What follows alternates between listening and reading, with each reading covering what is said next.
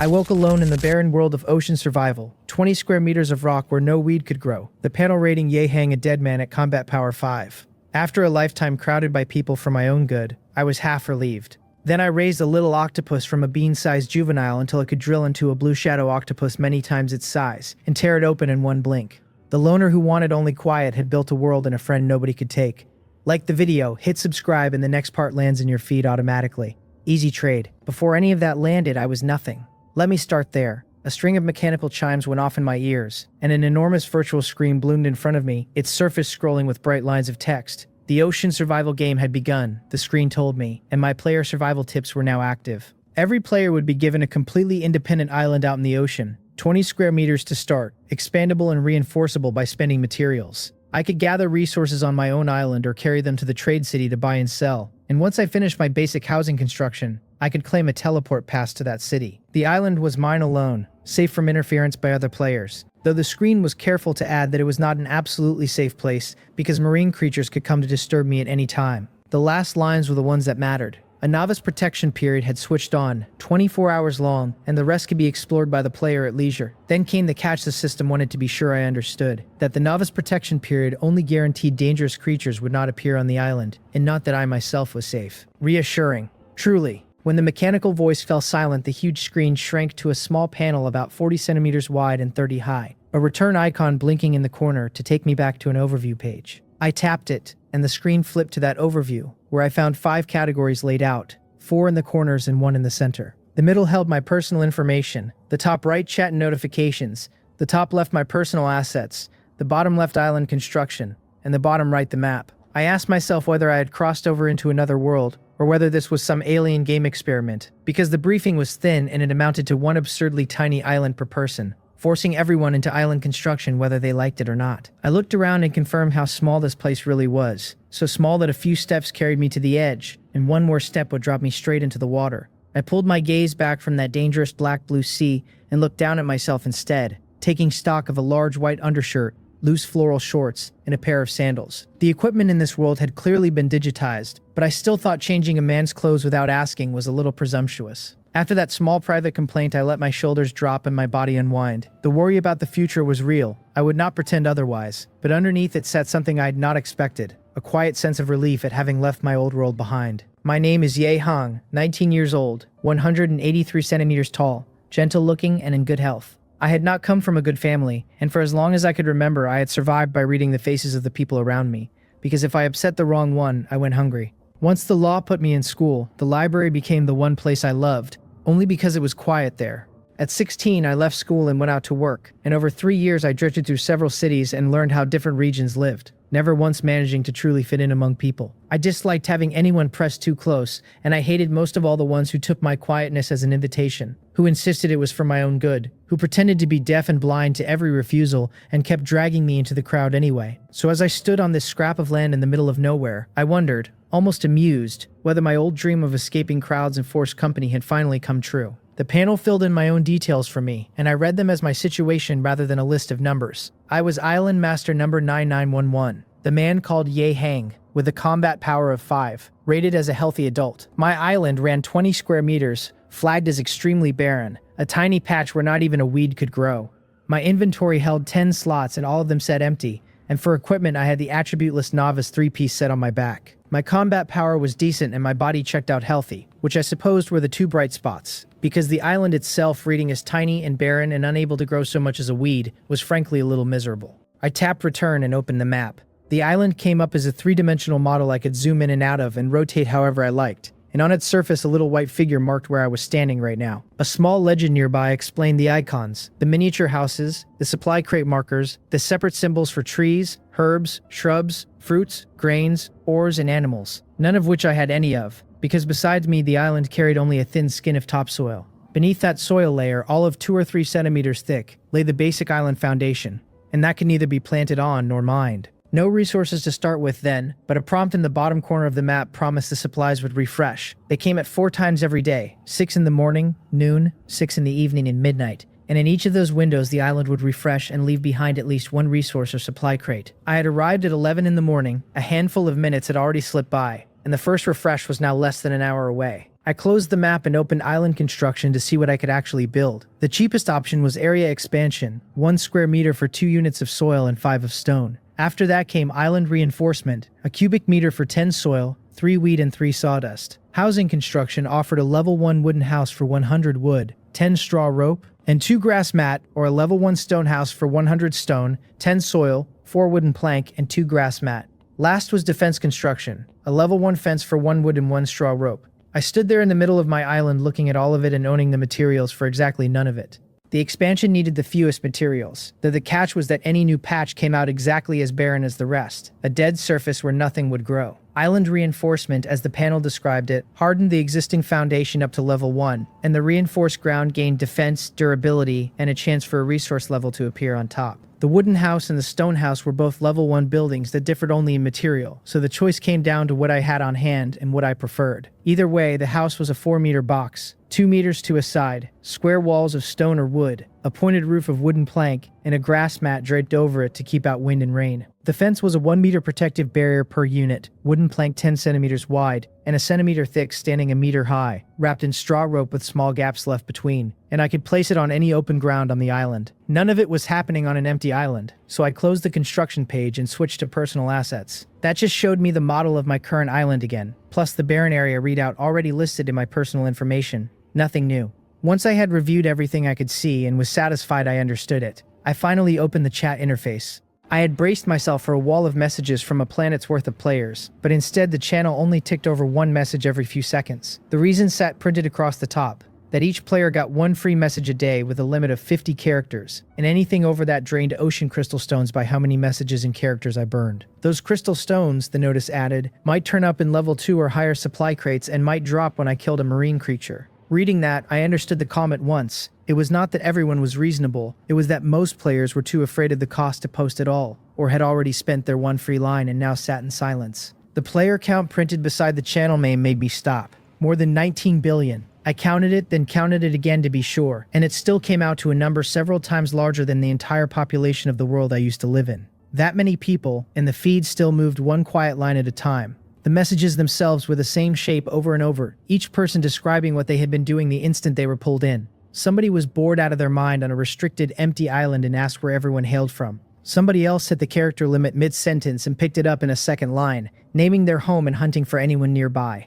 One was driving at a construction site and woke up here the moment they got in the car. Another was printing documents during late overtime. Another had just stood up from a blind date to go see a movie when the world swapped out beneath them. And one had simply been called on by a teacher to solve a problem in class. I scrolled and never found a single person trying to reach family or friends, only people venting feeling and worry, plenty of it laced with anger. Every player in the channel was nothing more than a string of numbers, no names, no profile pictures. There was no way to add friends and no way to view another player's information. When I scrolled back through the history, I found only the most recent 100 messages survived, each new one shoving the oldest off the end into nothing. Noon arrived, and a notification dropped onto the chat interface as a mechanical voice spoke in my ear, telling me the island resources had refreshed. My luck did not seem too bad, because 2 supply crates had appeared, one on my left and one on my right. The screen shrank to the size of my palm and floated up over my shoulder the moment I looked away from it. And since the island was so small, there was no searching to do. The crates were simply there. They were long crates of low-quality wooden plank gone grayish-black, and when I looked closer, the gray and black turned out to be mold spotting the wood. Ugly, but ugly did not matter on a supply crate, because a bad shell did not mean bad contents. I squatted and opened the first 1 for 3 soil, 3 stone, 10 wood, 10 weed, 1 bread, and 1 water. The items dropping straight into my inventory while the rotten shell vanished. A decent spread of types, but thin on quantity. The second crate gave 8 soil, 10 stone. 8 wood, 9 weed, 2 bread, and 1 water, the same goods with a slightly heavier haul. Even both crates stacked together left a yawning gap between what I had and what a house demanded. I pulled out a piece of bread to try, a palm-sized lump, solid and heavy, and the first bite came back dry, hard, and flavorless. The water was a 500 milliliter bottle, and the instant I cracked the cap, a 6-hour countdown appeared. The bottle set to vanish whether I finished it or not. The same disposable trick the supply crate had pulled, the container refreshing itself out of existence the moment it was opened. I left the materials alone for now and went back to the chat channel. Someone had pulled 40 units of wood but no straw rope or grass mat to do anything with it. And someone else was asking what sawdust even was, because they wanted to perform an island fortification and had wood but no sawdust. Where there were questions, there were answers. And after watching a while, I had the gist of it. So I took 1 unit of weed out of my inventory, a meter-tall handful of grass, and the moment it was in my hand, a small translucent prompt box opened in front of me. The weed registered as a level 1 material, and level 1 materials, it said, could undergo simple processing. I tapped the blinking simple processing line, and 3 options unfolded. 2 units of weed crafted into 1 straw rope, and 20 units of weed worked into a single grass mat. I put the weed away and drew a unit of wood instead, an unprocessed dry log 2 meters tall and 20 centimeters across, and its processing options offered me 1 wood ground into 2 sawdust, or 2 wood pressed into 1 wooden plank. The sawdust made obvious sense. Grind it up and you have shavings, but I genuinely could not work out how 2 whole logs collapsed into 1 wooden plank. Maybe the wood went to sawdust first and got pressed flat into a board. Either way, I decided I should stop staring and actually do something. I had 10 soil to spare, plenty of weed, and only needed 3 sawdust, so I planned to perform 1 cubic meter of fortification first. I ran simple processing on 2 pieces of wood, 4 sawdust appeared, and with 11 soil, 19 weed, and 4 sawdust on hand against requirements of 10, 3 and 3. I was clear. I picked a spot near the southern edge, tapped my finger to it through the island interface, and a square 3-dimensional marker locked into place. The panel confirmed the level 1 fortification complete, 1 cubic meter defense plus 10, fertility at level 1, with a chance for weeds or small trees to grow on that ground. The soil there thickened and settled, the loose drifting dust turning into real basic soil. I sat down beside the patch that might sprout grass, went back to watching the chat, and jotted down anything useful while I waited. After more than half an hour, sprouts broke the soil, the prompt naming them weed seedlings ready to be gathered in 1 hour. The weed did not even need planting, it grew on its own and harvested in an hour, which I liked. I watched 1 come up, then a second, then a third, and before the first had finished, a dozen had pushed through. 12 weeds filling that single square meter. The fortification was a 1 cubic meter cube underneath, but the part I could touch was only the 1 meter surface, the rest being buried defense the island would call on whenever sea creatures attacked. A little excited despite myself, I kept reading the channel and let the hour pass. When the panel finally flagged the first weed as level 1 and mature, I reached out, gripped it by the roots, and pulled it free with a small tug. Weed plus 1, gathering experience plus 1, and the moment that experience registered, my personal level information unlocked. The panel now listed 4 levels under my name: hunting at level 0, fishing at level 0, gathering at level 0 with 1 experience of 100, and planting at level 0, every one of them starting from scratch. No one in the channel had mentioned these yet, and I doubted that was because no one had found them. More likely the ones who knew did not want to share it, or had already burned their 1 daily message, and could not say more. 11 weeds still stood in that square meter. They had not matured in unison, so I watched for whichever was ready and pulled them 1 at a time. 12 experience, and 12 units of weed in total. And after a half-hour cooldown, a new crop sprouted in the same ground. I had no soil left for another fortification, so I just stood watch over the single patch, finishing a full crop roughly every 2 hours. From noon to 6 in the evening, the count of weeds that came up each cycle was random, and I harvested 39 all told for 39 gathering experience. 6 in the evening, and the island refreshed again. In the very spot I had just stripped of weed, a small tree had appeared out of nowhere. A clean-looking wooden supply crate sitting at its base, and 2 more of the grayish-black crates had refreshed on the empty ground elsewhere. I opened the 2 ugly ones first and pulled basic supplies as expected, then went back to the tree and lifted the clean wooden crate. It was a level 2 supply crate, and the difference was night and day. A felling axe, a piece of flint, 28 soil, 53 stone, 40 wood, 46 weed, 2 jam-filled bread, 6 berries, and 3 water poured into my hands. The felling axe was an axe for cutting trees with a durability of 100, each swing against a tree costing 1 to 3 durability and other materials draining it by their toughness. The flint was a level 2 special ore that might be needed to craft weapons and could be combined with iron ore into a flint lighter. The berries were a level 1 fruit off a common bush, edible raw or processed as an ingredient, and the jam-filled bread was sliced bread with jam added for a better taste. I checked the new items, tucked them back into my slots, and carried the axe to the small tree the panel said I could fell. I swung at the trunk near the ground, the axe biting in, and got 1 wood and 1 gathering experience for it. I checked my slots and saw the wood had gone up by 1, then looked back at the tree, which carried a single notch and yet stood there exactly as before, and I just blinked at it. I had assumed a unit of wood meant a whole log, since this little tree was the same 20 centimeters across. But here I had taken the wood and the tree still wanted cutting. Finding that more amusing than frustrating, I kept swinging, stroke after stroke, wooden experience ticking up with each, until after 15 units of wood the tree vanished all at once and a pile of branches dropped at my feet. My 10 inventory slots were already full, so the branches simply scattered on the ground, and when I picked one up to look, I understood it was the crown coming down after the trunk was gone.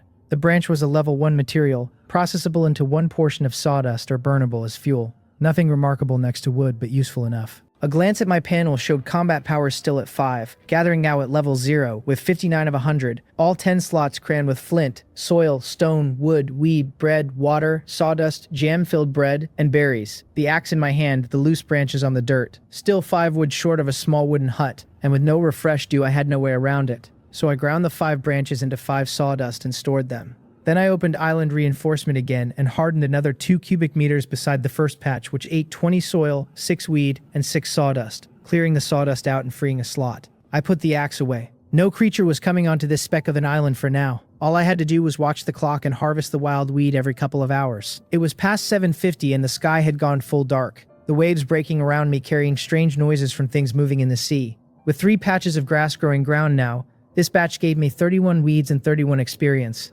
And after pulling them, I sat cross-legged on the dirt to take a short nap. My eyes had barely closed when a different sprout poked up from one of the patches, a tree this time, and through the night its trunk and branches twisted up fast. The rustle of leaves in the wind woke me, the round moon just lifting into the eastern sky, and I looked at the level 1 small tree under that cold light and smiled, because a tree meant wood, and enough wood meant a house. Even with the novice protection period running, sitting on a scrap this small with the waves and the sea things hissing all around, still left me feeling exposed, and I wanted walls. The tree took the same span the weeds did to grow, and only one could stand on a single square meter. By 9:30 it had hit its limit and turned harvestable, so I swung the axe and the first wood dropped into my slot. For the house that was almost mine I chopped away gladly, and after 11 wood the tree disappeared, leaving 3 scattered branches behind. My house. Finally, I stopped fussing over experience and leveling and got the materials ready. 2 weed made 1 straw rope and I needed 10, so 20 weed, and 20 weed made 1 grass mat and I needed 2. So another 40 and I had weed to spare. With 106 wood, 10 straw rope, and 2 grass mat against requirements of 110 and 2, the level 1 wooden house was finally buildable.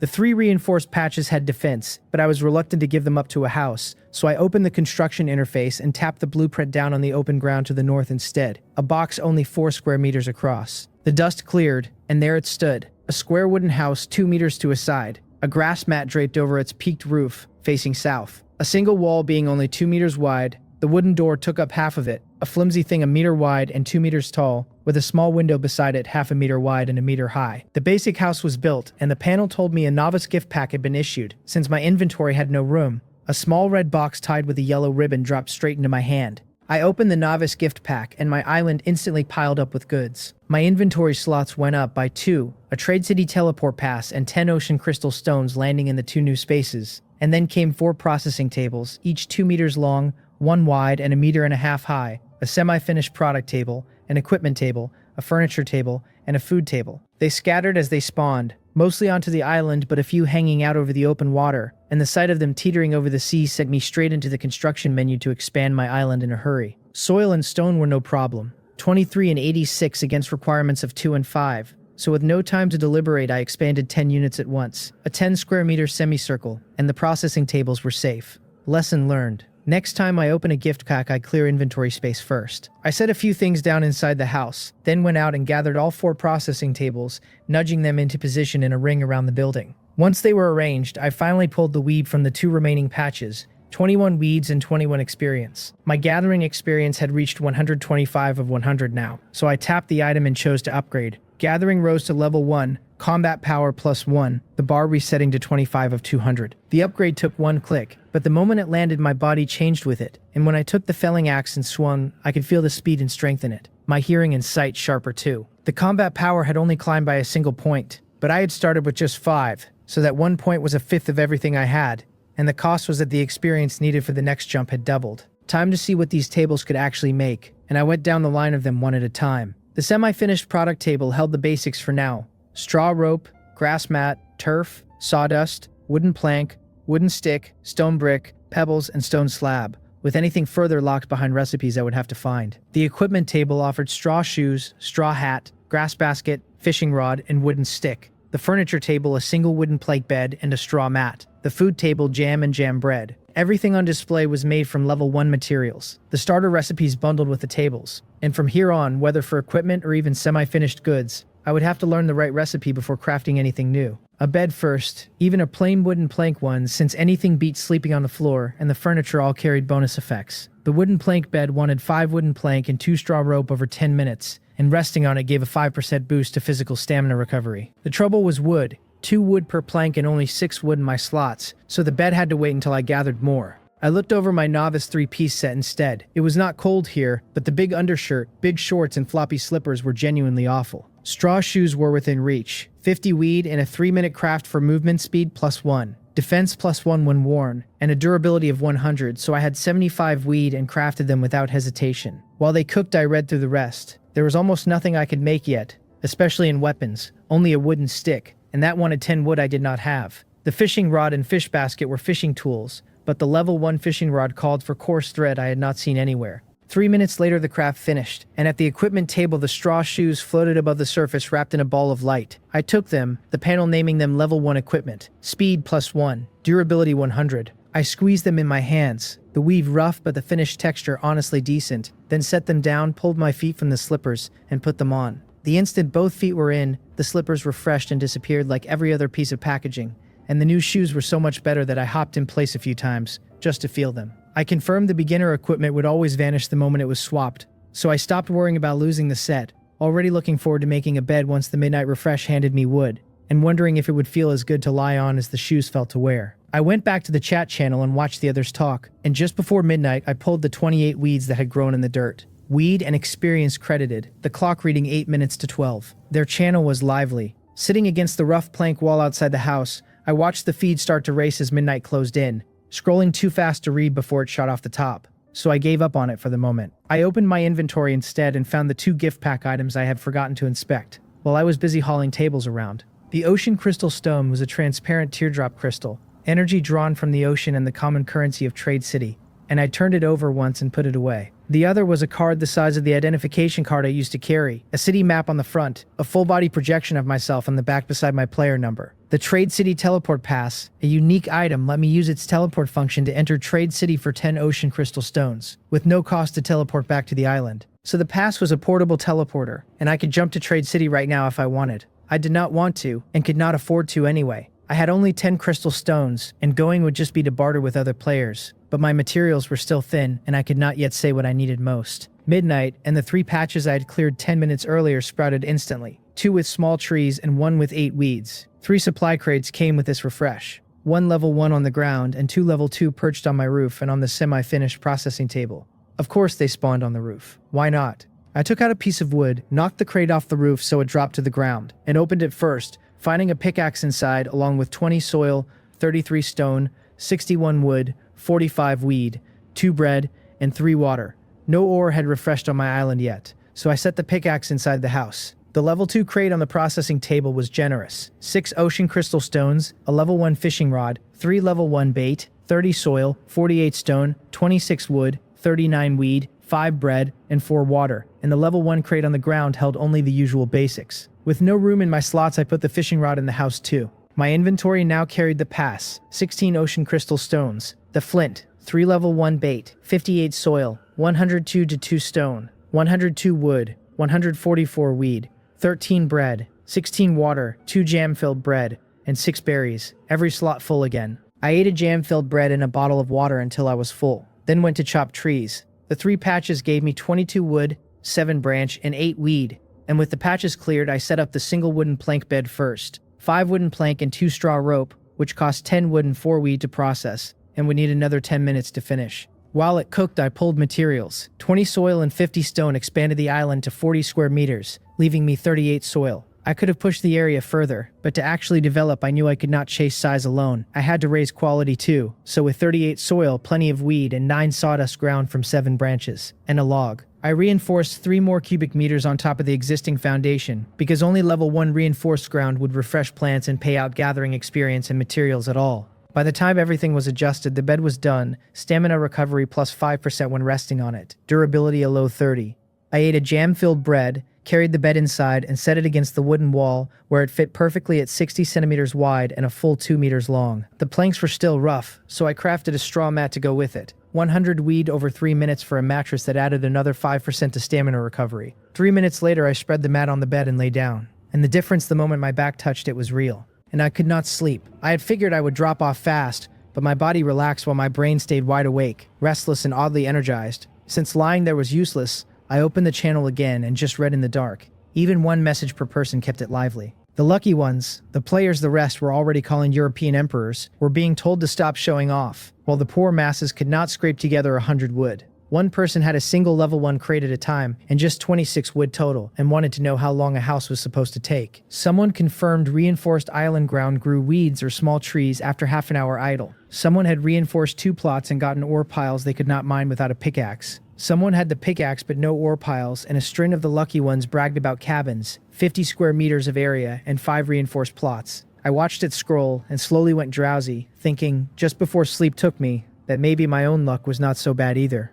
I slept 1 hour and 3 minutes. Up past 1:40, I grabbed the axe and opened the door, and the 3 small trees and the weed across 3 patches were enough to make the salty night breeze feel almost good, because you needed a foundation first before you could pull more out of this place. The chopping rang out, wood filling my slot, then the branches, then the weed. 6 patches yielding 23 wood, 11 branch, 31 weed, and 65 gathering experience for 1 wave. My gathering sat at 155 now, 45 short of the next level. The axe had little durability left, so I went back in, shut the door, lay down, and dropped off fast this time. I woke again half an hour on, saw the time, and went back to sleep. Around 3:40 I climbed up and cleared the weed off all 6 patches quick. 59 weed and 59 experience, and that filled gathering to 214 of 200. Gathering leveled up to level 2, combat power +1. The bar resetting to 14 of 400, the next climb steeper again. With no alarm clock and no wish to miss a harvest, I lay back down. From early morning to just before 6 my sleep came in pieces.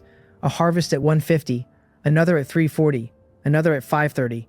At 5:30 I pulled 33 wood, 10 branch, and 25 weed, and the axe finally died, the small tree left full of cracks but stubbornly standing, until I kicked it down. Trees knocked over by foot still paid out materials, though under normal conditions you could never bring one down that way, unless it was already chopped to the last stage. By then the sky had begun to brighten, and I did not lie back down. 6 in the morning, and the orange-red sun climbed the eastern horizon as a new round of supplies refreshed. Among the 6 patches, one held a pile of stones over half a meter high. My first ore pile, marked as level 1 and requiring an iron pickaxe to gather. I left it for the moment and opened the crates first. 2 this morning, 1 level 1 and 1 level 2. The level 1 gave the usual basics, and the level 2 was rich. 5 ocean crystal stones, a felling axe, 1 coarse thread, 21 soil, 42 stone, 44 wood, 35 weed, 10 berries, and 2 water. Crystal stones were good luck, and so were the axe and the coarse thread. But what I wanted most right then was the soil, because with 35 more I could reinforce 3 more cubic meters of the island's volume.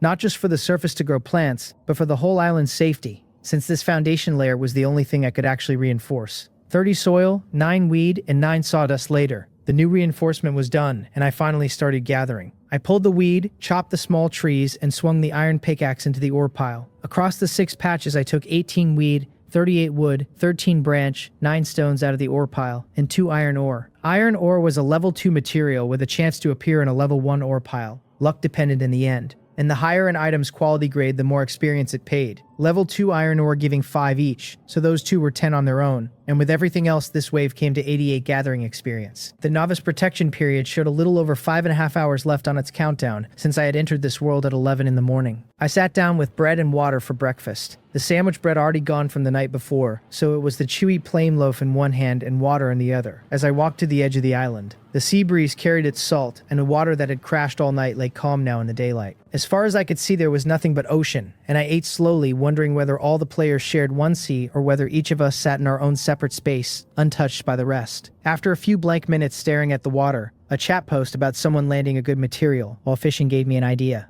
I had never actually fished, but the post about a level 2 material pulled from the sea had others chiming in with tips, and with nothing else to do, I was willing enough to try. The level 1 fishing rod could be used for fishing, caught level 1 to level 2 items, ate 1 bait per cast, and had a durability of 10, which by those players' accounts meant 10 casts before it broke. I only had 3 baits, so the durability did not worry me yet. I spent 50 weed to make a grass basket, which was just a level 1 fish basket, then took the rod and bait to the edge, hooked the bait, and cast the line into the seawater. The rod was crude, a 2-meter slender pole with a piece of coarse thread tied to the tip, and a small hook on the far end. A wooden ball threaded onto the line a hand's width above the hook for a float. Crude meant weak at luring fish, so I sat there a dull half hour, watching the channel without losing track of the water. The float twitched, the rod gave a faint pull, and I flicked my wrist and yanked the catch up. Fishing successful, the panel said. Ocean's gift +1, fishing experience +1, I looked at the small glass bottle now sitting in my grass basket and wondered if somebody out here was actually playing message in a bottle,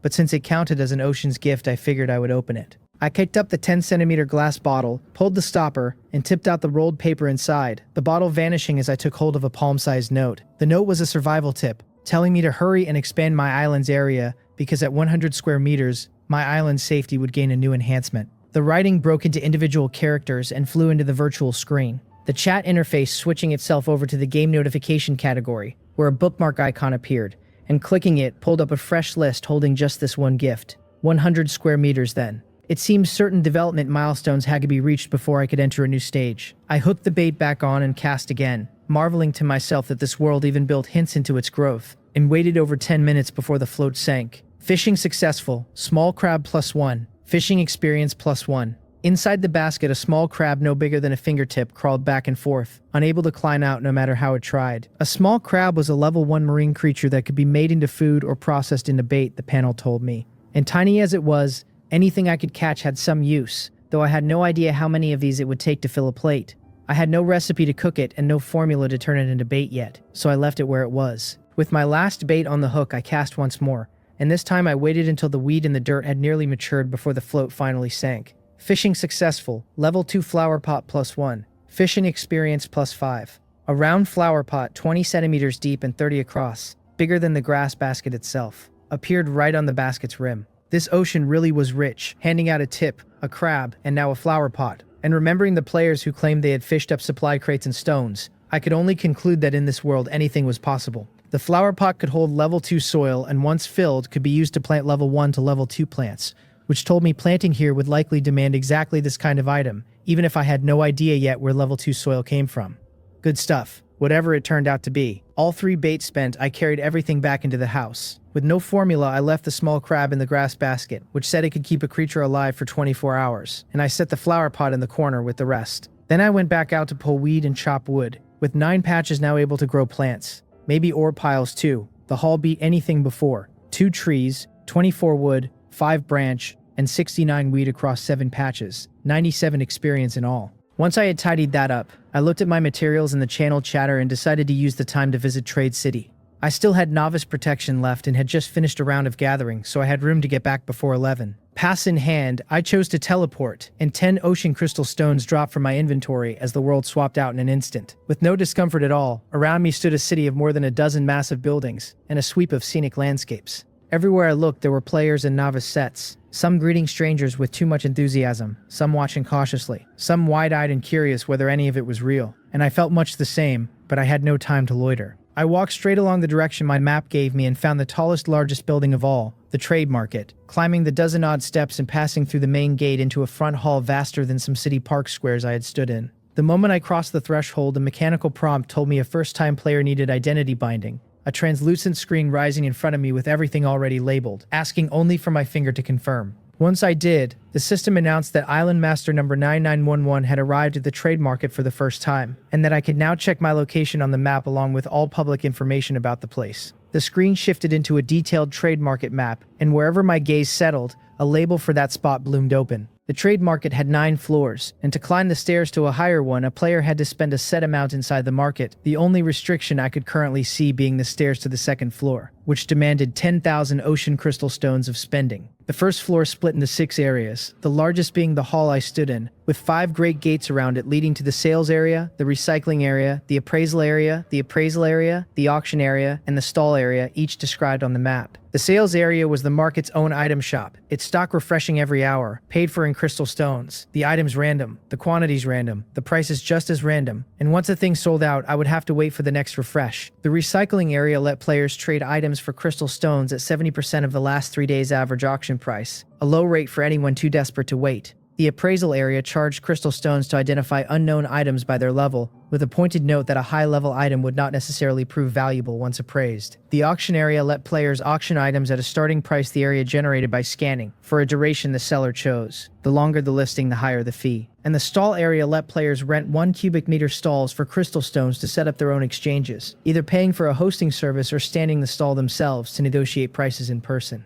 I read the map and walked straight into the stall area. The auction area was convenient, but nobody had many crystal stones yet, and what I needed was soil, a basic expansion material, so a stall suited me better. Through the gate stood rows upon rows of partitioned stalls, each only a cubic meter 2-meter paths running between the rows, busy with people coming and going but not yet crowded. The shouting hit me first. Sellers hawking soil at 1 crystal stone a portion, buyers calling for wood and any material going, others bawling for fish and bait and shrimp and crabs and every kind of meat, even bugs. The one mercy was the rules of the place. No fighting allowed and no getting too close to another player. And though the noise gave me a headache, I was deeply grateful for the setting that kept people out of arm's reach, which suited me better than it would have suited almost anyone. With half an hour left before I had to be back, I checked the stalls near the gate one by one. Someone was selling 100 wood at 2 weed per wood, someone selling 200 weed at 1 wood per weed, someone offering 3 iron ore at 50 wood or 50 weed each, someone buying 100 wood and paying 10 wood for a soil, weed, or stone, someone buying 30 soil and giving 5 wood, weed, or stone per soil, someone selling 3 level 1 bait at 2 soil each. Each stall could post at most 2 buy or sell lines and set up to 3 exchange items. And after a while I had the rough rates. 1 soil running about 7 of wood, weed, or stone, with a few people pricing things absurdly low but most just taking the middle. Passing an empty stall, I saw the rental terms: 2 buy or sell slots for 1 crystal stone an hour, materials returned automatically when the time ran out, and a hosting mode for 1 more crystal stone an hour that mailed sold goods to the owner and mailed unsold ones back at the end. If I sold in person, items returned to my inventory at the close, and if my inventory was full, they would be held at the stall area gate for a paid pickup, the fee rising the longer they sat. Anything not collected within 3 days simply recycled.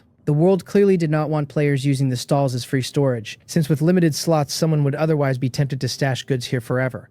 A dozen minutes to 11, so I rented a stall, 1 crystal stone deducted on the spot. I wanted soil and nothing else, so I set both lines to buying soil, one buying 40 soil at 7 wood each, the other buying 36 soil at 7 weed each, putting the wood and weed up separately so the stall would not shut down halfway, because one material ran dry. Even if all the wood went, the weed could keep the stall running. With the exchange prices set, 280 wood and 252 weed left my inventory at once, and I set 1 hour of hosting, 2 crystal stones total, then turned and walked out of the trade market and activated the teleport home from the gate. At 11 sharp the announcements came. The novice protection period had ended, and the ocean survival game had officially begun.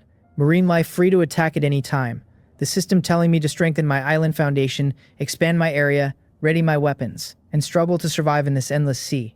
That danger was approaching, and I had no other choice. Comforting as always. I stood on the island, which looked exactly the same, and looked out at the sea, and it was quiet as before. A soft breeze and not even a wave. The channel told a different story. Plenty of players already reporting attacks, fish gnawing at their foundation stone, octopus tentacles hauling themselves up onto islands, fish in the water spitting at people.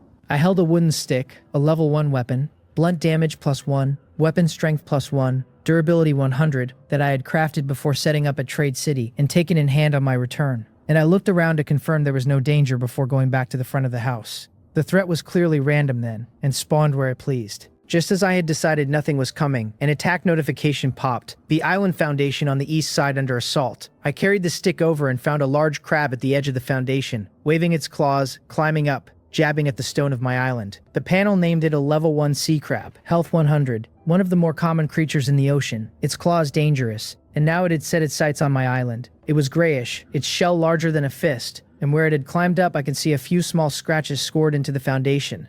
Not broken yet, but if I let it keep knocking, that stone might well take damage and vanish. I did not bother with the stick. I took out a branch, tested its weight, crouched, slipped it under the crab, and scooped sharply upward, flinging the thing that had been knocking on my foundation more than 10 meters into the air before it could strike again. It fell from that height and smashed onto the barren surface, only shallow topsoil and stone to land on, and a red -100 flashed over it. Killed level 1 sea crab, the panel read. Hunting experience +1, level 1 crab claw +2, level 1 crab shell +1. So it actually worked. I had assumed killing it at the edge would just knock it into the sea, and that gathering from a carcass would be near impossible out in the water. But instead the fall itself had done the job. Branch in one hand, stick in the other, I looked at the claws and shells scattered on the dirt, gathered them up, and went to put them in the house, since my inventory was still full and the drops had landed on the ground rather than in a slot. Counting as an attack, this also let me lean against the wall and open the map to check my island, where I could see the crack in the foundation had not closed, and a scratch mark now sat above the spot.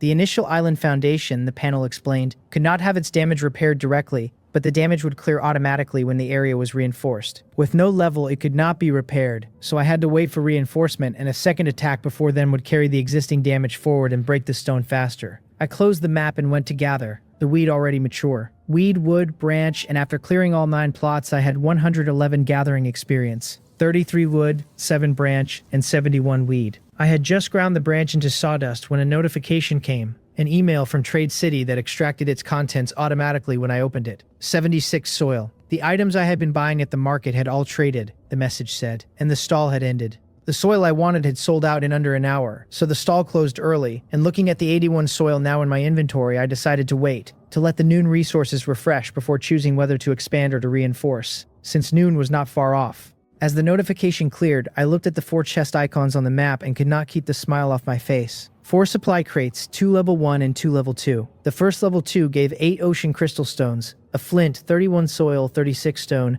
42 wood, 42 weed, 1 jam-filled bread, 2 berries and 1 water. The second level 2 excited me far more, because it held a level 1 bait recipe and a level 1 storage box recipe, exactly what I needed, alongside its soil, stone, wood, weed, and water. I used both recipes at once, then opened the 2 level 1 crates for another 18 soil, 23 stone, 25 wood, 35 weed, 2 bread, and 2 water. My inventory now ran the pass: 19 ocean crystal stones, the coarse thread, 149 soil, 217 stone, 138 wood, 194 weed, 1 jam-filled bread, 15 bread, 23 water, 18 berries, and 37 sawdust. The earlier iron ore and the flint that had spilled on the ground both went into the house. Looking at all that soil and the 3 ore piles freshly refreshed, 100 square meters of island did not seem so hard after all. The iron pickaxe burned durability fast. I had mined 3 ore piles with it, and it was down to 6 points, and I was certain that if more ore piles came, I would be stuck without one, because the trees I could kick over once they were notched to pieces,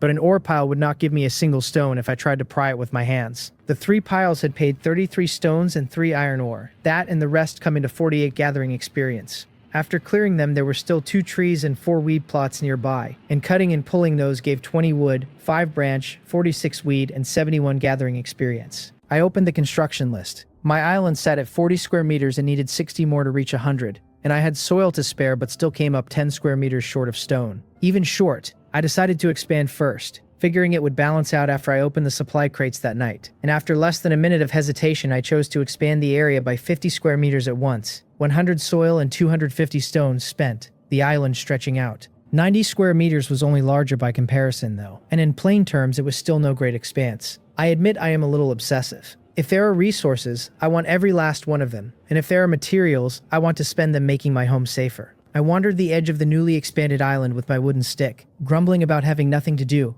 half hoping some cultivation system might turn up to fill the dead hours, then went to the processing table to check the 2 recipes from the crate. Bait was made at the food processing table, and the level 1 bait recipe took 1 level 1 marine creature limb part, fish caught in the sea or a kill drop both working. I had 1 small crab, 2 crab claw, and 1 crab shell at home, so I carried them over and crafted 4 slightly different portions of bait. I wanted to go fishing, but was in no rush, so I stepped to the furniture table for the other recipe. The level 1 storage box took 100 wood over 10 seconds, a 1x1 box with a built-in 6-slot storage cabinet, each slot holding up to 999 of an item. And as a household storage tool, it was something I badly needed, so with 158 wood on hand, I made it on the spot and set it inside the house. 5 iron ore, 2 flint, 15 bread, 23 water, 18 berries, and 1 coarse thread went into the box's 6 slots, and storing them cleared 6 spaces in my inventory at a stroke. I dropped the level 1 bait into a slot, took the fishing rod and fish basket, and walked to the edge of the island again. The channel had turned grim while I worked. Someone had noticed the player count, alarmed that in just an hour it had fallen by over 500, and asking whether everyone was truly in such danger. Another shrugged it off. 19.5 billion players and a few hundred dead, and asked whether that was even a lot. A third did the arithmetic. Over 500 in an hour and a half, about 400 in an hour, 10,000 a day, and a fourth ran it further. 10,000 a day against 19.5 billion players, come into nearly 2 million days, and asked again whether that was a lot. A fifth cut through it, pointing out that everyone had called this just the beginning, and people were already dying, and asking the ones who said it was nothing whether they truly believed only others would die. As I cast my line, the whole feed slid into a debate about the dying, no one knowing anyone else, and with only one message to spend, people were saying things they might never have said otherwise. Some argued daytime should be easy to defend, and that a death count this high during the novice period was already bad. Others said death was simply the point. The game had announced from the start that letting players die was its goal, and gradually someone raised the question of why players had been dragged in at all, the topic twisting through one turn after another while I fished. Fishing successful. Small green fish +1. Fishing experience +1. A finger-length fish flopped around in the grass basket, and though it kept thrashing, the level 1 basket kept any caught fish, shrimp, or crab alive for 24 hours, so it was not going anywhere. The small green fish was a level 1 marine creature, edible as food or processed into bait. I reeled in, attached fresh bait, switched to the map to confirm my island was not under attack, and cast again. This time the bait had barely been under a minute before the float plunged hard, the water shaking violently. A big fish. I grabbed the rod, ignored every notion about playing a big catch slow, and flipped the thing straight onto the island. A koi over a meter long, red and black and white, hit the ground and refused the fish basket, jumping in place and gearing up to come at me instead. The panel named it a level 2 koi, health 500, with a chance to bite during fishing, and killing it granted 1 level 2 koi treasure chest. A koi, a special creature that dropped a treasure chest on death, and even one of those could surface in my sea. I stood with my wooden stick and tapped to upgrade gathering on the spot. Combat power +1 more feeding into the stick in my hand, and swung down at the fish's head. My 8 combat power plus the 1 attack from the weapon halved its 500 health in a single strike, and before the koi could leap up, the second strike landed in the same spot and cleared the bar. 2 consecutive hits to the head, 500 health gone, the way a fishmonger at a market does it. Because to kill a fish, you strike the head. Killed level 2 koi, hunting experience +5, fishing experience +5. Level 2 koi treasure chest +1. The health bar emptied, and the koi left no corpse, only a square half-meter high treasure chest sitting on the ground. I set down the stick and rubbed my hands together, hoping this koi would earn its reputation for luck. I crouched, reached out, and the lid of the chest pushed open, a burst of colorful light flying out as a book dropped into my inventory. Opened the level 2 koi treasure chest. The panel said, Obtained Cultivation Skill Book, Body Strengthening Technique. A cultivation skill book. I stayed crouched while the emptied chest vanished, hardly believing I had actually pulled a cultivation skill book. I put away my fishing rod and creel first, walked back to the front of the house, and only once my things were stowed did I take the book out to examine it. It was 20 centimeters long and 30 wide, just a few thin pages, the cover reading Body Strengthening Technique, a skill book that required cultivation to achieve the effect of self-enhancement. The moment I reached out to lift the cover, the book broke into light and dispersed. Learned cultivation type skill, body strengthening technique. A new skill category appeared in my personal information, and clicking it open showed me the details. Body strengthening technique was a continuous enhancement skill that required completing a full set of standard body strengthening training to gain self-enhancement. The base effect granting combat power plus 0.01 for each completion. So completing the cultivation 100 times added a full point of combat power. And I thought rather well of a method like that, because even at 1/100th of a point per set, the skill carried no upper limit at all. Resources on the island were limited, and since I could not go diving into the sea to hunt for supplies, the empty hours had so far gone to browsing the chat channel. Now I had a way to fill them. The weed and small trees still had over half an hour before they could be gathered, so I stood in the clearing beside the house and gave it a try. Following the standard movements the skill demonstrated, I managed the first 2 passably, and on the third, I locked up completely as my inner thigh cramped. 108 movements, and I wondered whether I would finish them all today. After a short recovery, I let out a breath and pushed through the third, watched the progress bar in the skill prompt light up, and moved on to the fourth. The 108 movements had to be done in order, every single one to standard, and the difficulty was genuinely high. The one mercy was that I could pause to do other things, since as long as no movement sat more than an hour apart, I would not have to start over. My pace was crawling, so slow I looked like I was lagging, adjusting and readjusting, and it was 1:45 before I had managed only 6. Sore, aching, tingling, numb, exactly what I would expect from a training technique. I grabbed the felling axe and walked toward the small trees, now ready to gather, shaking my arms to throw off the numbness. Before the cultivation technique, my 3 points of combat power had all come from leveling gathering, which raised the stat directly, and back then I had only watched the numbers shift in my info, and felt the strength through running, jumping, punching, and kicking.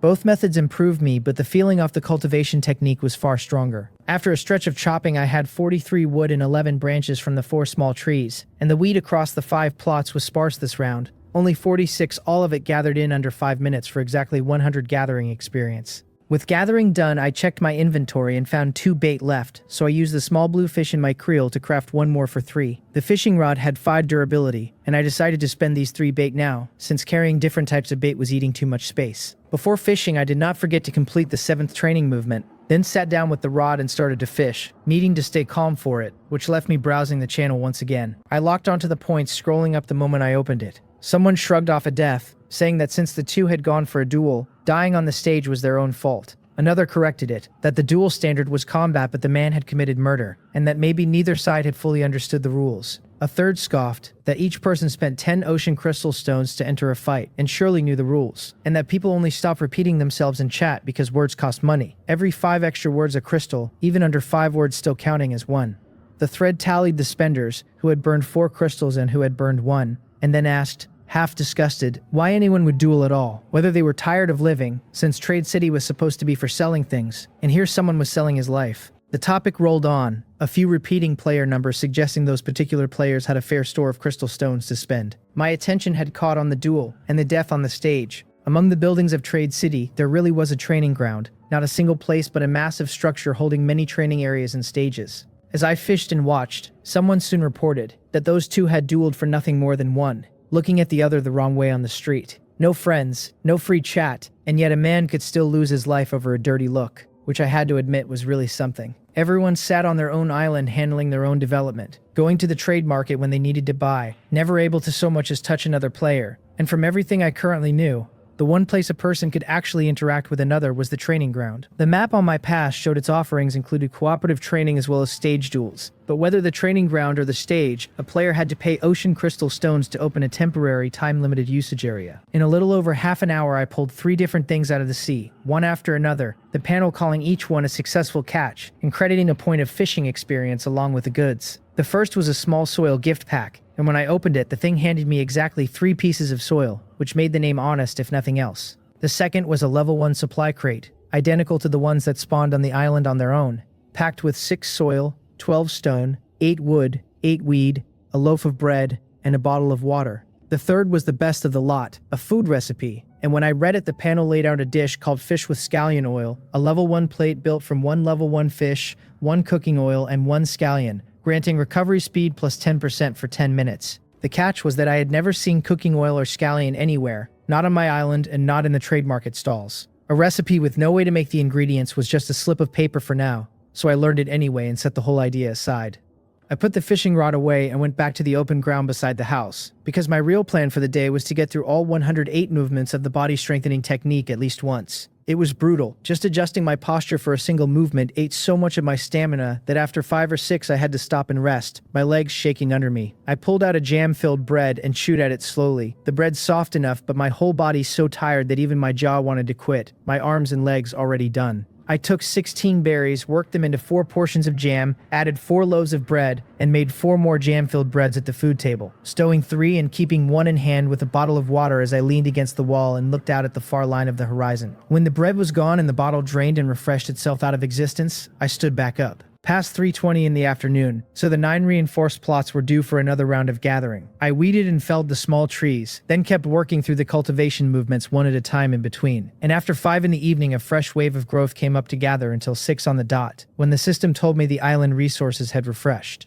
A level 2 supply crate spawned right under my foot the instant the refresh hit. I was mid-movement, balanced on one leg with the other dragged almost to the standard angle, when a box simply appeared beneath me and nearly put me on the ground. I hopped to catch my balance, swore at nothing in particular under my breath, and squatted to crack the thing open. It gave me 9 ocean crystal stones, a felling axe, 3 iron ore, 29 soil, 58 stone, 41 wood, 39 weed, 5 bread, and 2 water, all of it pouring straight into my inventory. 3 crates had spawned with this refresh, 1 level 1 and 2 level 2. The level 1 was the usual basic spread with the quantities nudged around and nothing new in it. But the second level 2, the one out at the edge, made my eyes light up, because it carried 10 ocean crystal stones, 5 cabbage seeds, and a level 1 pickaxe crafting recipe sitting on top of its soil and stone and wood. Crystal stones, seeds, and a recipe in one box. My luck, it seemed, was holding. I checked my panel and read it as my own situation rather than a wall of fields. I was Island Master number 9911, Combat Power 8, with hunting at level 0, fishing at level 0, gathering at level 3, and most of the way to its next jump, and planting still at flat 0. My island ran 90 square meters, 9 of them reinforced to level 1, with a level 1 wooden shack on it. My 12 inventory slots held the teleport pass, 38 crystal stones, the cabbage seeds, iron ore, soil stone, a heap of wood, an even bigger heap of weed, sawdust, branch, and the felling axe, and I still wore the novice vest, novice shorts, and my level 1 straw sandals. I stowed the haul, dropped the bread and water into the storage chest, and learned the level 1 pickaxe recipe on the spot. It wanted a fair bit of iron ore, so I dug out the 5 iron ore I had saved earlier. Once my slots were tidy, I went and pulled the weeds and felled the trees that had grown back in the plots, banking another 105 gathering experience along with 35 wood, 8 branches, and 62 weed, then hurried back to stand straight and push through the next cultivation movement. That bought me an hour of rest. I opened the island interface and tapped area expansion, hoping privately to time it so I caught an extra wave of refresh. I had been trying to clear every plot the moment its plants matured, because during a scheduled refresh, a plot would turn its contents into gatherable goods, whether it was empty or only just sprouting. So an empty plot was a wasted plot. People in the chat channel had said that an ore pile left in a plot with no pickaxe to mine it would still be sitting there after the refresh, unchanged, and someone had supposedly proved it by scratching an axe mark on a pile and finding the same mark there after the next window. I set the expansion patches on the map 10 times in a row, pushing the island out to 100 square meters. The moment the area hit that number, light flickered across the water all around the edge, and a notification told me my island had reached 100 square meters and opened a new chapter, that my efforts would eventually be rewarded, and that a reward pack had been issued. The pack dropped into the last open slot of my inventory, and the island itself began to change under me. Seawater washed over the foundation stones at the rim, and the ring of square stacked stones that had looked like a blocky body parked on the surface sank and spread at its edges, high at the center now and low around the perimeter. The outer stones lay flush with the water, and now and then a ripple crawled up onto the shore on the wind, held a moment, and slid back. Same size, but it finally looked like a real island instead of a hollow box floating on the sea. The next morning, the panel told me what the change had bought me, naming the place an extremely barren micro-island, 100 square meters total, 64 of them island land, and 36 of them barren beach. From utterly barren to extremely barren, I thought, standing in the center looking at the 9 plots that had not refreshed at all, which meant I had been overthinking the timing earlier. No real loss, since I would have to gather the ground sooner or later anyway, and the island's description had crept up a notch in the bargain. More than that, a new stage had opened, because a beach had finally appeared, and the panel was blunt about it. Only an island with a beach truly counts as an island. The beach came labeled as barren, the marine life carried in by the tide having no interest at all in a weedless stretch of sand. Reinforcing it was a different recipe from island reinforcement. 1 cubic meter wanting 2 turf, 5 pebbles and 5 sawdust, and turf and pebbles I had to make myself. 50 weed processed down into a single unit of turf, and 5 stone pressed into 1 unit of pebbles, both quick jobs at the processing table. Curious how much 1 unit actually came to, I processed both with my bag already full, so the 2 semi-finished piles sat on the ground beside me. A pile of pebbles was about the size of a single keystone, and a turf squeezed out of 50 weed came to maybe half a meter square, tougher than the straw mat on my bed even though, being a semi-finished material rather than a household item, it carried no buff. The math was steep, 2 turf needing 100 weed and 5 pebbles needing 25 stone, but I had the materials, so I picked a spot and ran the beach reinforcement. The panel named the result a level 1 reinforced beach, a barren stretch with only a little turf and gravel, and noted that perhaps a level 1 marine creature might be willing to crawl up for a look now. I walked over to the 1 CT patch, half turf and half gravel, the look of it already a real improvement on the bare sand, and as if on cue, a small shrimp washed up on a wave, stopped on the turf, and burrowed in with a few flicks of its tail. I could see it shifting around under the turf, treating the spot as a temporary nest. The panel read it as a level 1 small shrimp, health 50, a marine creature with a stay duration of just under 4 hours ticking down. Creatures that washed up on the beach like this would not attack the island, but each one carried a clock, and if I left it too long it would simply return to the sea when the time ran out. To me, this 3 centimeter small shrimp was 1 unit of bait plus 1 point of hunting experience, and when no actual attackers were coming, small shrimp and small fish and small crab were the cleanest way to stack hunting. I crouched, quick with my hands, pinched the small shrimp by the head, and crushed it between my fingers, since 50 health was only health and meant nothing for defense. The panel loved the kill and the experience, and I carried the ruined small shrimp to the processing table, where the bait it made still looked like a small shrimp. I left the bait sitting on the table without taking it out, since the single processing slot had nothing else to do, and turned my attention back to reinforcing real soil I could gather on. I had plenty of material and no plan to expand further, so I reinforced 8 plots straight, bringing the reinforced ground to 17 plots laid out in 3 rows of 6, 6, and 5. A little past 10 past 6 in the evening, with nothing sprouted yet, I stood off to the side and went back to stretching and working through the technique. A few movements, a few minutes of rest, then a few more. My stamina drained fast and my hunger came on faster, and by not quite 10 at night I was uncomfortably empty and ate 2 more jam-filled breads. Starting around the 90th of the 108 movements, my whole body was one long ache, and I gritted through the last of them just before midnight. The panel crediting 1 full practice of the body strengthening technique in combat power plus 0.01. 1/100th of a point. My personal information only displayed whole numbers, so it still read combat power 8, unchanged, but it would not stay 8 for long. In between movements, I had harvested every plot as it came due, once around 750 and again around 940, and with 17 plots the materials and experience ran far higher than before. With 5 minutes left to midnight, I finally sat down on the dirt to rest, having pulled 216 wood, 59 branches, and 311 weed across 3 harvests, for 586 gathering experience. In a day and a half, gathering had clearly been the easiest of everything to grind, and the bar told me as much. Sitting full again at level 3. I tapped level up. Gathering rose to level 4, combat power +1, the bar resetting low into its new ceiling, and my combat power climbed to 9, almost double what I had started with. Sitting there looking up at the risen moon, it struck me how fast this day and a half had gone. Then a less dignified problem arrived.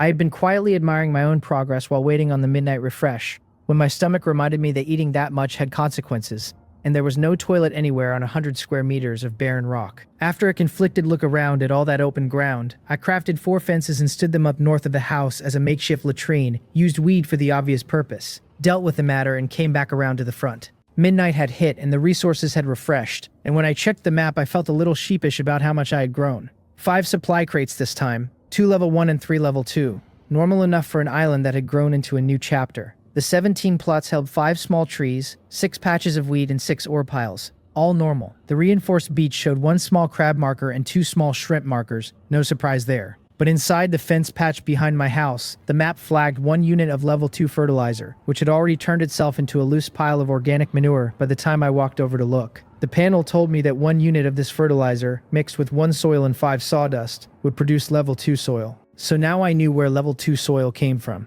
The route to that knowledge had required some strength of character, and I decided this counted as an unexpected harvest, even if I would rather not dwell on how I had earned it. I ignored the pile of manure for the moment, and walked the small patch of beach first, catching 1 crab and 2 shrimp for 3 hunting experience, before coming back to the house. The level 1 pickaxe wanted 10 wood and 5 iron ore, easy enough since I had iron ore saved, so I set it crafting on its 3-minute timer and turned around to pull weed. The 6 plots gave a generous 71 stalks this time. The 5 small trees yielded 49 wood and 12 branches when felled, and by the time I had cleared the lot, the pickaxe was ready to take out and use.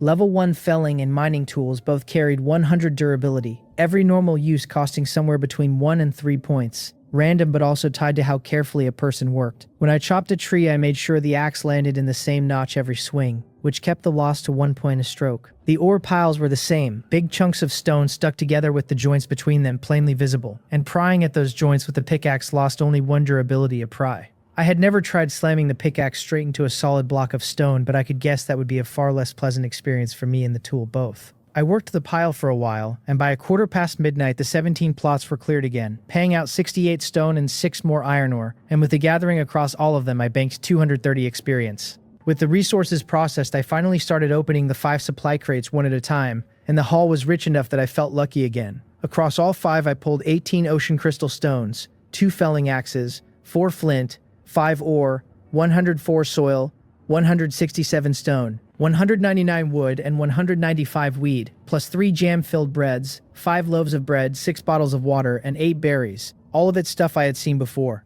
The real prizes were 2 recipes. The first was a food processing recipe for garlic shrimp, 1 garlic, and 1 seasoning, making a level 1 dish that granted recovery speed plus 10% and dexterity plus 1 for 10 minutes. Garlic shrimp then, and beyond the recovery, the dexterity attribute caught my eye. My cultivation had been so punishing that I had started blaming my dexterity for it, since all those movements stretched my tendons and muscles to the point of numbness, and a dish that raised dexterity might be exactly what made the training survivable. The second recipe was a level 2 tool, a planting shovel, 8 iron ore and 1 wood for a tool with 10 durability that could perform planting operations. I had been quietly dreading planting as some manual chore, so the shovel made me feel like things were looking up, and I set it crafting on a 3-minute timer. While that cooked, I tidied up, grinding all 102 of my branches into sawdust to free a slot, then took out the shovel, a 1/2-meter wooden handle with an iron tip, and crafted a storage box. I carried the shovel and a flower pot over, scooped the manure into the pot, added a portion of soil, and the panel updated to call it a flower pot filled with level 2 soil, ready to grow level 1 to level 2 plants.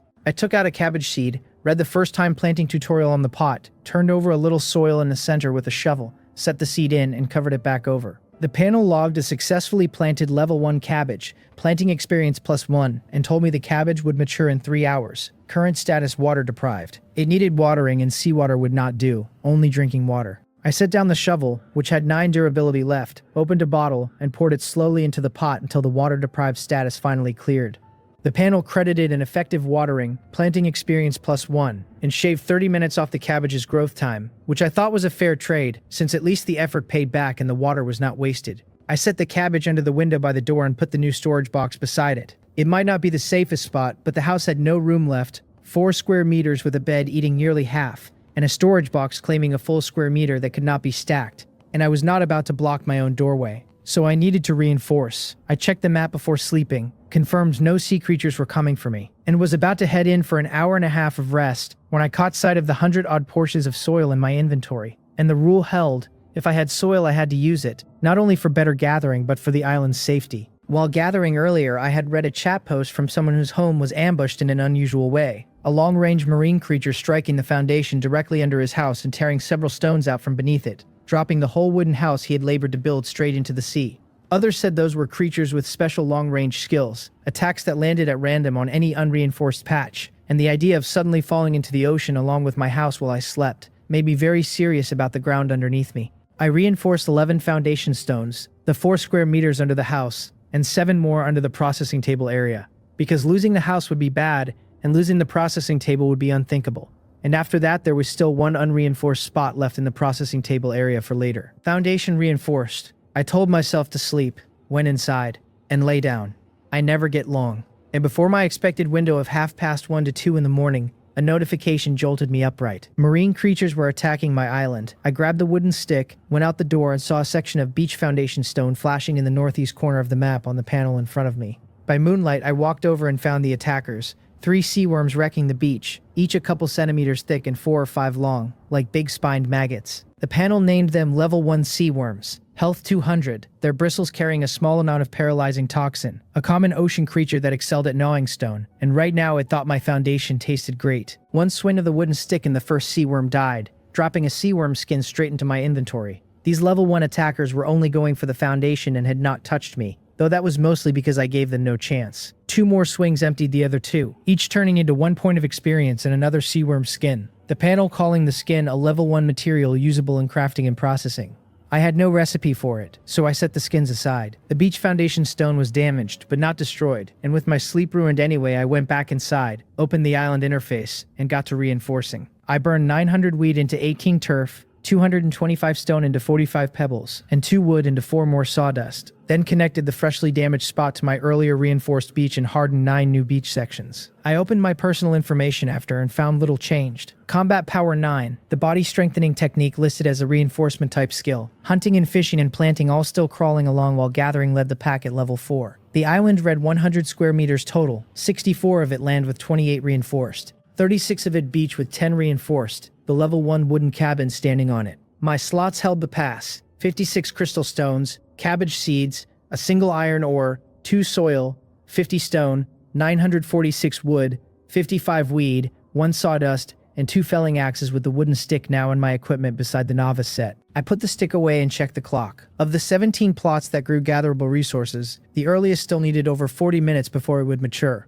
so I went back in and lay down. Half an hour of nap and I was up again, because the next harvest was due in about 10 minutes and oversleeping it would waste the window. I opened the map, saw nothing had happened, and flipped to the chat channel to read while I waited. Plenty of players were on their 2nd or 3rd posts now. 1 ocean crystal stone buying 5 characters, which to the lucky ones was nothing, and there was real entertainment in watching people spend a single stone to roast or flatter a stranger over something funny. 1 single-digit island master had posted that someone was, in his verified opinion, an idiot, and I recognized the handle, number 7, who I had seen posting several 5-character lines the day before. Scrolling up for context, I found the joke. Someone had bragged about getting bored in the middle of the night and going for a swim, catching a few fish, beating them to death on shore with a wooden stick, and having a piece of equipment called a water-repelling shroud drop. Someone else had followed suit straight into the water and, before he could even swim back out, had a leg gnawed off by a sea creature, then crawled ashore demanding to know why the first man had set him up. A third pointed out that nobody could actually tell whether anyone was foolish enough to dive for loot or really got chewed up by fish, since nobody could see what anyone else looked like. Except you can see them, I thought.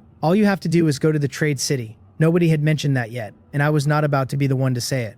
I watched a while longer without finding any new topics, then went out when the weed matured, pulling each stalk and felling the small trees, clearing a way for 171 gathering experience, 88 weed, 92 wood, and 21 branches. My wood had piled up past the 1,000 mark, and since one slot capped at 999, it had split into one full slot and a second holding 39. With that done, I went back in and lay down again. It was 1:45 in the morning, and I could steal about 2 hours of sleep if I timed it right around the 6 o'clock refresh, but I could never fully let go of it. So in under 2 hours, I was up to pull weed and chop trees, then back down, then up again. To gather on schedule, my sleep could only come in pieces, and I had no idea when I would ever sleep through the night again. By 5:30, I was fully awake and done trying. I walked the reinforced beach first and picked up 5 small shrimp, 3 small crab, and 3 small green fish for 11 hunting experience, and 11 portions of bait material. Then pulled weed and chopped trees, and counting the 3 o'clock harvest, and I had banked 408 experience along with 189 weed, 154 wood, and 65 branches. With 11 minutes left to 6, I turned to rest and caught sight of the fully grown cabbage in the flower pot outside the window, and realized I had completely forgotten about it, so wrapped up in gathering and beach loot through the night that the vegetable I had planted with my own hands had slipped my mind entirely. The panel called it matured and ready, a very large cabbage, easily 7 or 8 caddies. I gripped it by the root and pulled it up, the harvested cabbage going straight into my inventory along with another point of gathering experience. Looking down at the flower pot, I saw its description had changed. Where it once read it could plant level 1 to level 2 plants, it now read level 1 only, with the remaining uses marked as 9 of 10. Probably, I thought, because the first thing I planted was level 1, the pot's count locked to a level 1 ratio. Though I would not know for sure how a level 2 planting displayed, until I had level 2 soil and a level 2 seed to test it with. At 6 on the dot, the morning refresh hit, and there was so much of it that even braced for it, I was dazzled by the dozens of markers crowding the map. The 17 plots I was used to, but the 10 reinforced beach patches now flashed with over 30 markers for small shrimp, small fish, and small crab all at once. And even knowing they were only bait and experience, I felt a flicker of excitement. On top of those, 5 supply crates had spawned, 1 level 1 in an open patch, and 4 level 2 scattered around the house and the beach. Crates would sit until the next refresh, so my urgent work was felling, mining, and weeding before the plants timed out, and by 6:15 I had finished, banking 78 weed, 41 wood, 9 branches, 68 stone, 8 iron ore, and 236 gathering experience. With the land cleared, I walked to the beach to gather seafood. The level 1 fish, shrimp, and crab all tiny and harmless. No weapon needed since I could pinch away their 50 health with my fingers. 28 of them in all, 1 hunting experience each, 28 in total when I had caught the lot. Then the crates. I cleared the beach first, since its resources could refresh any time, and opened the level 2 crate sitting there, which beyond the usual basics carried 1 special item, a level 2 fishing rod crafting recipe. Good stuff, I thought, pocketing the blueprint, and glanced out at the deep water before standing and walking back to the center of the island to open the rest. 3 level 2 crates and 1 level 1 were left.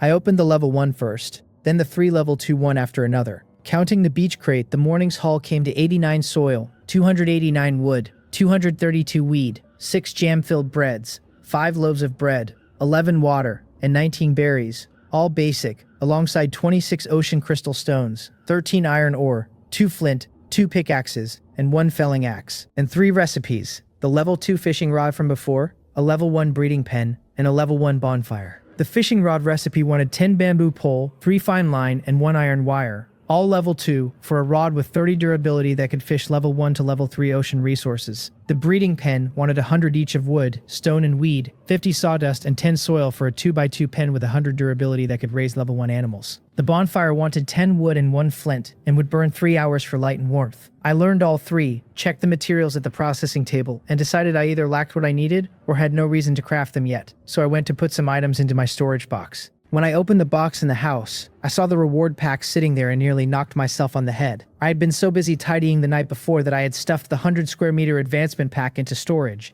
and clean forgotten about it. Easily the most important reward I had earned. Bad sleep was rotting my brain. I sat by the bed, pinched the ribbon, and pulled it open. The Island 100 square meter advancement gift pack gave me 50 ocean crystal stones, 10 level 1 bait, 10 level 1 fertilizer, 10 level 1 flower pots, and a level 1 seed gift pack, exactly the things a player at this stage was desperate for. The seed gift pack opened into 5 kinds of seeds, 2 each, evenly split. Scallion, garlic, ginger, soybean, and peanut. Scallion, ginger, and garlic were seasonings, and soybeans and peanuts could be pressed into oil, which meant I was suddenly closer to that fish with scallion oil recipe than I had been. I went out front to plant them, packing 1 fertilizer and 1 soil into a flower pot that looked identical to a level 2 one from the outside. And the panel read it as a flower pot filled with level 1 soil, level 1 plants only. 2 of 2 uses. There it was, the difference laid out. A level 2 flower pot planting level 1 crops 10 times. The level 1 to level 2 ratio calculated at 5, so a level 2 crop could only be planted twice in a level 2 pot. I lined up the pots, poured in soil and fertilizer, and planted the new seeds one by one, the shovel running out of durability partway through, so I crafted a fresh planting shovel and finished the last pot. Every pot then flashed a water shortage icon, 10 pots meaning 10 bottles, which made the scarcity of water hit home all at once. Without a water purifier, seawater was useless, and relying only on the trickle from crates, when I needed 4 or 5 bottles a day myself and planting and breeding wanted more, was nowhere near enough. There was no help for it yet, since I had no purifier recipe, so I filed it under things to check in Trade City. Breeding raised its own problem, because I could build the pen but had no way to get cubs out of the sea, no fishing up chickens or ducks, which meant cubs would have to come from crates or the trade market too. I went to the beach to wash my hands in seawater, uncomfortable but not worth wasting drinking water on, ate a jam-filled bread and drank a bottle, and chewed over whether breeding was even worth it, since cubs needed feed and water through the whole rearing stage. 6:30 fed and watered, and the sun was already a pleasant 26 or 27 degrees of warmth that made a person lazy, so I picked something suitably lazy to do, which was fishing. I had 39 pieces of bait eating up bag space, so I took the coarse thread from storage, made a level 1 fishing rod, and carried my fish basket to the beach. Across a beach cornerstone, I sat cross-legged on the island side, baited the hook, and cast into the water. A level 1 rod had only 10 durability, and the one in my hand had just 1 point left, so it would die after this cast. And since I had only ever pulled the single portion of coarse thread, I knew I would have to make another storage box for the bait if no more thread turned up. I worked through the bait types I had fewest of first. 1 cast, 1 small crab, fairly stable, another portion of bait. The rod vanished as its durability hit 0. I pulled a new one, baited, and cast. The second gave a level 1 supply crate, the third something I had not seen before, level 1 seaweed, which the panel called an ocean plant usable as a raw material for feed or fertilizer. Another keeper. My luck ran good today, a catch almost every 5 minutes, and after several more casts, the rod down to 2 durability, a level 2 material pack came up worth 5 fishing experience, which opened into 3 iron ore and 3 coarse thread. There were other ways to get iron ore, but coarse thread only came from material packs and supply crates, and it was exactly what I needed most. I made fresh rods, packed 3 into my slots, and went back to it. Then the float plunged, and the panel logged a level 2 unknown fish fry, 5 fishing experience, and a sphere of water appeared straight in my inventory. I stared at it, unsure whether to call this a stroke of luck, the panel only telling me it was an unidentified item that required appraisal at the trade market appraisal office. An unknown item could be a windfall or a dud. I decided to check the appraisal price first and pay for it if I had the crystal stones, or set up a stall and trade it off if the price was too steep. I fished from 6:30 to 9:30 in the morning. I had started with 39 bait, and the small fish and shrimp and crab I caught along the way became more bait, so when the rods finally ran out, I still had 19 pieces left. 41 casts total had netted me only 2 level 2 items and 49 fishing experience. I stood, dropped the bait into a newly crafted 3rd storage cabinet, and went to clear weed and small trees from the land, having paused around 750 for a gathering round earlier, and the total experience came to 362, which topped gathering off at level 4 again. My other levels were still crawling, but gathering said it could rise, so I tapped it. Gathering hit level 5, combat power +1, putting me at 10 combat power, twice what I had walked in with, and I had arrived in this world at 11 in the morning the day before yesterday. Not even 2 full days gone. The feeling was genuinely excellent. With gathering done, I tidied the 3 storage cabinets, packed as many supplies as I could carry, and activated the teleport to Trade City, 10 ocean crystal stones deducted. My panel updated to combat power 10, gathering level 5,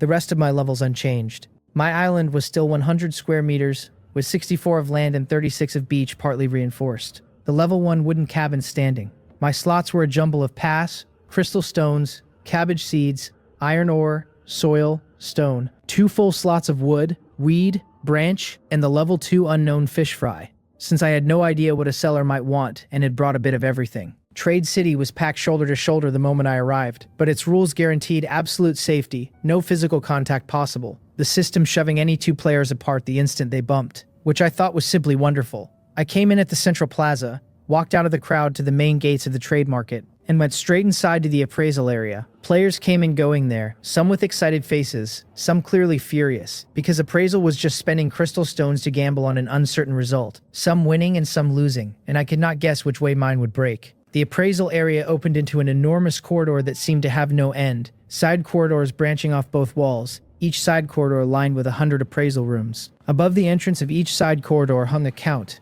Corridor number 1 reading 6 of 100, meaning 6 rooms in use, while corridor number 2 reads 0 of 100, with a wall marking that said corridor number 2 would only open once corridor number 1 passed 50 of 100 in use. It was the same all the way down, nothing else to see, so I turned back, entered corridor number 1, and stopped at the door of room number 3. Since rooms 1 and 2 were both taken, the players in them having no doubt picked numbers they considered lucky. A prompt at the door detected the one unidentified item in my inventory and named the appraisal fee. 100 ocean crystal stones, asking whether I wanted to enter the room, the door itself being the payment point. I confirmed, the crystal stones dropping from 112 to 12, and walked through the opening door. The appraisal room was a bit shabby, honestly worse kept than my own island. Not that I wanted to complain, but it was true. The door closed behind me and I stood in a private space, an empty 20 square meter barren island with a pile of rubble at its center, and a cluster of white light resting on it. The level 2 unknown fry wrapped inside that light. Without my doing anything, the white light flashed, and the result appeared, naming the thing a level 2 sea-patrolling octopus juvenile, a guardian type, free-range, carnivorous creature that matured upon reaching 1000 health, and noting that an adult sea-patrolling octopus could patrol the beach and scavenge.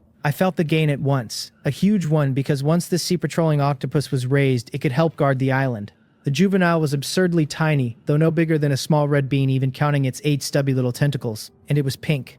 I held out my hand and watched the little octopus crawl across my fingers, stared at it a moment, then tapped to leave the room as a 3-minute countdown appeared, and since room 3 was close, I was back at the appraisal area entrance in a dozen steps. A male player, my height but broader, jogged over and stuck out an arm to block me, asking whether the little thing in my hand was for sale. Not for sale, I told him, and kept walking. This was going to be the future patroller of my island, and raised well it would make my life easier. Because while beachcombing for small fish and shrimp and crab was fun now, everything had a limit, and doing it all day every day would burn the fun right out of it. The man fell into step beside me, guessing it was a breeding pet and offering 500 ocean crystal stones, warning me how much work it would be to feed once I took it home, since he had waited half the morning and I was only the second person to come out with a pet. Small as it was, juvenile size meant nothing as long as it was a pet. Not for sale, I said again. I am not much of a bargainer, naturally a little socially anxious, or maybe social aversion is the better word, and being trailed by a man staring at the little octopus on my finger with glowing eyes had me finding him annoying no matter how negotiable his tone. Then a tall, striking woman slid in from the side and spread her arms across my flank in a hugging posture, taunting the broad man, who she called number 7, asking why he was chasing a delicate young man instead of waiting for his fated pet, and inviting his collision even though no 2 players could actually touch. Number 7 went dark-faced at once, because this woman had twice tried to drag him to a romantic hotel, and he wanted no contact with her whatsoever, not even a hug across an air wall. He snapped at her to stop being so annoying, watching me slip away toward the stall area, his eyes nearly bulging, since this same woman had wrecked an earlier attempt of his to buy a pet too. She fired back that he clearly understood how annoying being chased felt, since he had been pestering some cute little girl and was now pestering this handsome young man, which made him worse than her. And at least she had not changed her mind, she was only staring at him. She tucked a stray hair behind her ear and grinned at him, eyes triumphant, doing it on purpose and not caring, because everyone wanted to buy a pet, herself included, but asking once was enough, and pestering a person who said no was just poor form. She was waiting on the next sale refresh anyway, and amusing herself in the meantime by popping up to needle number 7, whenever he needled someone else, since watching a handsome face change colors made the dead waiting time interesting.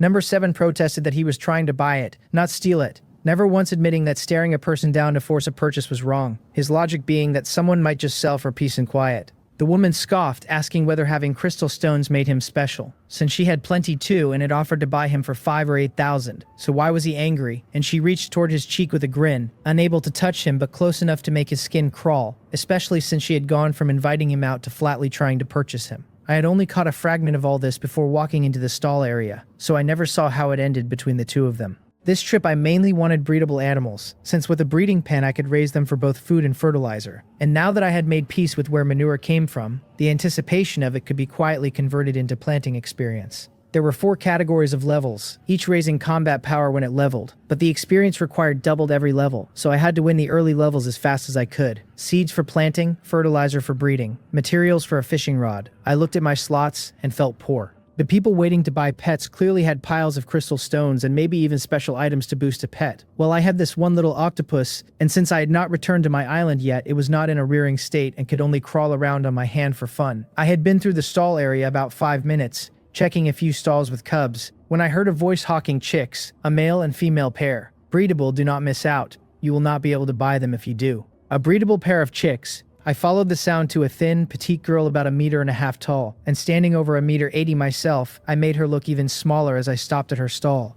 250 ocean crystal stones each, the price read, which I could not afford and which seemed steep, though these two chicks were genuinely different from the few I had seen earlier, carrying the breedable tag, even if I did not know whether breeding meant once or many times. The panel named them a level 1 mother hen chick and a level 1 rooster chick, both breedable and both needing a breeding pen. The hen gaining the ability to lay eggs once grown and, raised alongside a breedable rooster, having a chance to produce hatchable eggs, the rooster boosting breeding effectiveness when raised with a hen. The girl had set both at 250 crystal stones each, and the number itself was correct, but where I came from that particular number carried a meaning that was a little unfriendly, so I will leave it there. She looked up, saw the price had scared me, and hurried to explain that the chicks had to be raised in a breeding pen, that she had no pen and could not find the recipe to craft one, which was why she was selling. I told her I had no crystal stones left, only some basic materials. I was interested in them precisely because so few others carried the breedable tag, which meant a flock if I raised them right, since surely a hen laying and hatching eggs would not stop at a single brood. She brightened and offered a trade in materials instead, lowering her voice to admit she had snatched the pair from the sales area, and that at the going market rate 20 crystal stones bought roughly 1,000 wood, so she would sell at that price. How was that? Her face went a little red as she said it, because she had originally marked the pair at 20 crystal stones and nobody had so much as glanced. She had grabbed the chicks meaning to try breeding, bought them in a rush without looking closely, and only after realized she had no pen. So she had come dejected to set up a stall and sat half an hour while people looked and walked off. And now that someone had finally stopped and confirmed the chicks could actually be raised, she was desperate to close the sale and get back to her island to fish. Weeding she could just manage, but chopping wood and mining wore out her stamina fast, and only fishing gave her the luck to keep trading for building materials. Change the price then, I told her, thinking of the wood for crystal stone exchanges I had seen at other stalls, the rate running somewhere between 48 and 52 wood per crystal stone. Whether she was lying about paying 20 crystal stones for the chicks did not matter to me. The conversion made buying the pair at 20 feel well worth it. She adjusted it, told me to take good care of them since a hint she had seen warned that poorly raised animals could fall sick, called the transaction complete, waved, and ran off. They can get sick, I noted, looking at the two chicks now in my slot, which said nothing about sickness, though since planting needed water it did not surprise me that raised animals had their own conditions. I had 421 wood left and kept browsing the nearby stalls. At a hosted stall I found someone selling a litter of 4 level 1 white rabbit cubs for 800 wood, wheat, or stone. 4 cubs for basic materials, and only 800 at that, and so she thinks I overpaid, I thought, sighing at why that girl had run off so cheerfully. I did not need to understand it, I just wanted them, so I spent 800 weed and bought the rabbit litter too, filling my slots again. It was not yet 11 and the weed and small trees back home had not matured, and an attack would still notify me in Trade City and only need a teleport to handle, so I kept walking and stopping. I found someone selling 10 portions of coarse thread at 20 wood, weed, or stone each. Reluctant to spend stone since I needed it for expansion and beach reinforcement, I asked the present stall owner to change it to 17 weed plus 3 wood per portion, so all 10 would swap cleanly into the one full slot the weed would empty, avoiding the storage fee that comes from buying one at a time and do a full inventory. The tall, thin youth running it adjusted it right away. The trade went through, and neither of us being talkative, he just lowered his head and went back to shelving new items, putting up flint I had no use for. So I moved on. Before teleporting home, I found someone selling soil and spent 385 wood on 55 soil, since soil still came only from crates and fishing material packs and I badly needed it. With my slots now holding the pass, 12 crystal stones, cabbage seeds, iron ore, 10 coarse thread, a heap of soil, stone, 6 wood, branch, the rooster chick, the mother hen chick, and the rabbit litter, the stone and ore briefly useless, I walked out of the stall area and teleported back to my island from the market gate. A fruitful trip all around, the appraised sea patrolling octopus, the breedable rooster and hen, and the rabbit cubs and breedable ones were the real treasures. The girl might have felt that as long as she did not lose money she was fine, but to me the price had been dirt cheap. The instant I teleported home, the panel told me I was now raising a level 2 sea patrolling octopus juvenile, and could track its location on the island map, and that it was hungry, health 10, able for now to eat only powdered or liquid food. A free-range creature marker appeared, and when I opened it the little octopus was right at my toes, having gained its freedom the moment I arrived, crawling off my fingers down my body to my feet and scurrying across the ground. I had assumed it would prefer the water. I stepped back 2 careful paces, eyes locked on the pink speck, terrified that one wrong move of my foot would erase its tiny health bar, since relative to its size it moved alarmingly fast. I opened the storage box, took out one small shrimp bait, and rubbed it into powder in my palm, hoping it would not trigger a notification that the bait was damaged and gone, because if it did, I would have no idea what to feed this little one. I squatted, saw the pink thing chasing me, and spread my palm flat on the ground for it to climb up on its own. The little octopus paused, spun twice in place as if it had just understood, and crawled onto my palm. Only the fully pulverized parts of the powder were small enough for it to eat, the larger bits needing me to crush them finer before it could continue. And once it had finished, the powdered bait it pulled in its little tentacles, curled into a ball, and went still. I told it to stop running around and stay put, lifted it off my palm, and set it under the windowsill beside the flower pot of level 2 soil. With the little one settled and not trailing me for the moment, I finally got to work. The weed and trees were not due yet, so I harvested the 11 flower pot plants first. 1 cabbage, 5 or 6 caddies, 2 scallions, white stalks over half a meter, green leaves over a meter. Enough chopped scallion to last ages if I ever tried the processing table on them. 2 garlic plants giving bulbs of 8 even cloves plus 2 stalks of edible garlic scapes. 2 ginger plants over a caddy each. 2 soybean plants pulled by the roots straight into 2 small piles of soybeans. And 2 peanut plants whose shelled pods could serve as ingredients or be shelled further. With 6 kinds of ingredients harvested, my storage box was full again. So I planted 3 cabbage seeds in 3 level 1 flower pots and sorted what I had. 1 box for bait, 1 for bread and water and berries and other food, 1 for sawdust, pickaxe, flint, seaweed, iron ore, and the new coarse thread, the 6 fresh ingredients left sitting on the ground until I had wood for another box. I watered the 3 new cabbages, checked that the little octopus was still where I left it, and went to weed and chop trees. By 11:40 I had harvested 108 wood, 21 branches, and 81 weed, and spent 100 wood crafting a storage box for the ingredients. The cubs stayed in my slot for now, out of wood to do anything else. And unlike the little octopus, they sat in a completely static state in the inventory, the kind of creature that needed a designated breeding pen rather than a pet that lived freely on the island. The sea-patrolling octopus counted as a pet, a creature that could live freely alongside me, and once appraised and released from its water sphere, it could never go back into a slot, only be carried or held, which was exactly why players staked out the appraisal rooms, hoping to spot one and buy it the moment it came out. With the field harvested and nothing else pressing, I processed all my branches into sawdust to free space and reinforce the island again. 14 foundation stones at once with material to spare, which left only 22 square meters of land unreinforced, still showing the most basic foundation in its extremely barren state. The house and processing tables took up 12 square meters, so I moved the 11 flower pots and 3 storage boxes out onto the unreinforced ground, freeing 30 blocks for resource growth. Standing in the doorway looking at all that soil, in a good mood, I cradled the spherical little octopus and waited for the noon refresh. 30 blocks promising a lot of resources. Genuinely something to look forward to. Noon hit, light shimmered across the island, and 3 kinds of basic resource appeared on the cleared soil. Over 20 markers showed on the beach, and 5 supply crates spawned, all of them level 2. The little octopus rolled over, the curled pink ball stretching out a few tentacles that had already doubled in length, and started crawling again. It felt close to me thanks to the identity binding, but it only knew to come near. Not that a careless step from me could wipe out its health, which had risen from 10 to 20 after that one feeding. I told it I would go pick something fresh for it to eat, not daring to let a hungry little one head to the beach alone, or some wandering level 1 creature might swallow it, which would be tragic in the extreme. I curled my fingers to leave it a little gap to move in, carried it to the beach, grabbed a small shrimp still at 50 health, crushed it dead, stripped the head and shell, and opened my palm. I mashed the small shrimp meat into a paste beside the little octopus, and it wrapped itself around the ball of meat and ate it clean. And for every portion it finished, I caught and mashed another. The small shrimp were so small that, headless and shelled, each meat paste came to only 2 or 3 times the little octopus's own size. Yet after 5 portions in a row, it had grown to about the size of a soybean, and finally crawled up my arm to my shoulder before I could feed it more. At the seam of my loose beginner's tank top, it gripped the edge with a few tentacles, curled into a small ball, and went quiet and motionless again. How it ate all that, I had no idea, but it had clearly put away more than 10 times its own body weight. No point dwelling on it. I picked up the remaining small fish and small shrimp on the beach one at a time to process into bait later, banking another 27 hunting experience from the respawned creatures.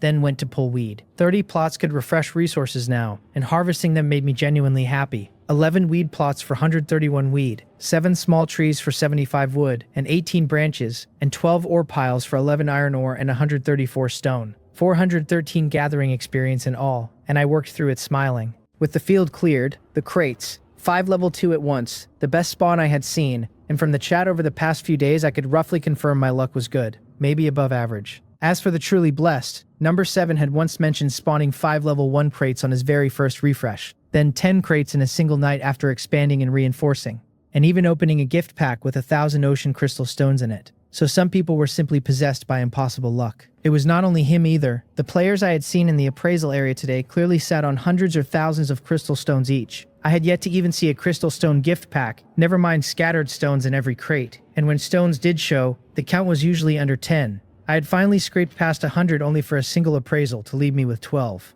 The first crate gave 10 ocean crystal stones, a cooking oil recipe, soil, stone, and the rest of the basics, and I learned the recipe gladly. The panel said 2 units of peanut, soybean, or similar could be processed into 1 cooking oil. The oil's grade following the raw materials, no level restriction so long as the material's description said it could be refined into oil. The second crate held a pickaxe and flint, the third a felling axe and fishing rod, the fourth 8 crystal stones, coarse thread, and a felling axe. The fifth gave 12 crystal stones and a herbivore feed recipe, 5 units of plant material processing into 1 feed at the food processing table. The feed's grade following the material, and once I learned it I could see the processing and finished food were all made. Checking the recipe, the cabbage, soybeans, and peanuts in my warehouse all fell within range, though with fewer than 5 units of each it showed processing temporarily unavailable. Weeds are plants too, so why don't they count? I muttered, shaking my head, deciding their nutrient content was probably just too low to qualify as feed. The 5 level 2 crates were still a fine haul beyond the 2 no restriction recipes. 30 ocean crystal stones, 2 felling axes, a pickaxe, a fishing rod, 5 iron ore, 3 coarse thread, 2 flint plus 148 soil, 261 stone, 287 wood, 255 weed, 11 jam-filled breads, 6 loaves of bread, 11 water, and 27 berries. With so much to sort, I spent another 100 wood on a storage chest. After organizing, my slots held only 7 items: the pass,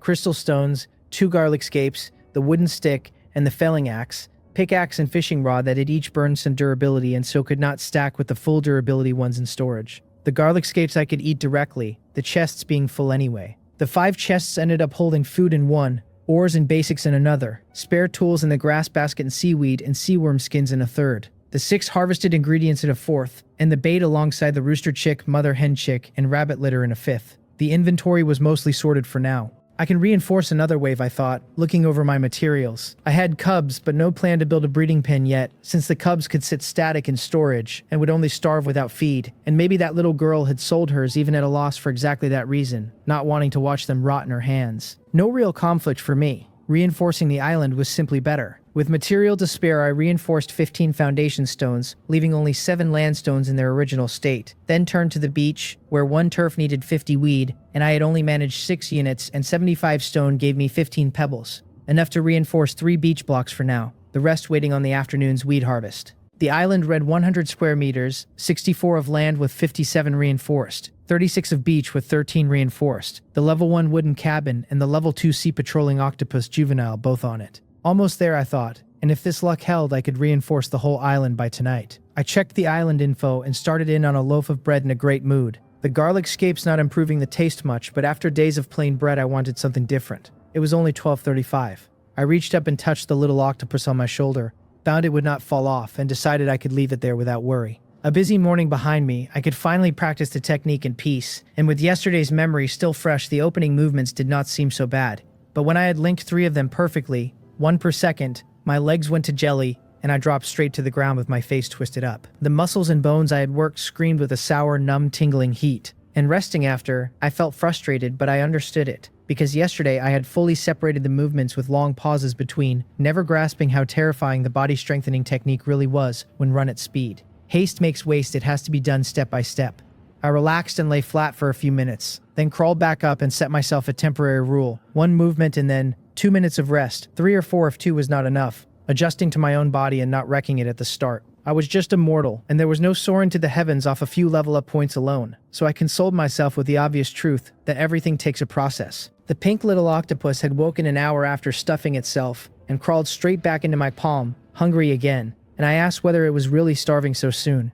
There was no point arguing with a creature that could not understand me, since the moment it was full its health points climbed, which meant I had to keep feeding it the instant it asked, and feed it a little extra besides. I cradled the little fellow and carried it to the beach, where a few small shrimp and small fish had washed up over the last half hour, still with over 2 hours left on their departure countdowns, since I had been busy practicing my technique, and had no need to rush over and deal with them. The little octopus took the crushed fish and small shrimp meat I gave it and waved a tentacle at me, its appetite growing larger and larger. This time it put away 10 small fish and small shrimp and still was not full, so I carried it back to the house, crushed a dozen pieces of bait from the storage cabinet, and finally managed to fill its belly. Fed and watered, it climbed back up to my shoulder, found a rough edge on my clothes, curled into a tight ball, and fell asleep again.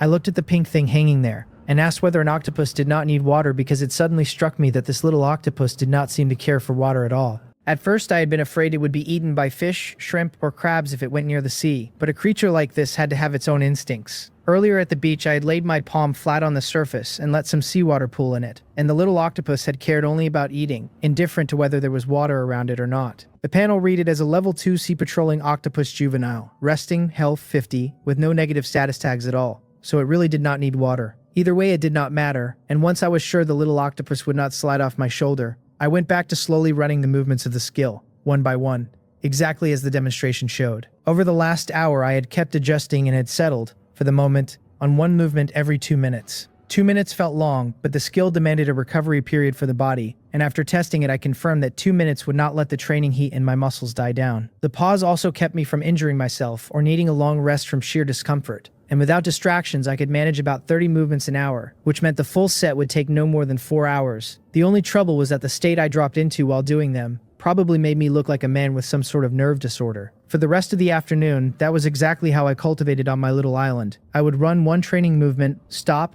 pull a few weeds, and once my body felt ready, I would run another standard movement, then stop and chop trees or pull more weed, occasionally striking a pose down on the beach. I picked up a small crab here and there, crushed it, dropped it into an inventory slot, then twisted my limbs into the next position. Lucky no one else is here, I thought, because anyone caught practicing this would look like a twisted madman. After finishing one whole set of the body strengthening technique in that movement-by-movement check-in fashion, I lay down on the bed to rest, marveling at how terrifying the afternoon's training had been. It was not just that I had a touch of social anxiety, because even a born social butterfly would die of embarrassment being watched doing this. There was no choice in it though. Cultivation could not stop. While I rested, I opened the chat channel and it was lively. Someone was challenging all the self-proclaimed lucky players to admit whether any of them had ever opened a skill book, and another player was stunned to learn skill books even existed in this world, having assumed it was all equipment. A third claimed to have fished one up at noon. A fourth said he had snatched a water arrow skill book from the trade market sales area for 5,000 ocean crystal stones, and the rest were lamenting that the sales area numbers were simply too big for them to afford anything. The whole feed agreed in the end that fishing up a skill book was nothing but pure luck, and the man who had bought the water arrow agreed too. Among all that I spotted player number 7 again. He was not the only lucky one out there, but I saw him constantly, and of everyone scrambling to make a name for themselves in the channel, he was without question the most relentless. From the way they talked, it was plain these lucky players were active in Trade City most of the time, timing their returns to their own islands only to open supply crates and upgrade. There was more to gather still, so once this harvest was done I could go fishing and then wait for 6 o'clock. When the map information showed me resources ready to gather, I got off the bed and went out to pull weed and chop trees. This afternoon, while practicing my technique, I had gathered 3 times as the resources matured, taking 415 wood, 62 branches, and 713 weeds in all, along with 1,190 gathering experience. It was over 1,000 points, yet a gathering level up now demanded 3,200, so I was still a fair way off. My hunting was nearly ready to level though, sitting at 98 of 100. The 3 cabbages had been harvested earlier in the afternoon, and with no seeds on hand for now, I stacked the flower pots and packed them away. With half an hour left until 6, I took out materials to upgrade the beach once more. The reinforcement wanted turf, pebbles, and sawdust, so I processed 700 weeds into 14 turf and ground 175 stones into 35 pebbles. With that done, the beach gained 7 more reinforced out of a 36 square meter beach, with 16 still to go, and without more materials I could only wait. The processing and reinforcement went quickly.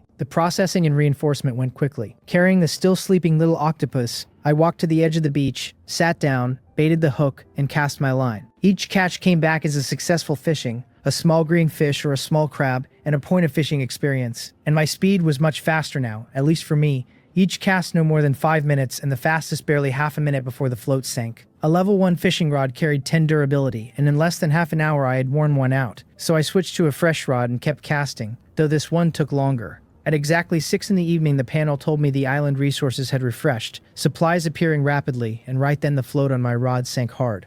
Another big fish. I gripped the rod and felt the dragging force in the water, certain I had hooked something large. The panel read it as a level 2 blackfish, health 2000, a carnivorous fish weighing about 98 pounds, a fairly common level 2 fish in the ocean. The blackfish had an enormous health pool, and being big and carnivorous, it fought hard, so I watched the rod's durability drop point by point. I glanced back at the fields on the island, then rode the force of the blackfish's struggle and swung it toward a spot where small trees grew in a tight cluster. The fish flew out and slammed into the ground with a heavy crash the instant it landed, and the durability of the rod in my hand was instantly used up. There was no time to grab my fish basket, so I took my only weapon, that half-meter wooden stick, ran over and started smashing it against the blackfish's head.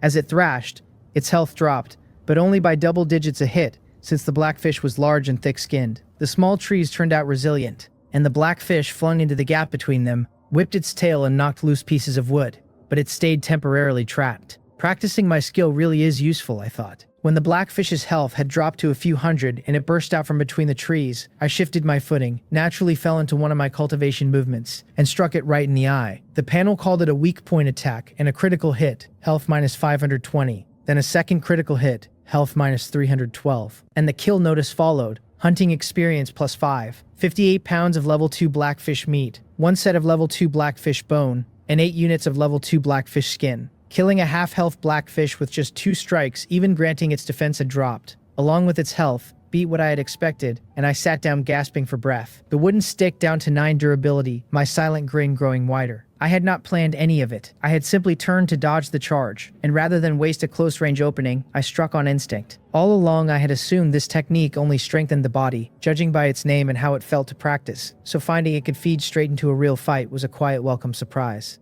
The little octopus had been jostled awake a step too late. It looked around, found nothing, but it could still sense how worn out I was sitting there hauling in air, and the conclusion it reached was simple.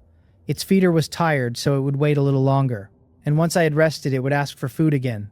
I reached out and caught it as it stretched its tentacles on my shoulder, holding it in my palm to check its state, and the panel read it as hungry, health 100, very hungry, but able to wait. The note at the end seemed to mean the little octopus understood I could not give it food right that second, so it did not mind sitting with an empty stomach while I rested. I did not fully follow that, but I told it that hungry meant eat, and pulled out a piece of blackfish meat. Each piece weighed 1 pound, solid good meat with no bones. The panel noting the level 2 blackfish meat had a slightly coarse texture, could be processed into food, and could be fed to carnivorous animals. The chunks came large, lacking the silky feel of more delicate fish, and I meant to tear off a small bit and crush it, but the little octopus took the whole piece as its meal. It was only about the size of a peanut, yet it scrambled onto the slab and spread all 8 tentacles to embrace it, each stretching to its full length of over 10 centimeters. If the meat was given to it, it would hold it and eat, and even if it could not hold all of it, it would still try. Can you even chew that, I wondered, but I let it be. My breathing settled after a few minutes while I watched it nibble the chunk bit by bit. First I crafted a new wooden stick, the old one nearly out of durability, then went to collect the wood the blackfish had scattered around the smashed small trees. Trees could come down by axe or by brute force, and the ones the fish had wrecked had all turned to materials on the ground, the only catch being that those gave no gathering experience. I felled the remaining trees, pulled the weeds, and swung the pickaxe one-handed into the ore piles, banking 265 wood, 42 branches, 214 weeds, 108 stones, and 12 iron ore. The wooden branches only paid 57 experience, since the rest had been destroyed rather than properly gathered, so this round netted just 439 gathering experience. My left hand kept supporting the little octopus through its blackfish meat, while my right finished the gathering. And afterward I went to the beach and dealt with the 32 level 1 small fish and shrimp scattered across 20 beach plots. Seeing it struggle with the heavy slab,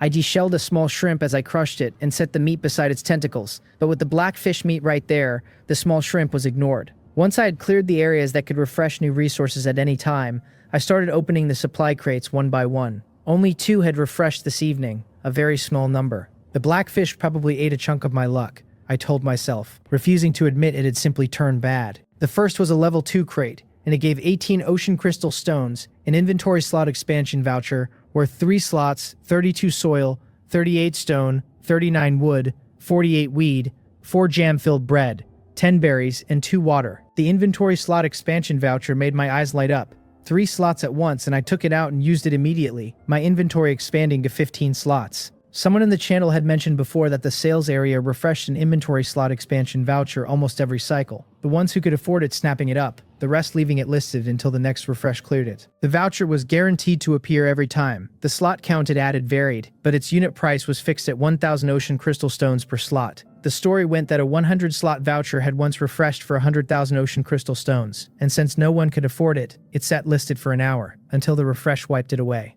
The second crate was also a level 2, and as it opened my hands trembled twice. It gave 5 ocean crystal stones, a water resource purifier manufacturing recipe, a level 2 cotton cloth clothing manufacturing recipe, 35 soil, 42 stone, 35 wood, 4 weed, 2 bread, 4 berries, and 5 water. The little octopus, still gnawing on its slab of black fish meat in my left hand, stopped eating in confusion and tapped my palm twice with 2 small tentacles, as if asking what had happened.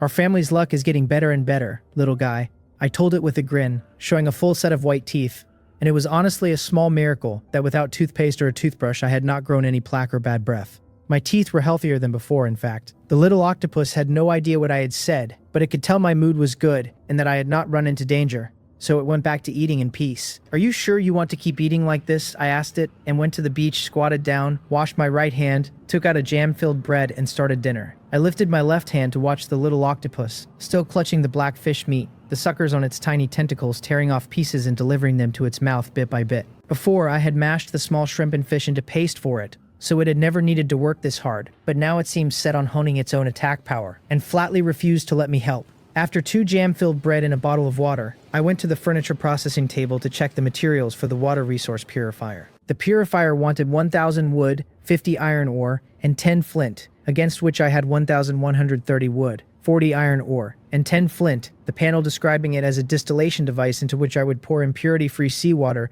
to obtain a bottle of drinking water every 10 minutes. Durability 1,000, able to purify 1,000 bottles. Distillation purification I had learned back in school, though conditions there had been thin, and the classroom packed, watching the teacher work the apparatus from across the room leaving me with little more than the knowledge that such a thing existed. I was short 10 iron ore for now and would deal with it once the materials were complete. I walked to the equipment processing table, and though I could not craft it yet, I wanted to see what the level 2 cotton cloth clothing took. The panel listed 10 level 2 cotton cloth and 5 level 2 cotton thread. A comfortable cotton top granting defense +5, recovery +5%, durability 100. I had neither, so I did not dwell on it. With both recipes set aside, I took out materials for island reinforcement, which wanted soil, weed, and sawdust per cubic meter. And with plenty on hand, I reinforced all 7 of the remaining initial island foundation stones on the land, at once. The panel now read my island is 100 square meters total, 64 of it island land all reinforced to level 1, 36 of it beach with 20 reinforced, the level 1 wooden hut, and the level 2 sea patrolling octopus juvenile on it. With all 64 square meters of land foundation reinforced, I felt instantly relieved, though the beach was not fully done, leaving 16 fragile corners for the moment. 16 blocks meant 1,600 weeds, and if my luck held tonight, I figured I could just about manage it. I checked the storage box and had a little over 300 weed left, enough for 3 beach blocks, and since reinforcing would refresh resources, I did not hesitate and reinforced them, spending 300 weeds, 75 stones, and 25 sawdust, which still left me 13 blocks short. "Keep eating slowly here," I told the little octopus, looking at it sitting in my left palm, where it had already gnawed off about half a pound of meat. I sighed, set both the meat and the octopus on the narrow wooden windowsill, and the little octopus raised its tentacles, paused its meal, and watched me with curiosity. When it saw I was only standing on the open ground in front of the house, raising my hands, kicking my legs, twisting my waist, it decided I was not abandoning it and went back to eating in peace. As I practiced, I kept a comfortable rhythm and worked through one movement after another while watching the bustle of the chat channel, where one message caught my eye. Someone was furious, telling whoever it was to come rob him on his own island if they had the nerve, insisting over and over that he was not selling, demanding to know what the other player kept asking him as they chased him across half the stall area. On its own, the message meant nothing, but the replies gave me a sense of déjà vu. Other players chimed in to ask whether the man being chased had appraised a pet, naming player number 7 as the shameless one hounding people in the appraisal area to buy their pets, calling him disgusting, agreeing that even though Trade City did not allow players to make contact, otherwise the pet might really have been stolen. Some joked that number 7 must be running a pet paradise on his island, or maybe he ate pets to absorb some kind of power. Maybe he had a swallowing evolution skill, and number 7 himself cut in to say his skill was reinforcing pets. That if a man would not sell, then he would not sell, and that he had not forced anyone to trade. The others shot back that chasing a person and asking hundreds of times was not going to change their mind. The messages scrolled fast, but I had a rough idea who the man I had met in the appraisal area was. buying pets, reinforcing them, then letting them guard the island and maybe even handle gathering and other tasks. That explained a lot. My own sea-patrolling octopus, once it reached adulthood, could patrol the beach and pick up anything weaker than itself. And whatever I had, others surely had too, which was why some players could afford to stay in Trade City so long. That man, though, really was very annoying. While I watched the channel and practiced with slow, relaxed movements, a warning suddenly popped up, telling me marine life was attacking my island, and it was right in front of me. At the instant the notice appeared, I saw what the invader was. The panel read it as a level 3 mutated kelp, health 5000, an extremely violent marine plant after mutation, capable of entanglement, blood-sucking, and corrosion, highly aggressive toward living beings, and afraid of fire. The flailing kelp stood over 10 meters tall, with 4 or 5 blades, each blade half a meter wide unfurled, and right now it sat just outside my island, slapping against the outermost beach foundation stones. At least I could see its information, and it did not seem able to reach further inland, only chipping away at the edge bit by bit. I quickly lit a bonfire in the center of the island, right in front of my house, 10 wood and 1 flint making it. It was past 7 in the evening, and the surrounding plants had grown back, so I had to pull up all the unripe weed in that patch before I could place the fire. The panel said the bonfire would burn for 3 hours, providing light and warmth, that it went out in water, and that perhaps some creatures feared the heat. As it flared up, the mutated kelp, which had just destroyed 1 beach foundation stone, immediately stopped attacking, its blade spreading flat across the seawater. Afraid of fire, just as the panel said. Its orange-red light wrapped the 100-square-meter island, and the kelp played dead in the water. The effect was excellent, but the kelp was still there, only playing dead, not fleeing. I took out 2 blocks of soil and 5 stones and repaired the beach foundation stone it had destroyed. It could still move, but as long as the bonfire burned, it would not let any part of itself enter the firelight. I watched it twitch as I fixed the edge, thinking how to get rid of this danger. I had seen others post about being attacked by truly dangerous creatures, and back then, I was only a spectator. But now it was my own home's turn. A single slap from this kelp could destroy a level 1 reinforced beach foundation stone in 4 hits, and if I had not lit the fire so fast, the stones further inland would have been in danger too. Its attack power nothing like the level 1 sea crabs and sea worms from before. The little octopus came down from the windowsill, crawled to my feet, and climbed up my leg to my shoulder. That thing was afraid of fire. The warmth and dryness of the flame a fatal threat to the kelp. And not just the kelp, since most marine creatures feared fire, but the little octopus had no way to tell its feeder. I watched its tentacles wave and honestly could not work out what it meant, and the more I failed to understand, the more anxious it grew. It patted my shoulder a few times, crawled down to the ground, and, enduring the discomfort of the heat, stretched 2 tentacles toward the burning flames. "Are you crazy? You will be roasted into a dried octopus," I said, and grabbed it, retreating fast. The bonfire burned only within a certain range, sparing the weed and the surrounding plots, but the fact that the fire did not spread outward did not mean anything rushing into it would be safe. As that thought landed, I suddenly understood. The little octopus had been telling me that marine creatures fear fire. The kelp played dead the moment it spotted the firelight from afar, but if it were being roasted directly, then while it would never approach a flame on its own, I could find a way to put the kelp into the bonfire myself. "I have to admit you were smarter than me just now," I told it, "though the way you went about it was reckless. Then again, if you really could understand me, you would not have needed to demonstrate it at all." I poked the little octopus on its head, set it curled up on my shoulder, and squeezed it twice with my hand to let it know I had grasped its meaning. Once I was sure it would stay settled on my clothes, I checked the time, waited about 10 minutes, and went to collect the 7:30 batch of resources. The kelp was playing dead, and the bonfire could last 3 hours. After the gathering, I remembered my hunting experience had maxed out when I killed the black fish, and I had crushed some small fish and small shrimp since, so I clicked to upgrade Combat Power +1. The panel now read me as Island Master number 99111, Ye Hang Combat Power 11, with the body strengthening technique as an enhancement type skill. Hunting at level 1 with 35 of 200, fishing at level 0 with 65 of 100, gathering at level 5 with 2633 of 3200. And planting at level 0 with 29 of 100. My island held its 100 square meters, the level 1 wooden hut, and the level 2 sea patrolling octopus juvenile, my equipment the novice vest, novice shorts, level 1 straw sandals, and a level 1 fishing rod. Once I had tidied up, I looked at the open space and used my remaining 9 flints with some wood to craft more bonfires. I lit all 9, arranging them into a rectangle on the open ground in front of the house. 4 to the south, 4 to the north, and 3 each to the east and west, with 2 empty gaps left in the middle. On the island, bonfires counted as furniture items, so I could shift their positions through the map as long as they were not extinguished. Now I was certain of one thing. The mutated kelp had high destructive power, but the instant it saw firelight, it went into its play-dead state and would not resist at all.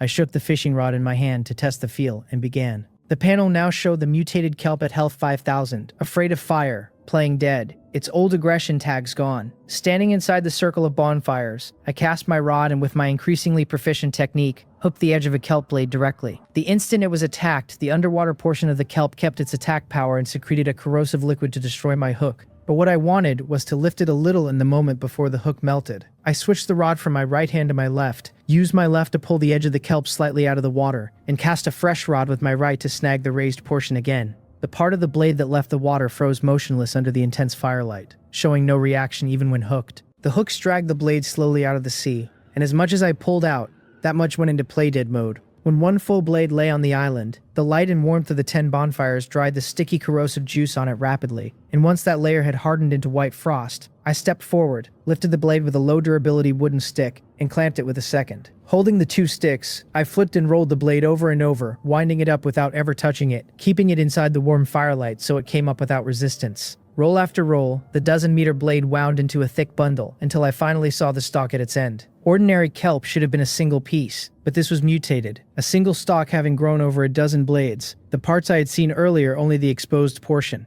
Now that the stalk was out, the blades still soaking in the seawater were drawn up bit by bit from the stalk's position. I will just have to roast it slowly, I decided, and drag the coiled play-dead kelp into the 2 empty gaps in the middle of the bonfire ring. Once it was set in the clearing, I stepped out and stood a little further off to watch. It stayed in its play-dead state, and since the bonfires were not directly burning it, it did not move at all. After a few minutes, the liquid on its surface had dried to white frost, and as the moisture drained, its health finally began to drop. 10 instances of health -1 flashing at once roughly every 10 seconds with 10 bonfires roasting it together. After about half an hour, the kelp's health had been ground down by 2,000, leaving 3,000. I had to keep roasting it slow. Putting it straight into the fire would drop its health faster, but if this thing managed to attack me or my house, an outburst could kill me instantly, and I was genuinely afraid of dying. I did not want to gamble. As the flames worked it over, the level 3 mutated kelp lost moisture and the intervals between health drops shortened, and when its health fell to 2,000, it entered a berserk state, though its instinctive fear of fire still pinned it to the 2 safe gaps with no flames. An hour and a half later, the kill notice came at last. Hunting experience plus 25, 1 level 3 unknown mutated plant, and 10 units of level 3 corrosive powder. Once I was sure the kelp's health would keep falling and it could not escape, I had gone back to my interrupted training, stretching and twisting around the circle of bonfires, and with the kill now complete, the hunting experience still came boosted by the 5 times multiplier. A level 3 unknown mutated plant though. A level 2 unknown item costs 100 ocean crystal stones to appraise, and I was not sure whether a level 3 would run straight to 1,000, so for now I would keep it in a slot and find out the next time I visited the trade market. The level 3 corrosive powder, on the other hand, was clearly a good item. The panel called it a highly toxic material that could be added to food, each unit dropping the target 1,000 health and applying a corroded state for 10 seconds, during which the target lost 300 health per second and suffered weakness, burning pain and mental clouding. Looking at the corrosive powder, I could roughly grasp how vicious the mutated kelp's poison had been. Not bad, I thought, and sighed, since burning 2 fishing rods and 10 bonfires was already the minimum cost. The fires were lit, and there was no packing them up or pausing them unless I moved them to the beach to be put out by seawater. Since it was rare to have so many going at night, I set the little octopus back on the windowsill with a piece of black fish meat to nibble, and when it saw me walk into the middle of the bonfires, it waved its tentacles, flailed a little, then listlessly hugged the meat and went back to its meal. It understood. It did not like bonfires, but its feeder happened to love those dangerous things. Standing in the middle of the fires, feeling the warmth, I shortened the interval between my training sets by 10 seconds in that 2 square meter clearing, with the interruptions and the stops to pick up small shrimp and fish after the bonfires timed out and vanished. It was already 11:30 by the time I finished my 3rd training session. I quickly gathered all my resources, organized my inventory, and placed the materials into the storage box, harvesting in all 633 wood, 72 branches, and 718 weeds tonight. The island's land ran 64 square meters, the house taking up 4. The 4 processing tables 8, the 4 storage boxes outside the house another 4, and the stacked flower pots 2, which left 46 plots where resources could grow. Even though the earlier bonfires had stopped resources from growing on over a dozen square meters, it was still a fine haul. The panel read, hunting at level 1 with 143 of 200, fishing at level 0 with 65 of 100, gathering at level 5 with 3,361 of 3,200, and planting at level 0 with 29 of 100. Gathering is still the fastest to level, I thought. Hunting came from invading creatures in the beach. Fishing ate a great deal of time, and planting was stuck, since I had flower pots but no seeds. With Gathering's bar already full, I tapped it. Gathering rose to level 6. Combat power +1. The bar resetting to 161 of 6,400. and my combat power climbed to 12. 10 minutes left. Upgrade the beach again, I decided, and glanced at the channel, where many players who had stayed silent all day were posting now that midnight neared. All sorts of messages scrolling past and vanishing before they could be read. 10 minutes was enough. I quickly processed the turf, the pebbles, and turned the branches into sawdust. And with the materials ready, I reinforced the beach at the edge 8 more times before midnight. Counting the one block that had been destroyed and rebuilt, the beach now held 27 level 1 reinforced plots and 9 unreinforced ones. So I could wait for the resource refresh with peace of mind, and maybe even reinforce the whole beach once more before sleeping. "You can really eat, can't you?" I said, standing by the window and tapping the pink little octopus on a tentacle. "You do not even need to sleep now, you just digest while you eat." Before, it had slept after eating its fill, woken with more health, then gone back to eating, but now was not sleeping at all, only eating.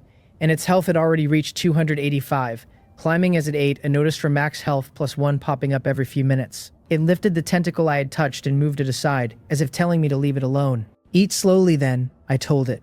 "Are you sure you do not need any water?" I set it in the slab of black fish meat into my left palm and carried it to the beach, dipped my right finger in some seawater, and held it next to the little octopus, not touching it directly, just to see whether it had not realized it needed water or truly had no interest. This time the little octopus understood me. It brought 2 tentacles over, touched my finger, and its suckers absorbed those few drops of seawater, though after drinking that bit it showed no real reaction and went straight back to eating meat. "Mix it up then," I told it. "Eat the sea fish, drink the seawater." I found it amusing, so I dipped my finger again and brought it over. And like that I fed it a bite and it drank a sip, never letting up on the meat, the rise in its max health no different for the water. And we played at this until the midnight refresh. At midnight the announcement came, plants and ore piles appearing rapidly on the island, the tags for small shrimp and fish flickering across the surrounding beach. 6 supply crates. Holding the little octopus in one hand, I went to open them all first. They gave 48 ocean crystal stones, 3 felling axes,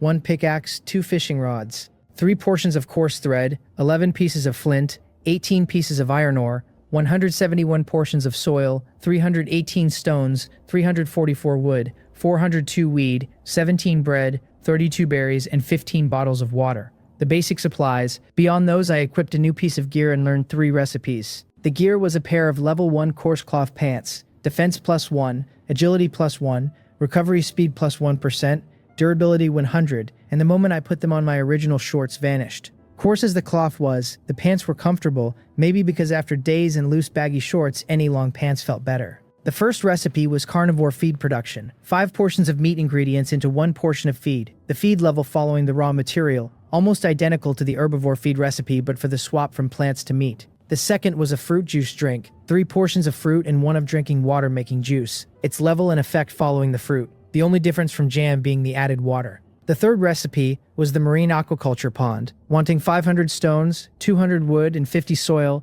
a 5x5x5 construction able to raise marine life belonging to the player, durability 1000.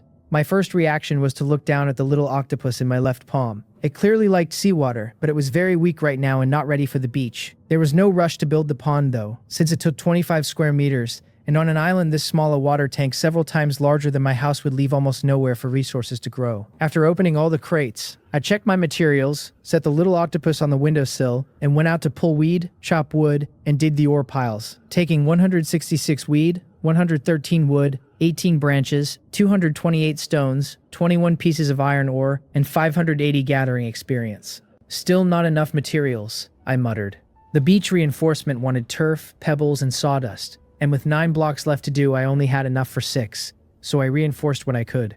After that, I walked a circle to deal with the small shrimp and fish on the beach and bring them back, gaining another 35 hunting experience, then carried the little octopus into the house. I set a piece of meat on the storage box for it to gnaw, told it to eat slowly while I slept, and warned it not to climb onto the bed in case I rolled over and crushed it. The little octopus held the piece it had not finished, reached out a tentacle to touch the new one beside it, unsure whether it was for it, but by then I was already lying down and would not come over to tell it. It was 20 past midnight and I was truly exhausted. When I jolted awake, it was already 2 in the morning. So I went outside, and by a much dimmer moonlight, I quickly gathered the grown weed and small trees. "This is all for you to eat," I said, and went back to the little octopus, which had finished 1 piece of meat and was curled beside the other. Leaning in by the window light, I saw it could still eat but for some reason was not, so I held out my hand and placed the blackfish meat in my palm, and that confirmed it. The piece beside it had not been meant for it. The little octopus stretched its tentacles, crawled into my palm, hugged the meat, and started eating.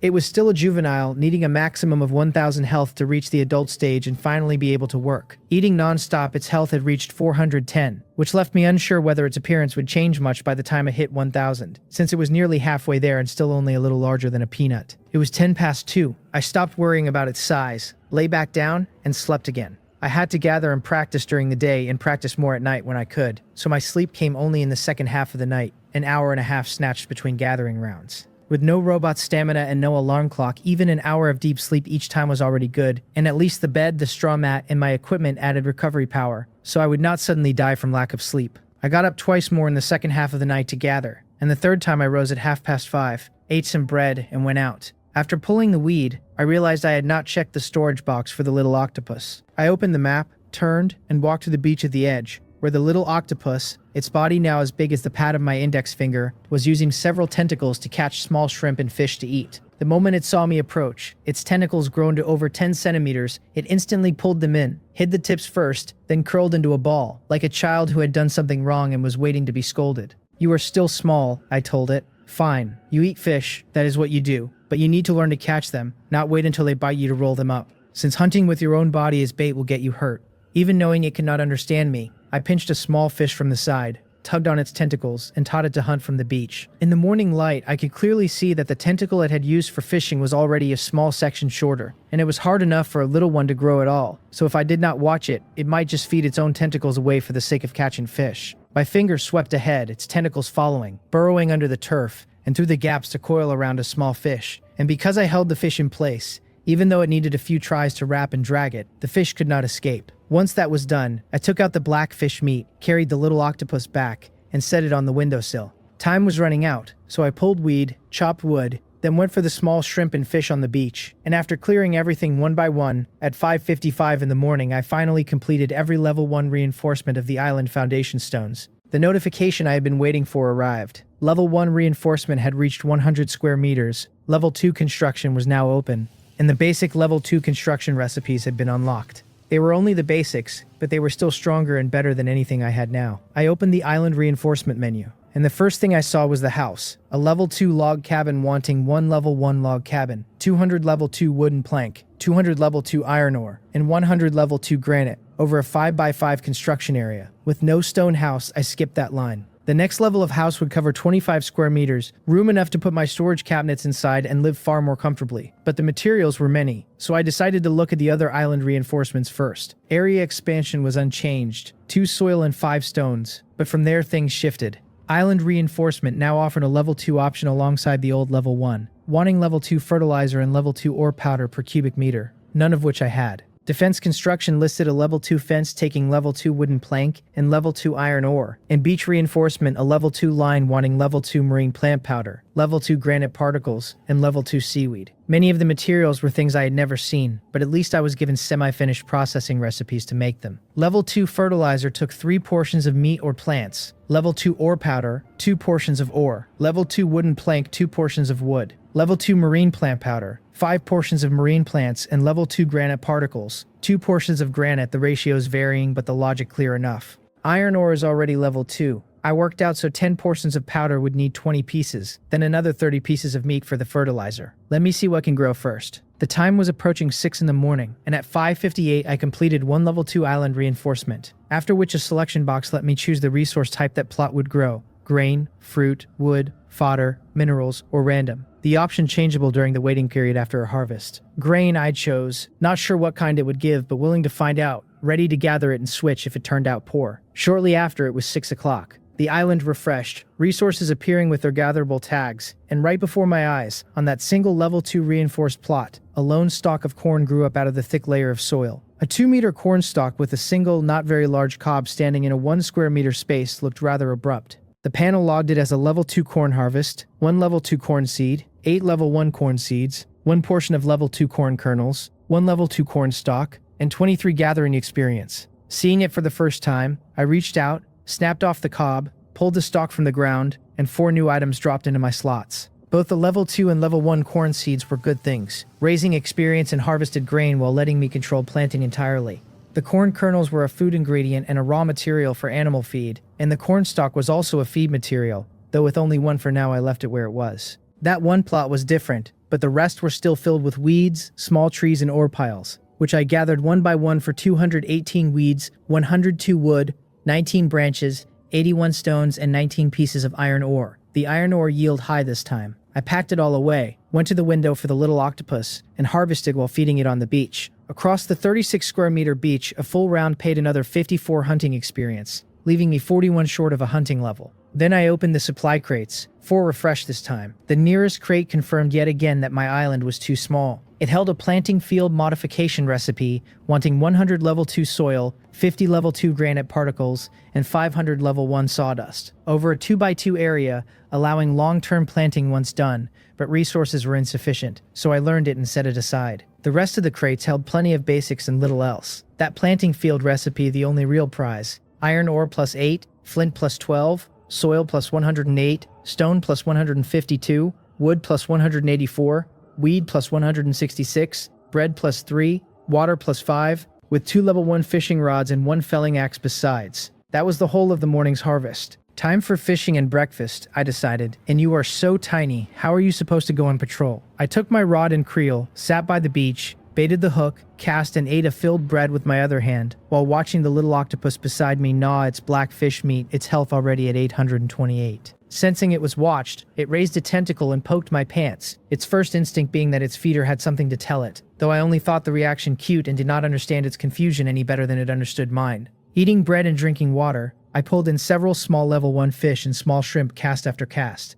Then a successful fishing logged a level 2 semi-finished material pack, and 5 fishing experience, a small package landing in my hands, and when I opened it 10 level 2 marine plant powder appeared directly in my slot. I could not use them yet, so I kept fishing. I fished from 6:30 until 10 to 8, by which point I had burned through the 40-odd pieces of bait I had stored. Fishing was getting faster and faster, and my fishing experience was finally ready to climb. Fishing rose to level 1. Combat power plus 1, the bar at 35 of 200, my combat power now 13. I packed up the rod, took the little octopus, its health now 921, and went to do the gathering session before 8. The level 1 plot still held only weeds and small trees, but the level 2 plot had changed varieties, growing a potato plant now, which gave 1 level 2 potato seed, 3 level 1 potato seeds, 5 level 2 potatoes, and 33 gathering experience. The panel summed me up after Island Master number 9911, Yay Hang. Combat power 13. The body strengthening technique is a reinforcement type skill. Hunting at level 1 with 159 of 200. Gathering at level 6 with 2,966 of 6,400. And planting still at level 0 with 29 of 100.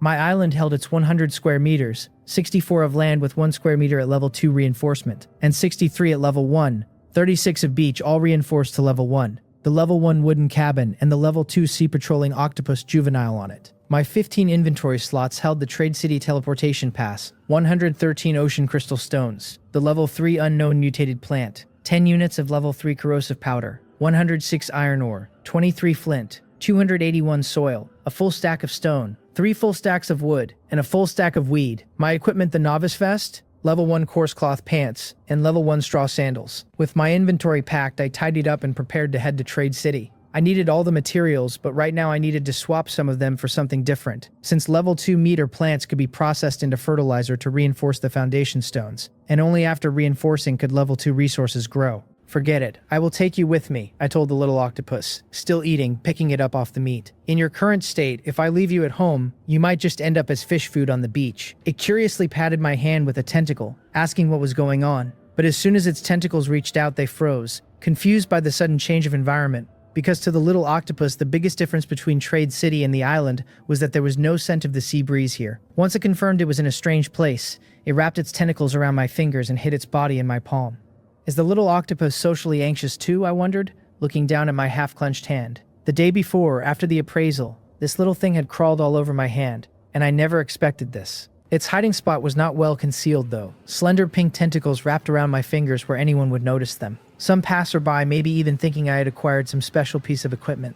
I see you again, a tall, beautiful woman said, walking over to greet me, the same one I had met when I left the appraisal area the day before. Are you here to appraise more unknown items? She glanced down at my hand and, for some reason, smiled even brighter. Yeah, I told her. I want to see how much the appraisal fee is. I did not enjoy interacting with people, but it was only a preference, not a disorder, and I would not deliberately ignore a friendly greeting from a passerby who plainly had no ulterior motive. She told me it looked like I had something good again and wished me luck, then lowered her voice to warn me that player number 7 was loitering inside again. That I had best not let him see what was in my hand, since his eyes lit up at anyone else's pet, and though he could not steal it, he would pester me and there was nothing I could do back, which made him very annoying. As she turned toward the appraisal corridor, she called the reminder out once more, because she enjoyed seeing number 7 get frustrated but did not want to watch a quiet, handsome man like me get bullied. Got it, thanks, I told her, acknowledged the warning, and walked on. Entering the corridor of the appraisal area, I saw that corridor number 2 was open now, so I avoided corridor number 1 and stopped at a room in corridor number 2. A prompt at the door detected one unappraised item in my inventory and set the fee at 1,000 ocean crystal stones, then told me I had insufficient ocean crystal stones and could not begin. There was no choice to make since I did not have the funds, so I turned and left corridor number 2, planning to take a look at the sales area. I had not come to buy anything, partly for lack of crystal stones and partly for lack of time, only to see what it was like inside. Just as I stepped out of the corridor, I saw player number 7 again, the same man from the day before. His equipment improved now, cotton pants, cloth shoes, and a form-fitting leather armor that looked to be made from fish skin. He was trailing a player out of corridor number 1, naming higher and higher crystal stone offers, and the player, just finished appraising, looked hesitant, since several hundred ocean crystal stones were something most people open supply crates a long time to scrape together. Seeing him waver, number 7 pressed on, saying raising a pet took capital, asking whether he really meant to let the pet gnaw on bread if he could not provide the basics. The bargaining followed as they walked out, and by the time I reached the hall they had settled on 888 ocean crystal stones and were heading toward the stall area for the exchange. I had no interest in any of it and had already crossed into the sales area on the other side. Inside the sales area, items for sale were displayed on all 4 walls, prices sorted from high to low. 10,000 sales slots per refresh. The item in the very first slot was enough to make any player envious, and I was no exception. It was a 10,000 square meter, 3-floor level 5 reinforced island beach expansion and reinforcement resource pack, which after use would instantly remodel any basic type island, priced at 100 million ocean crystal stones. I counted the string of zeros to be sure. When a man could call himself one of the lucky few just for opening a 1,000 crystal stone gift pack, a resource pack at 100 million was there to do more than make people envious. At least its description told me something, that a foundation stone could be built up into several floors, and that island reinforcement could be bought outright as a pack to reach a finished result all at once.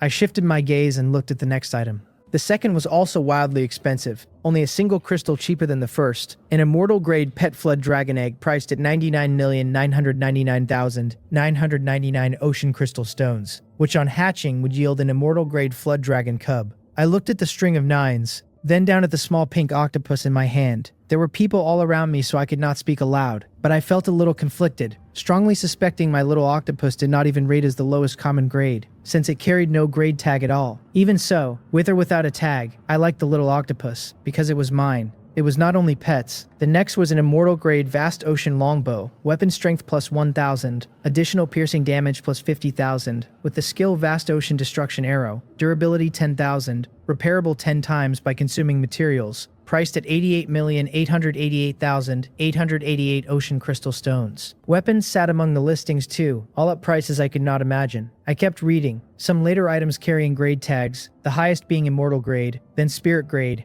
top grade, high grade, and common grade, with a fair number of untagged equipment, materials, animal cubs, and plant seedlings besides. One was a common grade fish skin armor, defense plus 20, agility plus 5, recovery plus 6%, durability 100, priced at 600 ocean crystal stones. Its slot already grayed and marked sold out. That, I realized, was the leather armor number 7 had bought and put straight on. Further down were many items at a few hundred crystals, or even a few dozen, and among them the inventory slot expansion voucher. The one that had just refreshed added a single slot, and just as the channel had said, it cost 1,000 ocean crystal stones. The next refresh was 10 minutes off, so I decided to wait, hoping something might turn up that I could afford, and that other players had no interest in snatching. I opened my personal purchase settings, looked at my meager 103 ocean crystal stones, and set that as my viewing limit, after which only items below it showed.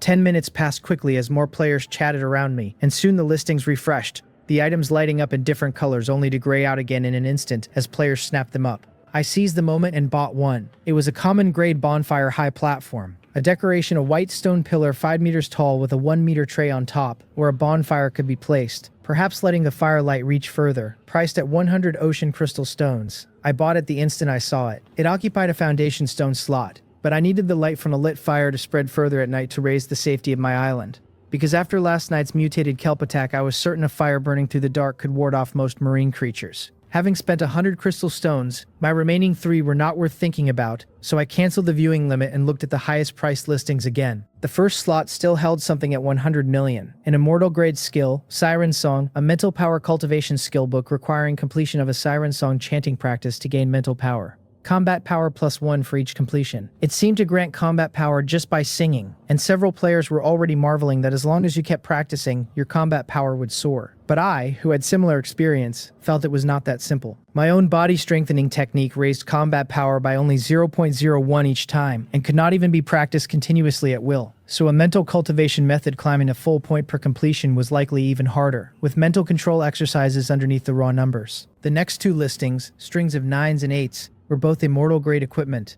and I glanced at them and turned to leave. I had spent over 20 minutes in the appraisal and sales areas now, and I needed to reach the stall area, buy the materials I wanted fast, and go home to gather and practice.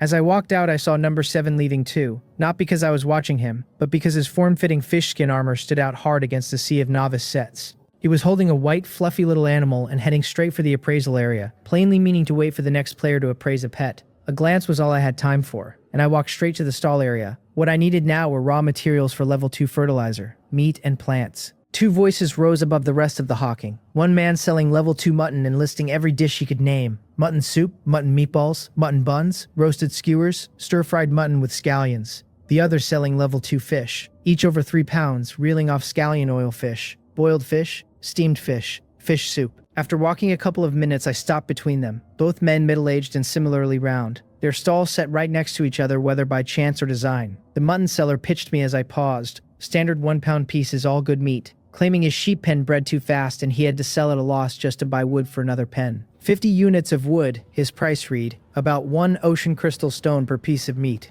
As for whether the mutton was any good, in this world's game settings all stacked identical items were the same, just like the 20-odd pieces of blackfish meat I had at home. No poor quality drops when killing monsters, and even random quality outputs got automatically sorted by level the way gathering level 2 crops did. Do you not think this is incredibly cheap, young man? The mutton seller said with a chuckle, looking at his price. It is not that my meat is bad, I am just in a hurry to sell out and go home. It is expensive, I told him. Without a recipe it cannot be made into a dish, and I only want some for fertilizer, so I will go check elsewhere. I sighed, turned, and started walking away. He had laid out over 100 pounds of mutton, yet nearly everyone who passed took one look and left, which told me the price was set artificially high. Young man, look at my fish, the other seller called, hurrying me over. If it is for fertilizer, fish meat is meat too, also level 2, but one portion is only 45 wood, much cheaper than his. Since a stall could only display 2 types at once, the fish seller started pulling fish from his inventory and swapping the listings, so I could see them all.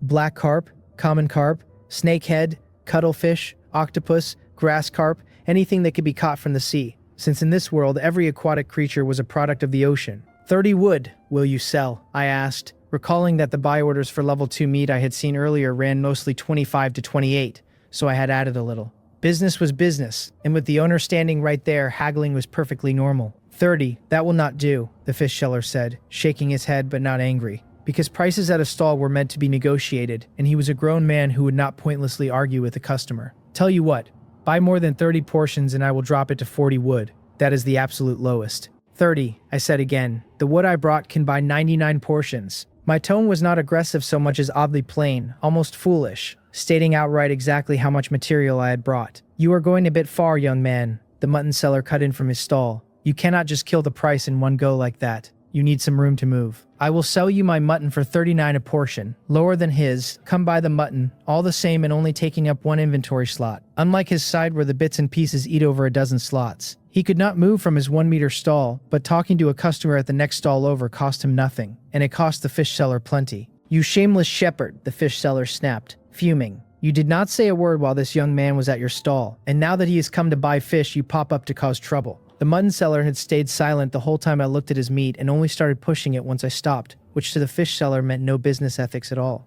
I am causing trouble, the mutton seller fired back, also growing irritable. I just had a slightly slow reaction and had not discussed price before you called him over. So who started the sabotage? He had been weighing whether to call me back and renegotiate, and while he thought it over the fish seller had pulled me away, which ordinarily would have been nothing. Both meats level 2 at similar prices, except this fish seller had gone too far dropping straight to 40 wood. and the worst of it was that this young man seemed able to buy a great many portions. The mutton seller did have a sheepfold at home, had bought breedable young lambs from the sales area a couple of days back, raised and bred them, then culled the ones that could not breed and sold the mutton for wood to expand his home. If one buyer took all the meat, he would happily drop to 30-something wood a portion, sell out and go home early to build. Slow reaction, the fish seller scoffed. Your reflex arc must reach the bottom of the ocean. Young man, buy fish. Buy 100 and I will drop it to 38 a portion. You fishermen, you are starting a bidding war, the mutton seller shot back. Buy all 138 as a bundle and I will change it to 35 each. What is so great about 35? The fish seller said. I can do that too. 35 and no bundle. Take as many as you want, and if I run out, I will swap in new species. The two argued a while, but the price stalled at 35, the only change being that quantities went flexible. The price is still too high, I told them. I can only offer 30 wood per portion. It seems neither of you can go lower, so I will check elsewhere. I gave the two of them, now glaring at me together, an awkward smile and prepared to leave, since anyone could see the so-called bidding war was just a show staged for me. 35 for basic materials was a very common stall area price, and on some managed stalls level 2 meat was already listed at it, with the occasional 33 or 32. But those came only in small quantities or were already snapped up. Young man, you are being a bit much, the mutton seller said. Not having expected that after they had strained themselves to lower the price, I still would not move. We have already pushed it down and you say you do not want it. Are you playing us? Seeing how fiercely they had argued and blurted things out in the heat of it, he figured I should have just bought and been done. I have said 30 wood from the beginning, I answered calmly, not bothering to comment on their acting. If you sell, I will buy. If not, I will keep looking. If not for the sheer quantity of mutton, I would not have wanted to stand and listen to the two of them argue at all. I glanced at them once more, then turned and started toward the other side. Since if they still would not sell after all this, they truly would not. In this trade city, as long as you did not enter the arena, no one could do anything to anyone. The worst case being a man like number 7 trailing you and talking a lot, annoying but harmless to your movement and safety. Sold, the mutton seller called after a few seconds, seeing I did not care and was walking off. All 138 portions bundled for 30 wood each. I am selling them all to you. Tending his stall, he had to set it to managed mode or pack it up or stay confined to that 1 square meter, so if he did not shout now, I really would be gone. As for whether 30 was a loss, the buy orders ran at most 28, and he had already waited over half an hour and sold only a dozen portions at 35. If he did not sell now, he would keep the stall open another hour or dump the lot to the buy order players, and level 1 and level 2 meat was not scarce. Since players could catch level 2 fish with just a level 1 rod and bait, with a large stock, selling it all in one transaction a touch above the buy orders let him cash out and go home to build. My wood is only enough for 99 portions, I told him, walking back. I will cover the rest with stone and weeds, and neither can go over 33 portions. I have plenty of stone already, the mutton seller said, his heart sinking to hear there really were only 99 portions of wood. How about 33 portions for weeds and 6 for stone? How could this kid be so honest? He thought genuinely awkward to run into such an inflexible buyer, but the price was agreed, so he wasted no more time. He set up a bundle of 99 portions of level 2 mutton, which I bought for 2,970 wood, then 2 more bundles, 33 pieces for 990 weeds, and the last 6 for 180 stones. With 138 portions of level 2 mutton in hand, I turned and walked toward the main gate. Wait, what about my fish? The fish seller called, dumbfounded. You are not buying fish anymore. The mutton seller had cleared his inventory and left, and the fish seller could not understand what had happened to their cooperation. This meat has already exceeded my expectations, I told him, glancing back. I do not need any more. Fish were no longer needed. The fish seller had not actually said he would sell, and even if he had offered 30 wood, I would not have given up the mutton for it. There were too many types of fish eating too many inventory slots, so without a price advantage, there was no reason to choose them, and this fish seller would certainly never have lowered his price further anyway. Going home, I told the little octopus, cradling it in both hands and using a pass from the market to teleport back to the island. Nothing much had changed while I was gone, only the weeds and the small trees standing a little taller, with almost an hour left before any of it could be gathered. I let the little octopus go and pulled out a piece of black fish meat for it to chew on slowly, and the little thing wrapped itself around the slab and looked perfectly content. As long as we were not moving away from the island, it was happy, and after circling the place twice in the night, it had decided it liked it here very much. Eat slowly, I told it. I am going to tidy up first, and I set it on the windowsill, small enough to perch there but in no danger of falling. And besides, with meat in its grip, the little octopus never wandered. I processed all 138 portions of mutton, 3 portions making 1, and ended up with 46 portions of level 2 fertilizer in my bag. The ore went 2 for 1, and from the 106 pieces of iron ore I had, I made 50 portions of level 2 ore powder, then took out 12 more pieces of level 2 black fish meat and turned them into 4 portions of fertilizer. since each foundation stone wanted 10 portions of each material to strengthen. With the materials gathered, I strengthened 5 plots of land in a row next to the one I had done before. The panel logged each one as a level 2 strengthened island foundation stone. Defense 50, durability 1000, fertility 2, mineral resources selected. That made 6 level 2 strengthened stones in all. The first set to food and these 5 set to minerals. Because while I needed fruit and wood and fodder too, what I needed most right now was ore. The old vegetation on those plots vanished, and 5 level 2 ore mounds came up in their place, each needing an hour to mine and promising stones, iron ore, flint, granite, and soil. The level 2 mounds looked more metallic than the level 1 ones, and I noted with mild surprise that an ore mound could yield soil. Though when I thought about it, that seemed normal enough. With the strengthening done and the leftover materials packed into the storage cabinet, I drank a bottle of water, rested 2 minutes, and began a fresh round of morning practice. By 9:35 in the morning, I had steadily worked through 30 practice movements, then took out the 8 iron pickaxes I owned, slotted them into my bag, and started gathering, knowing that once these were used up, I would have to craft more. A level 1 pickaxe striking a level 2 mound burned through durability fast, since the loss climbed by the same 5 times factor as the experience, but it was not absurd, and a single pickaxe could land about 20 blows on a level 2 mound before it broke. Piece by piece, I worked the first mound, and after a few strikes, I saw a new material, granite. Shaped like a stone block but a different color. And from that one mound I pulled 8 pieces of iron ore, 2 pieces of granite, 1 flint, 2 portions of soil, and 7 stones. The yields were far higher than before. Across all 5 level 2 ore mounds I banked 42 pieces of iron ore, 6 pieces of granite, 14 flint, 16 portions of soil, and 18 stones, and the 5 plots paid out 418 gathering experience. That rate of return made strengthening the island even more appealing to me. One of the food plots had grown a level 2 potato this time.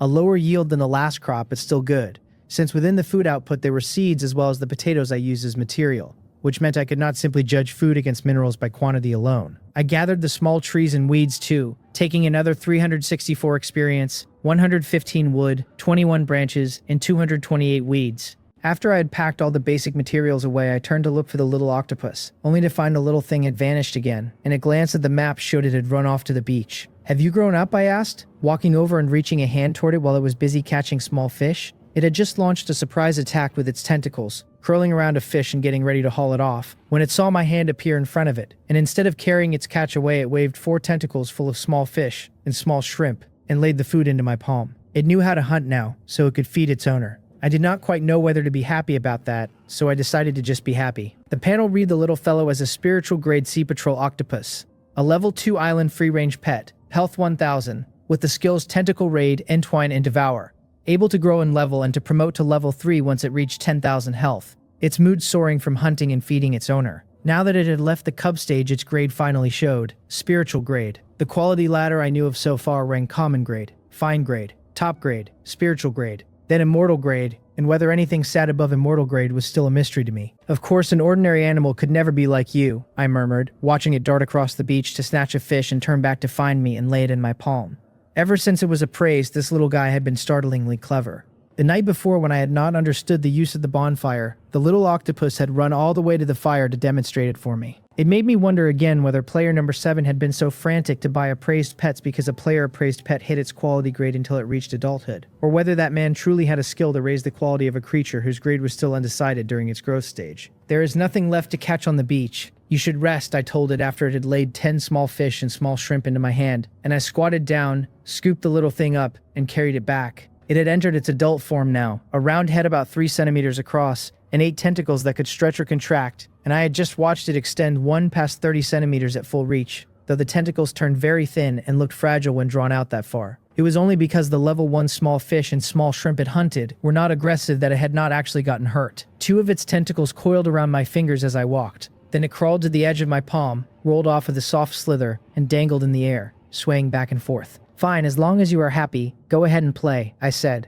looking at its status note, which now read Contented Heart, playing happily. This spiritual grade creature really was far too intelligent, and even its way of playing was unique, since it clearly had immense confidence in the resilience of those 2 tentacles. I stood at the food processing table and crushed the small fish and small shrimp that the little octopus had caught alive in my palm, killing each one for a point of hunting experience before turning the bodies into bait. I had assumed the things it caught would not earn me any more experience, but the notices proved how considerate it had become, since with its patrolling and pickup abilities it caught creatures without eating them and left them for me to kill. The trouble was that my home really needed a fish pond, or better still a marine aquaculture pond, where the small fish, small shrimp, and crabs could keep living until I needed them, at which point I could pull them out, slap them dead for hunting experience, and make them into bait. The more I thought about it, the more I wanted one. After banking 10 hunting experience, I let the little octopus go play and opened my construction path. Area expansion still wanted soil and stone, and an aquaculture pond clearly could not go on ground I had already reinforced. So I opened the map,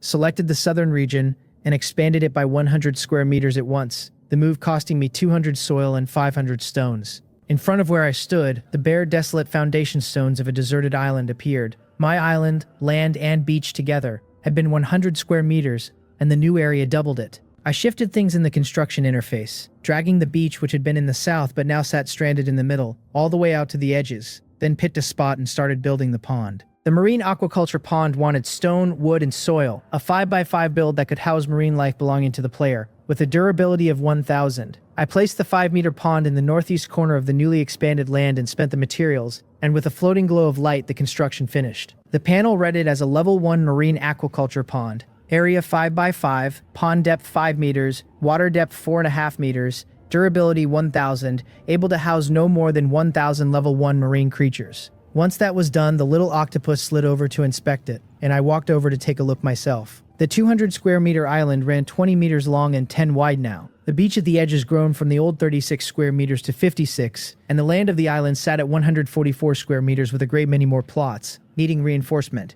The personal info panel summed me up. Island Master number 99111. Combat Power 13. The body strengthening technique is a reinforcement type skill. Hunting at level 1 with 169 of 200. Gathering at level 1 with 35 of 200. Gathering at level 6 with 3233 of 6400. And planting at level 0 with 29 of 100. The island held its 200 square meters total. The level 1 wooden shack. The spiritual grade level 2 sea patrol octopus. And the level 1 marine aquaculture pond. There were so many items now that the note after the total area needed another tap to open. The detail read the total island area is 200 square meters, the land at 144 with 6 square meters at level 2 reinforcement, 58 at level 1, and 25 taken by the level 1 marine aquaculture pond, and the beach at 56 with 36 reinforced to level 1. The pond area could be reinforced too, though that would only add defense without refreshing resources, and probably the only thing that could ever refresh inside the pond was a supply crate. With the pond built, I looked at my materials, found an animal breeding pen almost within reach but short on stones,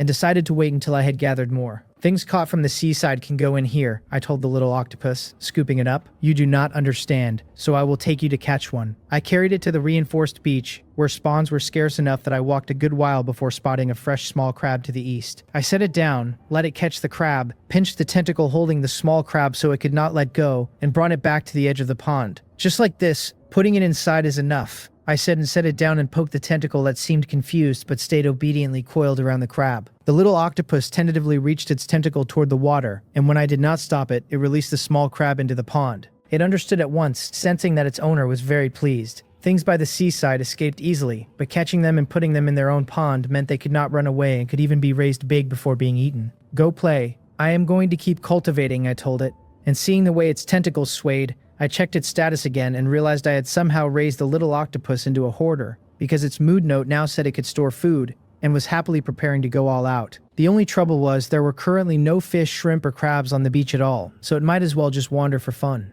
Cultivation needed its intervals, and during the gaps I gathered resources as they matured and adjusted the layout of the island. I set the decorative bonfire platform beside the house, since for a 200 square meter island the light from one fire was enough, only it had to be remade every 3 hours, and because I could not time it perfectly through the night, I basically built a new one to put up whenever I woke to gather. The fire being replaced, if it had not burned out yet, I could shift to the newly built area to vanish on its own when its time ran down. I tidied and adjusted while I cultivated, checking the chat channel now and then and watching the little octopus race back and forth across the beach, busy and diligent and hardworking. Before the noon refresh, I finished another cultivation session and banked 1,160 gathering experience. My warehouse gained 23 pieces of granite, 47 of iron ore, 26 flint, 34 units of soil, and 61 stone from the mining, plus 2 level 2 corn seeds, 5 level 1 corn seeds, 2 portions of level 2 corn stalks from the food. I pulled 318 weeds, chopped 198 wood, and dropped 34 branches. Thanks to the little octopus's hard work, the moment any level 1 small fish or shrimp drifted onto the beach, it caught them and ran to drop them in the pond. And across that half morning, it had brought in 36 level 1 marine creatures. Since I was only 31 hunting experience short of a level, I went to the edge of the pond before the noon refresh. The little octopus went in to catch them, brought them out to my palm, and after I crushed each one, I fed them back to it one by one. One of us happy to earn experience, the other happy to be fed. My hunting rose to level 2, combat power up another point to 14. It was exactly noon, the island resources refreshed, and though the area had doubled, the resources on it were no greater than before, the supply crates refreshing only 4 units. Among them, though, a level 3 supply crate had refreshed on the roof of my house. "You certainly are diligent," I said to the little octopus, who had been wrapped around my hand and now ditched me the instant it spotted living creatures on the beach. I left the poolside too, set on opening that level 3 crate first, and walked to the front of the house, where I hopped in place a few times, and once I felt confident I jumped straight onto the roof. Small as the house was, it was sturdy, and it did not so much as wobble when I landed. Squatting on the roof, I opened the level 3 supply crate right there, and it spilled out a fine haul. 98 ocean crystal stones, an inventory expansion voucher, worth 1 slot, a seaweed breeding nets crafting recipe, a level 2 mermaid stone statue ornament, 10 level 3 pearls, 2 level 2 granite, 42 level 2 iron ore, 6 level 2 cooking oil, and 10 level 2 seasoning. I used the inventory expansion voucher at once, bringing my inventory to 16 slots. The seaweed breeding nets recipe was a single-use item wanting 50 straw rope and 10 marine plant powder, and the panel said that once crafted and placed in a safe seawater area, I could harvest it after 6 hours. So I could only hope it would pay off. 2 weeds processed into 1 straw rope, which meant 100 weeds plus my 10 portions of marine plant powder, and I happened to have exactly 10. After making 50 straw rope and crafting the net, I went and placed it in the seawater pond first. I was in no hurry to open the rest of the crates, and instead ran to harvest the crop already ripe for picking, where I did not even need a tool, just grabbed the root system at its connection point and yanked. The panel logged a level 2 sweet potato, 2 level 2 sweet potato seedlings, 5 level 1 sweet potato seedlings, 6 level 2 sweet potatoes, 2 level 2 sweet potato vines, and 55 gathering experience, a good yield, though it was the seeds that pleased me most. After the sweet potatoes, I dug up the ore, finishing all 5 mounds in a quick flurry of clanging, then cleared the weeds, small trees, and level 1 ore piles besides, and 10 minutes of fast work banked 1,561 gathering experience, 231 weeds, 199 wood, 31 branches, 182 stones, 43 iron ore, 21 flint, 19 granite, and 33 portions of soil. With the gathering done, I ate a jam-filled bread slowly and moved to open the other 3 level 2 crates, which yielded few surprises this time. They gave 26 ocean crystal stones, 2 felling axes, 1 pickaxe, 2 fishing rods, 89 portions of soil, 109 stones, 113 wood, 141 weeds, 11 bread, 46 berries, and 13 bottles of water. Compared to before, when recipes dropped more or less often, it was not very good. Cannot be greedy, I told myself, rubbing my face with both hands to massage away the frustration that had surfaced. 4 supply crates was already very good, and I had just opened a level 3 besides, so I could not decide my luck was bad just because the level 2 crates were lean this time. Once I let thoughts like that take hold, my mindset would shift, and a bad irritable mood led to overthinking during rest and to stray thoughts during practice that could push me into a cultivation error or an injury. For my own safety and health, I steadied myself quickly. It was not some incredible gift, only the habit my original family had forced on me from childhood, when working hard was how I survived, kept from going mad, and protected myself. With my mindset settled, I went back to organizing my inventory, fitting everything I could into the storage boxes, and what would not fit I simply left, since I still had too few boxes. Looking at the level 1 and level 2 seeds taking up 6 slots, I moved all the stacked flower pots to the open ground beside the pond. 8 of them lined up. 7 were level 1 pots, each good for 1 more planting, and 1 was a level 2 pot that, because I had first planted level 1 cabbage in it, could only grow level 1 plants 8 more times. The little octopus came running over on 4 tentacles with the other 4 clutching small fish and shrimp, and leaned in to watch what I was doing. "This is flower pot planting," I told it. "Hurry up and go put those down. Lucky you have so many limbs." It did not understand, but it was hooked on the game of catching fish and shrimp to drop in the pond, so once it saw I had no time for it, it ran off to keep at it. Using a planting trowel, I set 5 level 1 sweet potato seedlings and 3 level 1 potato seeds into the 8 pots, refusing to obsess over why potatoes came as seeds instead of sprouts. That was just how this world worked, and since they went into my inventory the moment they were gathered, I only needed to plant them the way the world recognized. After planting the 8 portions, the water shortage warnings popped up, so I took out drinking water and poured 1 bottle into each pot, the planting and watering together earning 16 planting experience. Different plants matured at different rates, the panel said. The level 1 sweet potato harvestable in 6 hours. The level 1 potato in 4. With planting finished, I looked at the 32 bottles of drinking water left in my inventory and went to gather materials for a water resource purifier, only to find the recipe still wanted 1,000 wood when I had used mine up. No rush, I thought. It was noon, 3 more gathering rounds were coming this afternoon, and the wood would be ready soon enough. The level 1 breeding pen recipe wanted wood, stone, weed, sawdust, and soil, a 2x2 footprint with durability 100, able to raise level 1 animals. Thinking of the chickens and small rabbits that had been sitting in my storage box for a day, I decided to craft it, since I had only 6 small animals and they would not drink up all 30-odd bottles of water before dark. I did worry, though, that if some accident let one animal drink over a dozen servings, I might never afford to raise them. I built the pen, which took 4 square meters, and set it on an empty, unreinforced foundation stone near the edge. When I checked it, the breeding pen was actually quite nice, ringed by a wooden fence 30 centimeters high that looked too short to stop anything, though by the world's settings the animals inside could not get out. On its 4 sides sat 2 kinds of water basins and feed troughs. One basin was bucket style, presumably for larger animals like cows or sheep, the other shallower and likely suited to chickens and small rabbits. The feed troughs differed too, one large and one small, the large one fixed to the edge of the pen, the small one to the ground at the edge. Inside, the floor was fresh soil mixed with sawdust, packed firm and topped with a layer of processed weed. Feed, chickens, small rabbits, they are all herbivores, I muttered, looking at the pen's note that it could raise 10 small animals at once.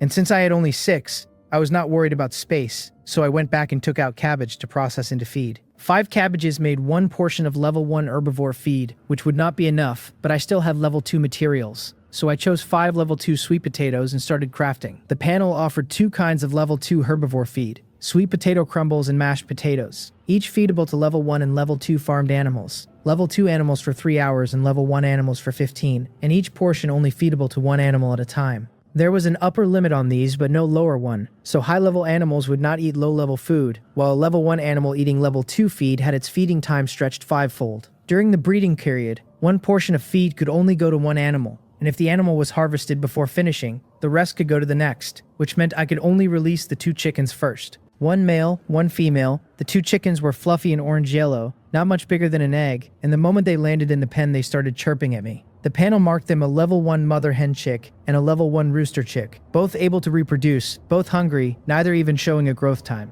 Eat up, I told them. Once you are full you can lay eggs and hatch more chickens, and I put in 2 portions of level 2 feed, the 2 chickens each locking onto one and lowering their heads to eat. After only a few bites they showed they were thirsty, so I poured a bottle of water into the trough, and only 1 chicken went to drink until I poured a second, and the other went over too. Both then read as eating and growing, due to enter their reproductive period in 6 hours. Only 6 hours to grow up, and the reproductive period presumably meant they would lay eggs, hatch them, and then be ready to harvest, though I could not yet tell whether the hatched chickens would be meat birds, layers, or, with luck, more that could reproduce. I had once heard a player who sold lambs say he had started with a litter of breedable lambs, and after 2 or 3 days they had multiplied so fast he had to slaughter sheep to sell the meat for materials and build more pens. If they all grew and bred in 6 hours, then the old and young kept breeding after another 6. The speed felt truly enormous. The 2 chickens, full and watered, flapped around the pen, unable to get out but eager to jump up and see the world. After watching them play a few minutes, I glanced at the basin, confirmed the water I had poured would last them 6 hours, and stopped staring at them to go take out the mermaid statue. The panel called it a level 2 mermaid stone statue ornament. A buff-type piece, and within its aura level 2 and level 1 farmed animals would be protected and have a 5% chance of an additional harvest. The coverage area 10 by 10.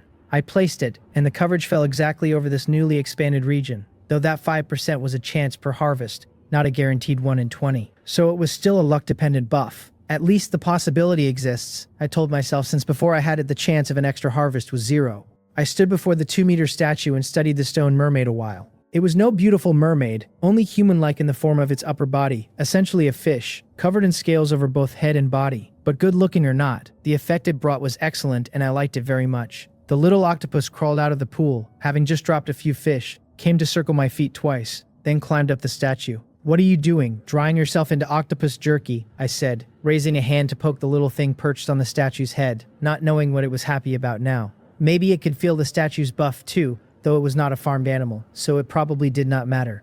Take your time playing. The stone will radiate heat after it sits in the sun, so do not get burned, I told it, reaching out to touch its tentacles, giving advice it would never understand before turning back to cultivate.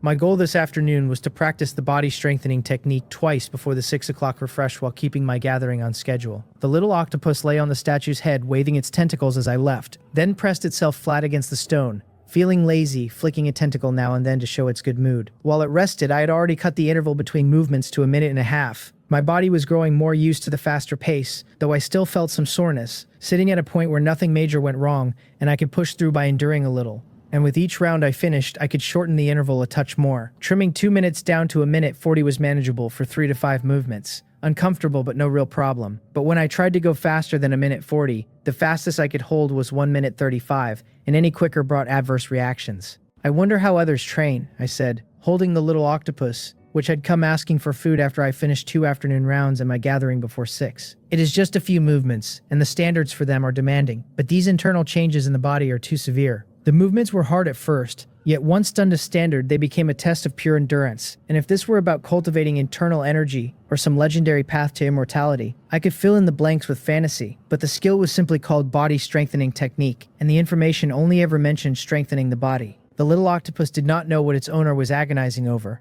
only that he seemed in a good mood, so it stretched a tentacle, hugged a piece of black fish meat, and ate, meaning to work once it was full. It had already grasped the rhythm of the 6-hour windows by instinct, knowing fresh small fish and small shrimp would appear on the beach, knowing it would soon have to start working and needed to eat first. You are quite lucky, I told it.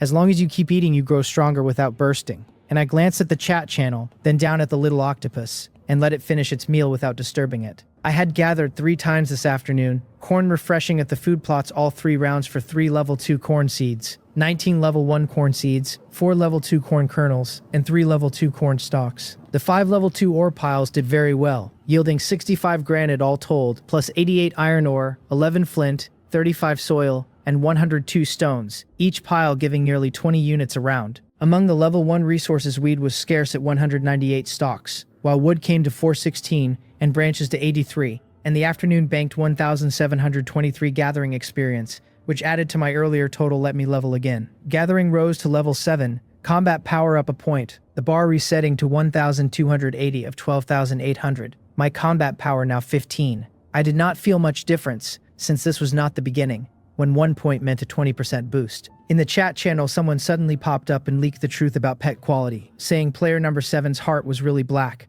that appraised pets were never below common grade and only revealed their quality once a player raised them to adulthood. The key point was that pets appraised from a player's unknown items were not the lowest grade everyone had assumed. People had talked before about the pet grades that refreshed in the sales area, immortal grade down to common grade, all seen to some extent by those who visited, but the rumor had run that player appraised pets were not even common grade, just for show once grown, of no rank at all. Because people believed it, some had felt it better to sell theirs for a few hundred ocean crystal stones, enough to buy real equipment or materials, and far more valuable than a useless ornamental pet. Then one player who could not bear to sell took theirs home, fed it a great deal, and watched the adult pet manifest quality attributes. The channel erupted. Someone asked what the point of appraisal even was if you could not see the info, calling it a loophole for others to exploit. And another pointed out that exploiting it still cost ocean crystal stones, that it was never a forced sale. So anyone whose brain was fried enough to sell as a fool could blame no one. Number 7 himself wrote that the ones he bought never produced a grade, that they all died during the evolution process, which drew open mockery. The loud crazy woman player 99 sneered that the so-called lucky emperor said his crystal stones went down the drain, and asked whether anyone believed him or believed she was the ruler of the world, with players promptly begging this self-styled lord ruler for an immortal pet or an immortal cultivation technique.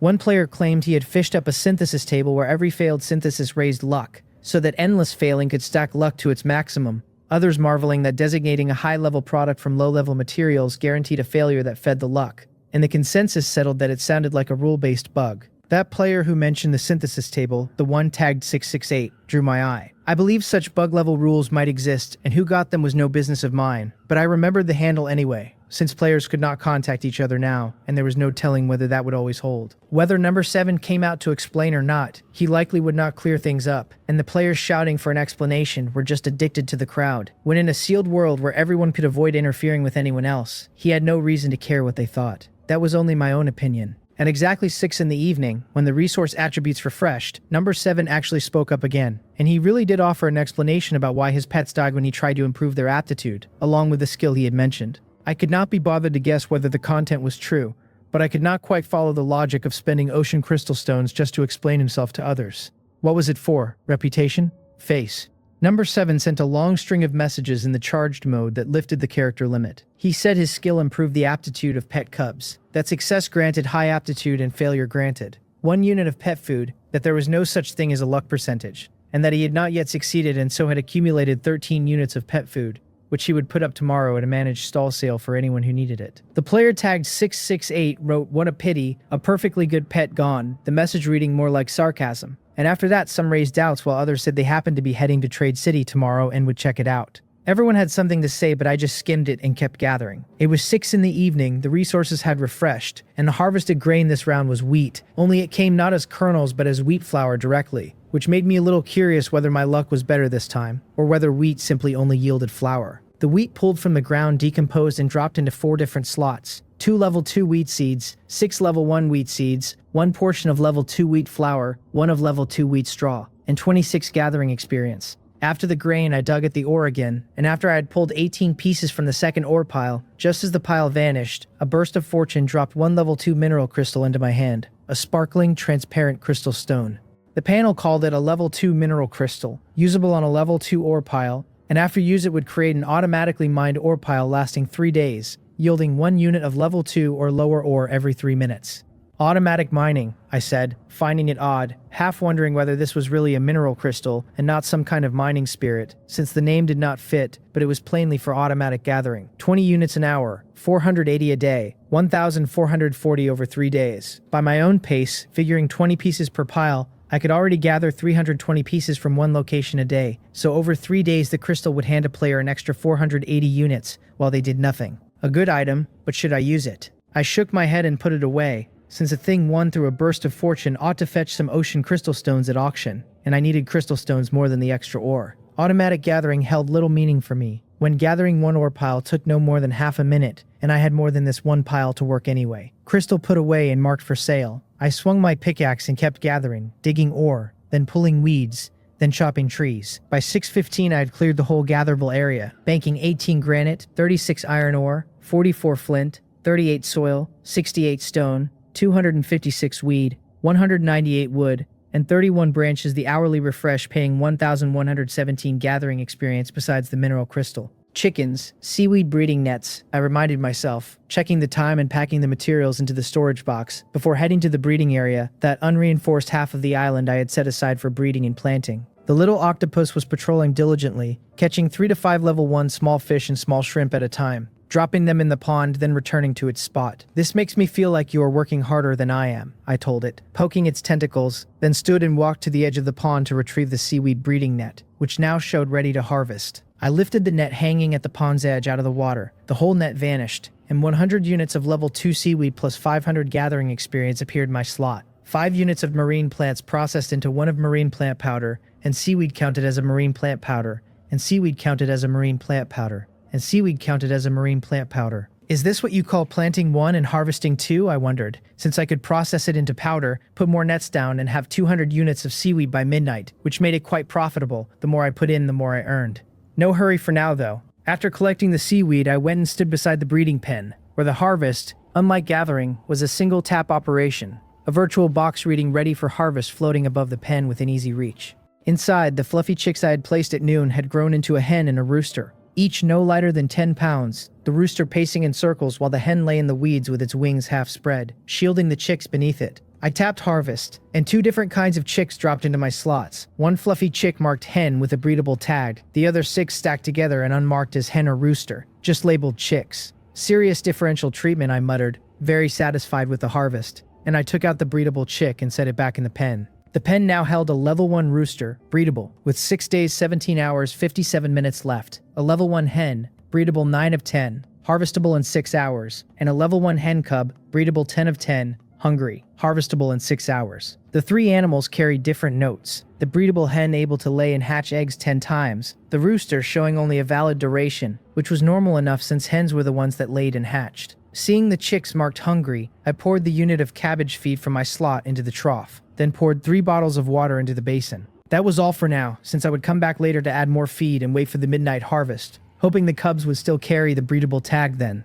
I harvested the flower pots next, the level 1 sweet potatoes giving 5 portions and 5 gathering experience each. The level 1 potatoes the same, 25 sweet potatoes and 15 potatoes all told. Every plant consistently yielding 5 with no surprise. After the harvest, only the level 2 pot remained, showing 7 planting cycles left, while the 7 level 1 pots, their cycles exhausted, dissolved along with their soil and pots. I feel like this is a sign I need to clear a field, I said, looking at the lone pot, since even though it could be planted 7 more times, seeds would keep piling up as resources refreshed. And it was impossible not to plant when I had seeds, the planting skill needing to level 2. For now, I dropped a potato seed in the pot, poured a bottle of water on it, and went to craft seaweed breeding nets, spending 200 weeds and 100 portions of level 2 seaweed to set 2 new nets into the pool. With the nets down, I had not forgotten that what I needed even more was a water purifier. The water resource purifier recipe was satisfied at last, wanting 1,000 wood, 50 iron ore, and 10 flint, the panel describing a distillation mode where I poured impurity-free seawater in and got a bottle of drinking water every 10 minutes. Durability 1,000, able to purify 1,000 bottles.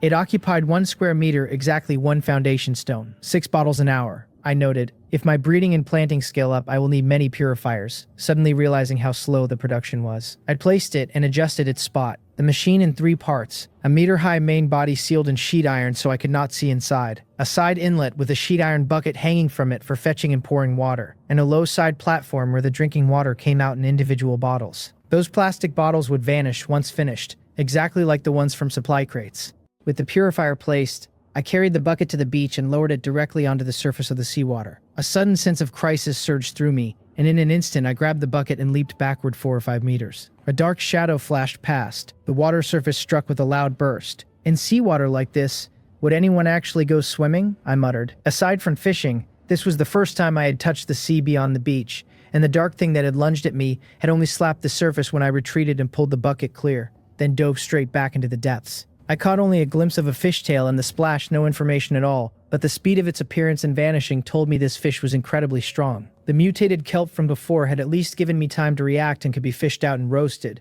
but this fish I did not even have information on, had not even seen the shape of. Just a flash, a glimpse of the tail tip, a very large fishtail. The little octopus came scrambling fast from the other side of the beach, carefully extended a tentacle, and patted my shoe. It had not seen the thing, but it could sense the aura of a very dangerous creature radiating from the seawater, and even appearing and vanishing in an instant. The fact that it had appeared meant it existed. It is okay, I told it. I have always known it was dangerous. I just did not expect it to be this dangerous, and I took a deep breath to steady myself, my heart trembling a little at my own carelessness. Fortunately, I had dodged fast and kept my body out of the seawater. The little octopus climbed up my clothes to my shoulder and patted my thumping chest, knowing this was its owner being frightened. You'd have to be careful too, I said. The beach is fine, but you must never go into the seawater beyond it, and even though it could not understand, I still felt the need to say it. Setting the bucket down a moment, I saw it was only 6:30, but the sky was darkening fast, so I gathered materials, built a bonfire, and set it on the platform, the flames spilling light down and wrapping the whole island in a gentle orange glow that made the seawater look even darker. I picked the bucket up again, went to the marine aquaculture pond, drew a bucket of water, and poured it into the purifier, knowing how foolish I had just been. The island had an absolutely safe pond, and a beach where the water was shallow and could be scooped up bit by bit, so how could I have dropped the bucket straight into the open sea? After fetching water again and again to fill the purifier's storage, I finally sat on the ground and rubbed my chest, took another deep breath, and my heart, which had clenched in an instant, finally calmed. The little octopus had stayed on my shoulder, and once my heartbeat returned to normal, it patted my chest once more, then touched my finger when I reached up to its tentacle and crawled down to keep catching small fish and small shrimp. Try to see if you can carry this and put what you catch inside, I said, and took out the grass basket I had used for fishing and set it before the little thing.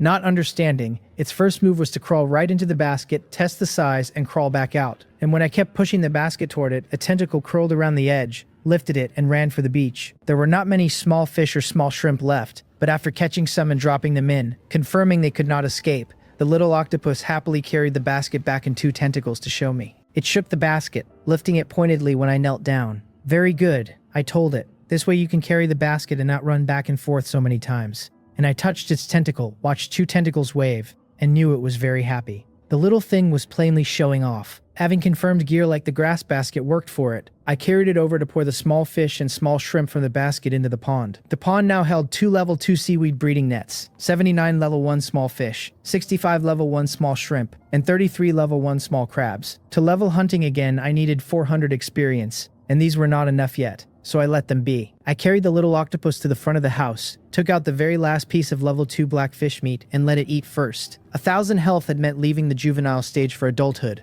though I did not know whether all spiritual grade creatures were like this, or whether it was the devour ability, but either way its maximum health kept rising as long as it ate.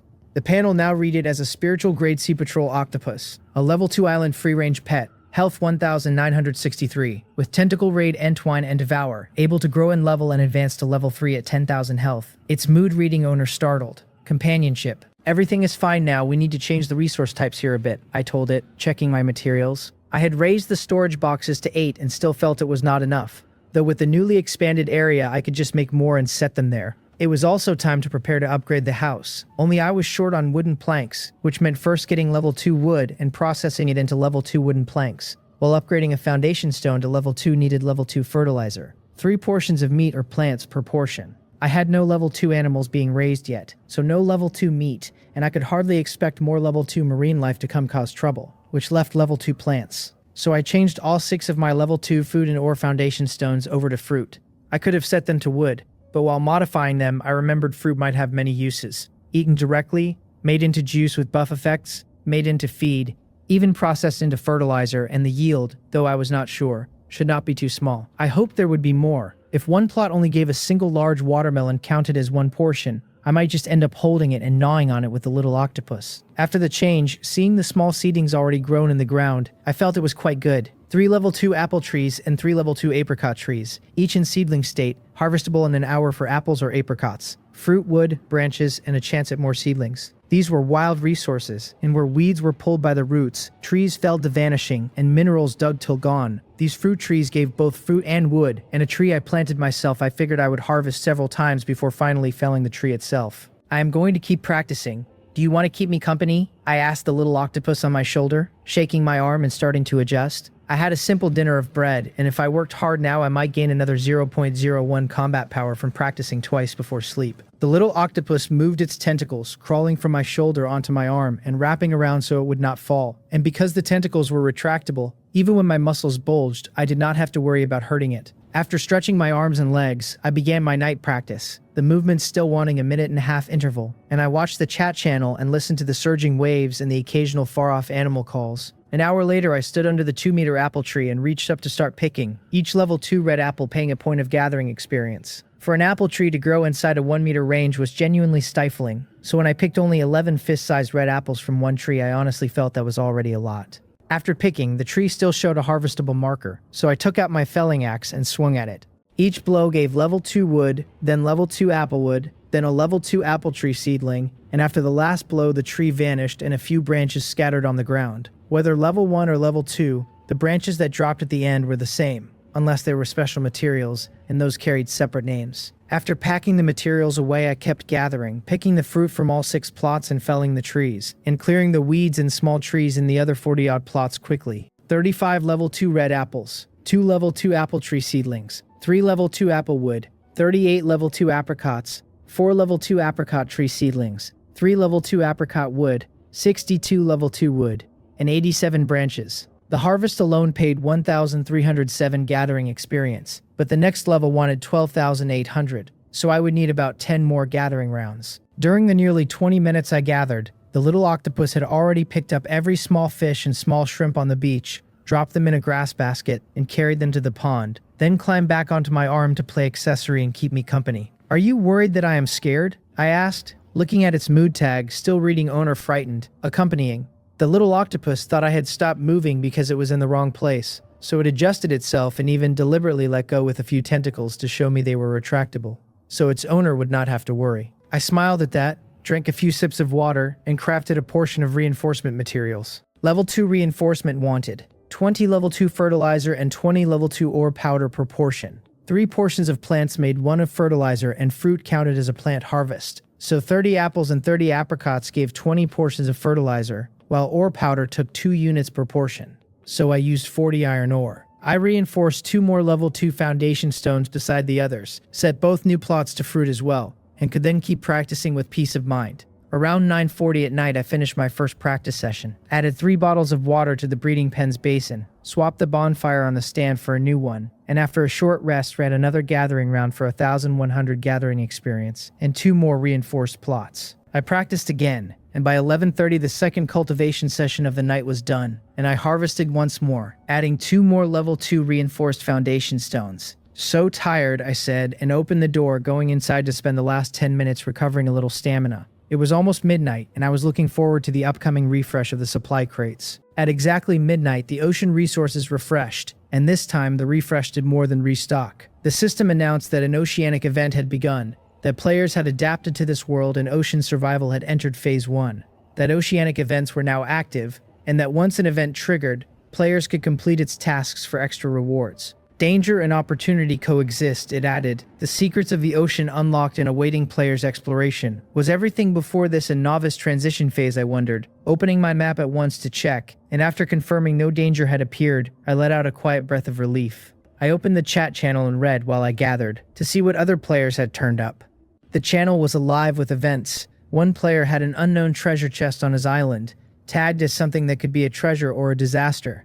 Another had a mermaid in the sea nearby, singing in a tongue he could not understand. A third was being battered by a gale, his level 1 wooden hut already swaying, while several others reported nothing at all but the sound of wind and waves. And number 7 said he had only gotten a few supply crates and asked whether anyone had hit an event with no danger, and only benefits. The player tagged 668 answered that his luck seemed good this time, that he had submitted 30 portions of food and received an exquisite automatic defensive crossbolt station, confirming when asked that 30 loaves of bread had been enough. The others marveled that 30 loaves of bread for an exquisite building meant he might never have to guard his island again. I watched them chat while I gathered, and uncertain, I checked my island again, but it stayed quiet.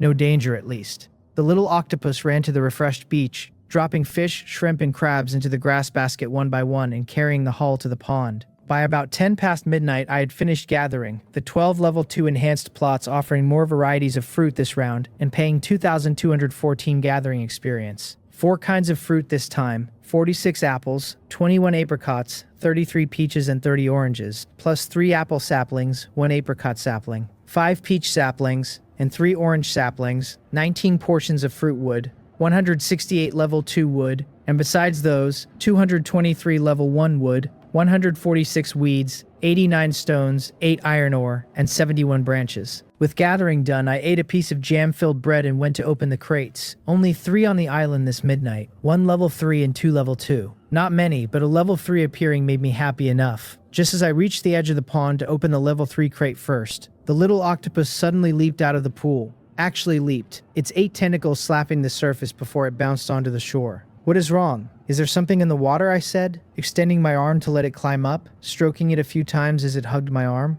There would be no answer to a question, so I stepped forward to look for myself. The panel laid out a special oceanic event, the mermaid's wail. The merfolk clan excelled at mental attacks, it told me. Their beautiful singing able to protect them but also to bring them disaster. And this particular mermaid had escaped from a naga cage and was passing by my island, now needing enough food to fill its stomach. Be careful, the panel warned. A starving mermaid is never picky about food, and humans can be on the menu. It read the thing as a weakened mermaid, health 138,596,990. I swallowed hard at the sight of that. Even extremely weakened, it carried over 130 million health, simply too much. And the mermaid was not an invasive creature or something I could hunt, with no other information shown, only that terrifying value. Do you eat bread? I asked, carrying the little octopus and taking a loaf from the storage cabinet nearby, then walking to the edge of the pool. There was no point considering escape, because escape was impossible, and as for attacking, even if the mermaid stood still and let me hit it freely, I would exhaust myself to death without ever matching its base recovery. Human, thank you for the food, the scale-covered mermaid said, leaning against the pool's edge and reaching out a clawed hand much like a human's, taking the bread and biting off half in one mouthful. It finished a whole loaf in 2 bites, then looked at me, plainly waiting to be fed more. In my storage box, I had accumulated 63 loaves of bread, and I took them all out and handed them over one by one. When the bread was gone, I brought out 26 loaves of jam bread, and when those were finished too, 107 berries, tiny things the mermaid did not mind, pinching them from my hand one at a time with its fingertips. When all of that was gone, the only food I had left was the level 2 fruit.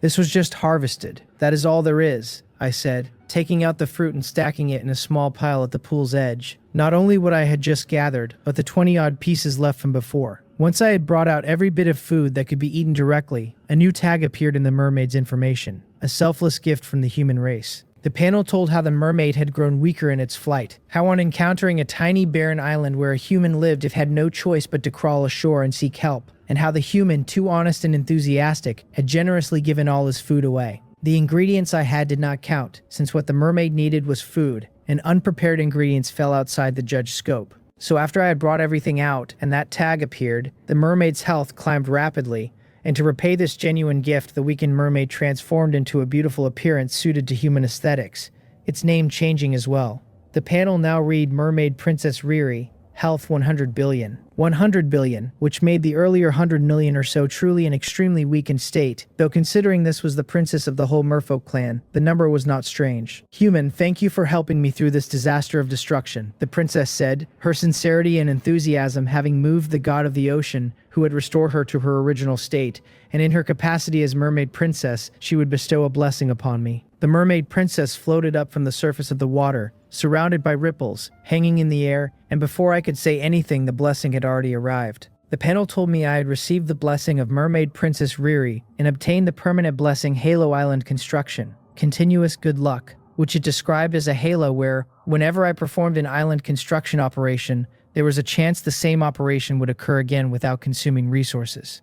I looked at the calm island, Mermaid Princess Riri already gone. Continuous good luck. This blessing surely had to count among the very best blessing auras. The more operations I performed, the more chances it cost reconstruction. No harm to me and no upper limit. The probability of it, though, was a little vexing. Say I wanted to reinforce a level 2 foundation stone, and the cost-free extra operation triggered, only to find no level 1 stones left to perform it on. In which case, I could only waste the free operation for lack of preparation. For foundation stones, I could upgrade extras as backup, keeping a range of levels, but the blessing scope covered not just foundation stones but every island construction operation, any of which could trigger the effect. After the mermaid princess left, the little octopus's fright quickly faded, but for a moment it could not read my emotion, which was too complex. The mermaid princess gave us an unlimited super gift. I told it, I am a bit too happy, my head is spinning. I sat by the pond and reached out to pull the 2 seaweed nets beside me, thinking how the value of this blessing would only grow the further into the future it reached. I could already imagine it if I could one day build immortal grade structures on the island with the materials ready, and a continuous good luck triggered. Just thinking about it was stimulating. The little octopus confirmed I was happy, and though the happiness looked a bit strange, it was relieved. The treasure box has not been opened yet. The chickens still need collecting, and the bonfire, oh right, and the potatoes. I rattled off lightheaded with joy and went first to collect the chickens in the breeding pen. The harvest gave 2 level 1 mother hen chicks and 10 level 1 chickens, and I set the 2 breedable hen cubs aside until I had feed for them, since I had given all the fruit to the mermaid princess and had no raw material to make any now. On the other side, the potato plant in the flower pot steadily yielded 5 portions again. In my slots, I processed 200 portions of level 2 seaweed into 40 of marine plant powder, made 200 straw rope from 400 weeds, and finally turned those into 4 seaweed breeding nets, set them down and built a new bonfire to replace the old one. Then, with the little octopus wrapped around my hand, I went to open the supply crates. The level 3 crate yielded plenty after opening. 100 ocean crystal stones, a storage cabinet 10-slot crafting recipe, a steamed bun crafting recipe, 10 level 3 sea cucumbers, 13 level 2 wooden planks, 35 level 2 granite, 47 level 2 iron ore, 50 level 2 pasture grass, 50 wheat flour, and 33 water. The storage cabinet pleased me especially, since it took 1 foundation stone slot but held more spaces, and the steamed bun recipe wanted wheat flour and a meat or vegetable filling, a fine food whose effect varied with the filling, except I had the steamed bun recipe but no recipe for any filling. The crafting in this world was not flexible, since you first needed a recipe to process anything, and a manually made item went unrecognized and slowly vanished with a resource-damaged prompt. Everything collected, I opened the other 2 level 2 crates with a little octopus along. The first gave 3 ocean crystal stones, a felling axe, 2 flint, 26 soil, 53 stone, 41 wood, 43 weed, 2 jam-filled bread, 10 berries, and 2 water. The second gave 10 cotton cloth, 5 iron ore, 20 soil, 41 stone, 33 wood, 49 weed, 1 jam-filled bread, and 5 water. No recipes from either, but the basic materials were quite good. And the 3 extra jam-filled bread meant I would have something to fill my stomach tomorrow morning. Sleep first, then wake around 1:40 to gather, I decided. And once the crates were open and it was past 12:40, I went back inside and lay down, since I slept little each night and tried to get as much as I could, falling asleep quickly. Something seemed to happen in my dream, but when I woke my head felt hazy and I could not recall any of it. "It is 2 o'clock, I overslept," I said, checking the time and hurrying out to gather. The little octopus was not in the house, and the map showed it had run to the beach to catch fish, shrimp, and crabs. I finished gathering in about 10 minutes, the little octopus done with its work and back too. Then I replaced the bonfire with a new one and went back inside to sleep. I slept a good while that night, gathering at 2 and waking again around 3:40 to finish near 4, with the third gathering at 5:30, no need to rush too hard. Still done in about 20 minutes. By 5:50, I sat on the bed eating jam-filled bread and drinking water to rest, and I had just started crafting the 10-slot storage box, meaning to make a few before adjusting materials, when I noticed something very abnormal. "Last night, there was no moon or stars," I said, and opened the chat channel for a glance. Chewed and swallowed the bread, then stood and opened the door. Standing on the clean island after gathering, I looked up at the sky, searching for the moon that should still hang there at this hour. Normally, when the sun rose in the east, the moon in the west would almost simultaneously fade. Now there was nothing on either side, only the sky gradually brightening. The chat channel scrolled past in the early dark, half of it people who had only just noticed the moon was gone, teasing each other for sleeping so soundly when fish might crawl ashore to eat them. The other half insisting there was no danger because a notification would always pop up first. Someone wanted to know if anyone actually woke at set times in the dead of night just to gather, and that turned into a long round of half-joking misery. Players bowing to the so-called liver-killing grinders. One man bragged that he gathered 16 times a day on an 80-square-meter island, and his body was nearly ruined, while a lucky player who just casually opened supply crates lived twice as well.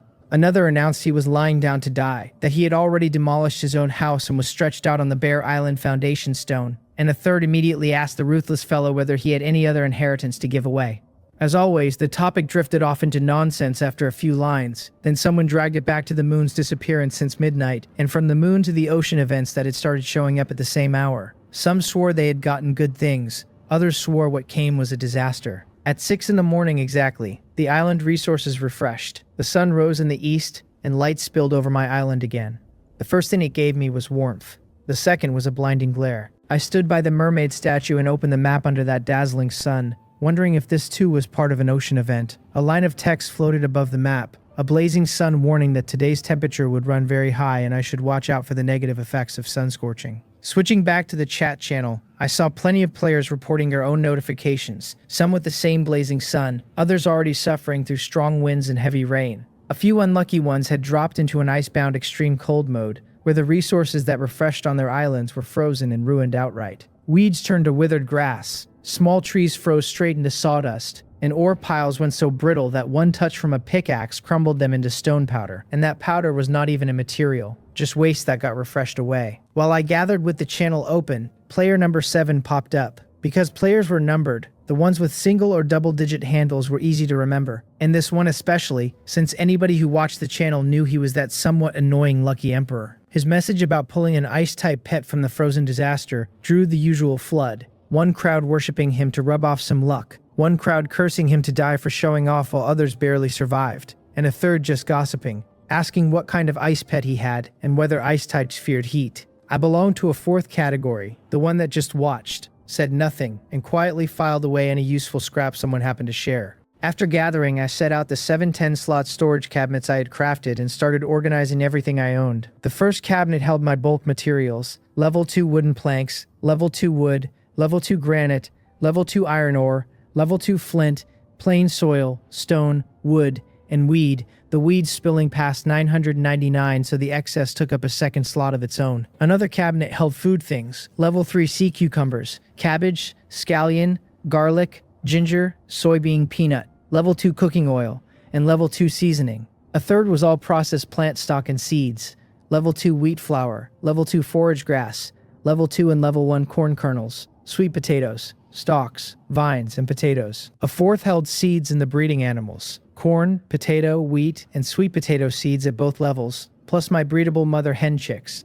a litter of 4 rabbit cubs, and 16 plain chicks. The 5th cabinet held my fruit tree saplings and the blackfish leavings, grape, apple, apricot, peach, and bayberry tree saplings, a set of level 2 blackfish bones, and level 2 blackfish skin. The 6th held tools and oddments, felling axes, pickaxes, fishing rods, a grass basket, a little seaweed, seaworm skin, cotton cloth, sawdust, coarse thread, and branches. The last one held my level 3 pearls and a heap of level 2 fruit and fruit wood. Red apples, apricots, peaches, bayberries, and the apple, apricot, peach, orange, and bayberry tree wood besides. The 7 cabinets came out basically full, only a few empty slots left for more level 2 saplings. I pulled up my personal info to see where it all left me. The panel called me Island Master number 9911, Combat Power 16, with the body strengthening technique as my enhancement type skill. My levels read hunting at level 2 with 0 of 400, fishing at level 1 with 35 of 200,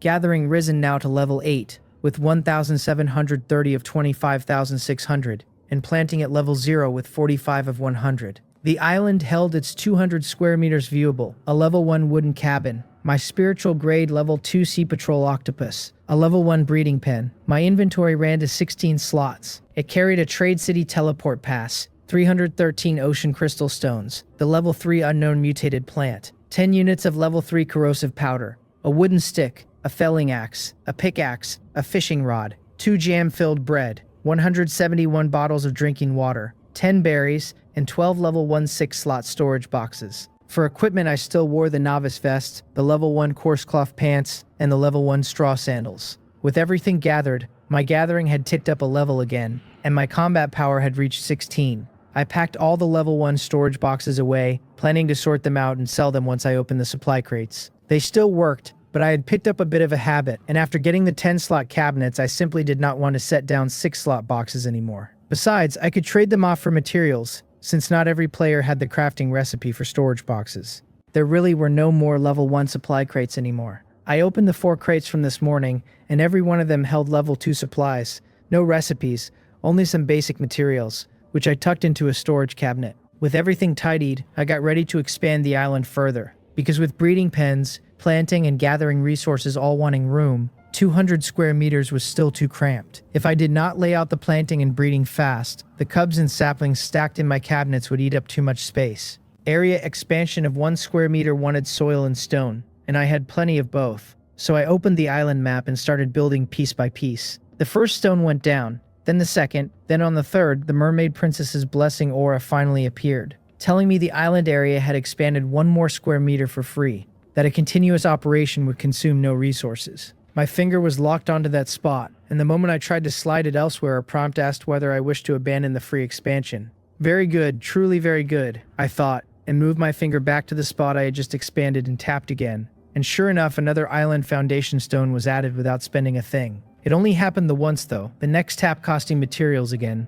By the time I had expanded the island by 100 square meters, 15 of those stones had been free builds, the chance completely random. Sometimes I laid 20 blocks without a single free one, other times the effect chained 2 or 3 times in a row. The only hard rule was that the blessing fired only on a build that actually had its materials ready. So even with perfect luck, the best it could ever do was give me 2 items for 1 set of materials. It could never become a mode where 1 set of materials stacked forever. The little octopus came scrambling out the instant the island grew, crawled to the new edge to look around, then hurried back to me. Our home had gotten bigger again. Let us leave it at that for now, I told it. We will put out everything that can be planted and bred. It was 6:30 in the morning. The breeding pen could hold 10 animals but had only 3, and the recent harvest had given me 2 more breedable hen cubs.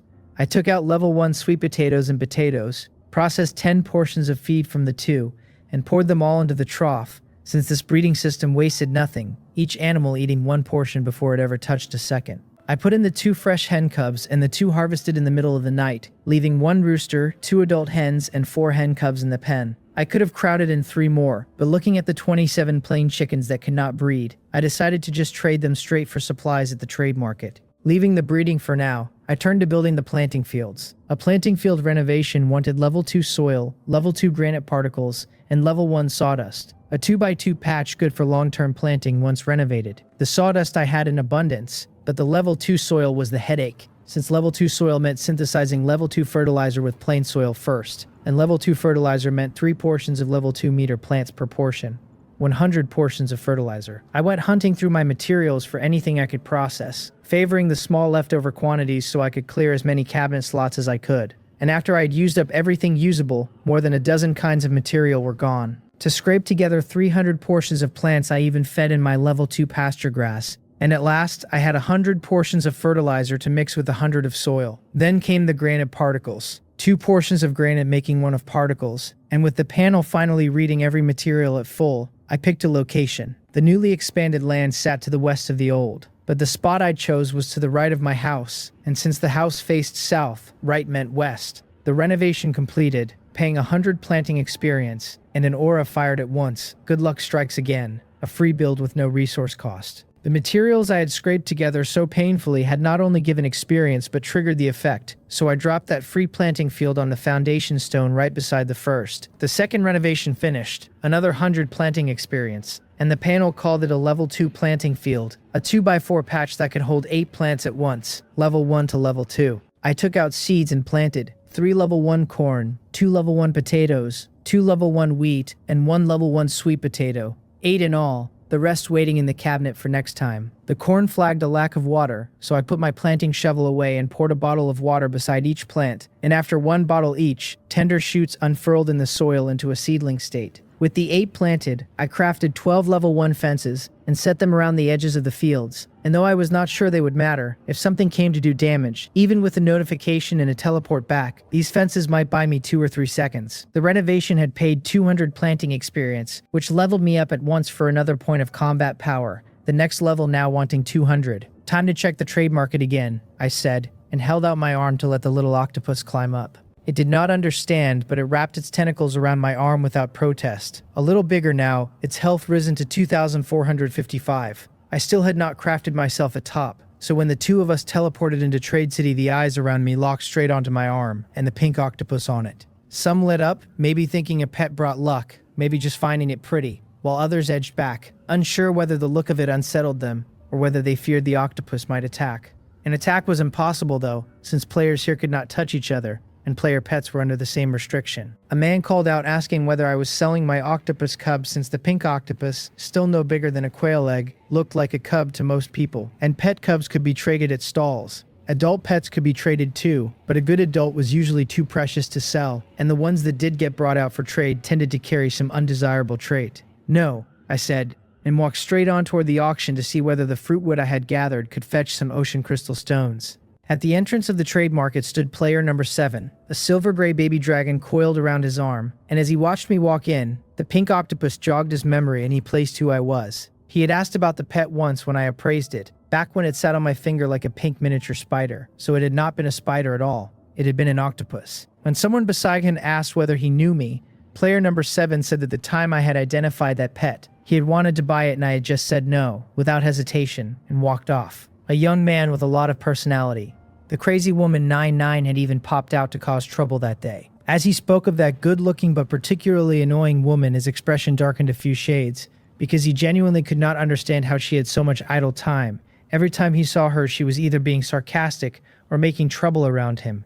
She did not seem to have arrived yet, and he wondered, with no small dread, whether she would turn up again later. A woman called after me before I had taken more than a few steps into the hall, asking the little brother with the pink octopus on his arm what his octopus cub ate, and at the shout, every player who had not been looking turned to stare in unison. It eats meat, I told her, glancing at the short-haired woman hurrying over, an octopus on her own hand already bigger than the back of it. Since we both raised octopuses, I answered when she asked. She fell into step beside me and rattled off a string of questions, whether it ate minced meat or chunks or shreds, raw or cooked, whether there were level requirements, apologizing in the same breath for asking too much and being annoying. Then she added that her own had just been appraised but did not show what it liked to eat. Mine is not picky, I said. As long as the meat carries no negative effect, you can lay out several kinds and let it pick for itself. I glanced down at her octopus, which seemed to be the venomous sort, purple-black with red rings all over it, and color-shifting stripes warping along its tentacles. Nothing like the solid pink of my own. Set the two side by side, and my little fellow looked like nothing but a soft, cute little darling, pink without a single other shade, and very considerate. She thanked the pink octopus little brother and, once she had learned that the octopus ate meat and chose its own preferences, stopped bothering me and dropped back. Pink octopus little brother, that title. Outside the entrance of the auction area stood the woman I had met twice before, waving with a smile, asking why my octopus had not grown at all, whether it was starving. She had come in early and gone straight for the auction, so she had not gone out to disturb any of the lucky emperors. She had spotted the woman with the bigger octopus in the hall earlier, who must have sold some resources for ocean crystal stones before her own appraisal. And she found my pink one far more curious, small but more agile and spirited. Surely a top-tier pet at least. It grows slowly, I said, telling the plain truth, and somehow that only made her smile wider, which I did not understand at all. Whether something was wrong with what I had said. It is nothing, she said, waving me off. She was not laughing at me. I should go get busy and buy the little thing more meat to eat. Woman 99 did not plan to chat with me any further. She could see that this handsome young man was someone keen to play a single-player game. That most people who came to this world still needed some social contact. A smile while watching a scene, or even just an argument. The little flickers in their eyes betraying that they noticed the people around them. But this one was different. No barrier to talking, yet a world that plainly did not need any other player's disturbance. The kind whose occasional reactions were interesting to watch but whose company would sour her mood if she lingered too long. I did not know any of her thoughts and had no interest in knowing, since I had already moved into the auction hall to check what starting prices I could set. The level 3 corrosive powder, the stuff dropped when the kelp died, carried a starting price of 100 ocean crystal stones per unit, so 10 units meant at least 1,000, though I had no idea how high the bidding would climb. Auctioning was very convenient, but a 5% fee came off any successful sale, and the deduction rounded up, any fraction under a single ocean crystal stone becoming a full one taken away, no rounding to the nearest whole and no accumulation. I had no use for the powder in my current state, so I might as well turn it into crystal stones to buy other materials for island construction. I listed all 10 units with a 1-hour public notice, after which the auction would run 5 minutes, then moved on to the rest. The mineral crystal listed at 50 ocean crystal stones, a decent starting price compared to most things, so I put it up. I had brought various fruit woods too, level 2 apple wood at 1 ocean crystal stone apiece, or 33 for the full bundle. Since level 2 special woods sold best in bulk, I auctioned each kind in a single lot. 33 apple wood, 21 apricot wood, 18 peach wood, 5 orange wood, and 13 bayberry wood, 5 separate lots that would take an hour to show their worth. I listed all 27 chicks together. 2 ocean crystal stones a bird for 54 total. Then the 12 6-slot storage boxes at 2 stones each for 24, which was genuinely cheap, though by raw materials a box really was only worth about 100 units of wood. So about 2 stones. The rest, basic materials and fruits I did not even have enough of for myself, stayed on the island. Switching from the selling page to the buying one, I went looking for recipes. The filling recipes all started at 10 ocean crystal stones. Meat filling, vegetable filling, seafood filling, mixed meat and vegetable filling. Dozens of copies listed of each with staggered start times.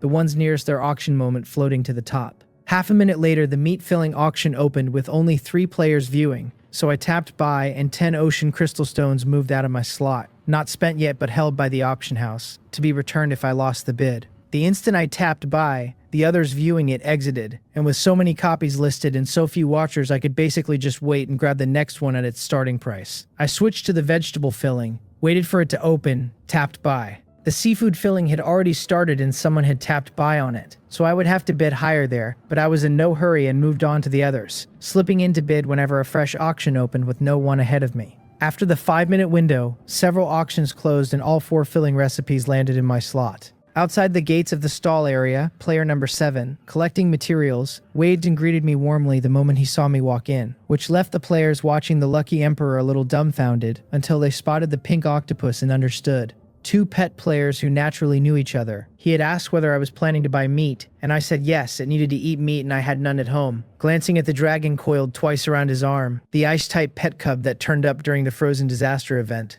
It looked good, though I could not tell whether its aptitude had been upgraded. His liked meat too and ate plenty, he said, leaning in to mention that his little ice dragon was spiritual grade, then asking quietly whether my little octopus's aptitude might be convenient to disclose. He spoke softly, but players always kept a certain distance, and a few people nearby were already quietly waiting to eavesdrop. Not convenient, I said, refusing flat, not caring what he was after. What was I afraid of, he pressed. No one could rob anyone here. I could just say it. He had wanted to buy it back then, and I would not sell. So I could at least tell him it was spiritual grade, and let him feel the pain of missing a treasure. Used to rejection, he showed no awkwardness and kept up the familiar patter. Fine. It is spiritual grade, I said, and walked into the stall area. That kid actually said it. One of the watchers laughed. And another guessed I had probably just thrown out a random answer to make number 7 stop bothering me. They did not believe it, treating my dismissiveness and number 7's prodding alike as nothing more than entertainment. Player number 7 froze a moment, lowered his head, smiled, gathered his stored materials, and walked out. "What was this?" 99 said, coming over to watch him make a fool of himself. Did he get discouraged just from buying something? Her expression was as annoying as ever, but she could see the frustrated defeat hanging on him. "It is spiritual grade," number 7 whispered, after making sure no one was watching. "Are you sure?" she said, puzzled for a second before it clicked, that to wound him this badly, combined with who he had just met and a few things she already knew, it had to be that. This man had burned a skill and a mountain of materials to finally upgrade one spiritual grade ice dragon, and someone else had just casually appraised and raised a spiritual grade pet from the start. To be hit that hard in the one place that was luck, that was genuinely tragic. Only that little brother had simply said it, and number 7 had just believed him. His skill, number 7 said, consumed ocean crystal stones to lock onto a specific sentence from a player and detect whether it was true or false. The result of this particular detection had him deeply regretting why he had gone up to talk to the man for no reason at all, and not just talked but spent 1,000 ocean crystal stones to confirm it. Wonderful. Confirmed now? Feeling bad now? Feeling miserable. He was suffering of his own making, and 99 did not even need to mock him, since he was already mocking himself plenty for spending money to wreck his own mood. "Let me laugh for a bit," 99 said, staring at him blankly before she lost it, lowering her head to laugh in muffled fits, her shoulders shaking. If players could touch each other, she would genuinely have wanted to pat his shoulder and give the dummy a comforting head pat, since she had never noticed before how silly this guy was. As for the pink octopus little brother's luck in raising his spiritual grade pet straight off, he had luck, sure, but none of them who could afford to wander and chat here had bad luck. Number 7's own luck was genuinely good. He was just too obsessed with wanting a pet that fit his exact wishes,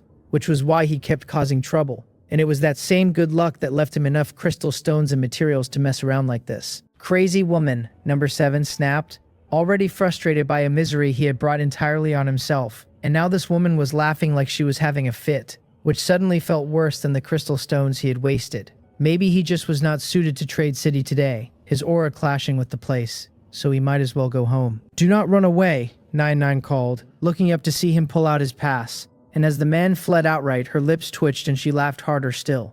Day after day, there was just too much fun to be had. She decided to head to the stall area, since the pink octopus little brother probably had not gone back yet, and she might catch something else amusing. Meanwhile, I had no idea I had driven one person off in a temper and another into a laughing fit. Not long after stepping into the stall area, I spotted a familiar player, the one who sold mutton. "You are here to buy meat again," the shepherd uncle said, looking conflicted, wanting to clear his stock early and get home to work, yet feeling this kid was too rigid in his trading, just naming a fixed price and that was it, giving no sense of the haggling that made business fun. "Yeah, I need a lot of meat," I said, looking at the mutton on his stall, since his sheep bred and yielded so well that yesterday's 100-odd catties had become 300 today. "If you want a lot, how about yesterday's price?" he offered, eager to finish selling. "I did not bring materials, only ocean crystal stones," I said, shaking my head since even my wood was running low and I had to shop with crystal stones now. "Ocean crystal stones," he brightened. That was not impossible. 1 stone for 50 basic materials. Simple math. His mood soared, since ocean crystal stones were good things and the reason he avoided auctions was the fees, where lots basically sold at the starting price anyway, so after handling charges it came out about the same as the stall buyers. Many stall collectors set their rates off a player's auction income,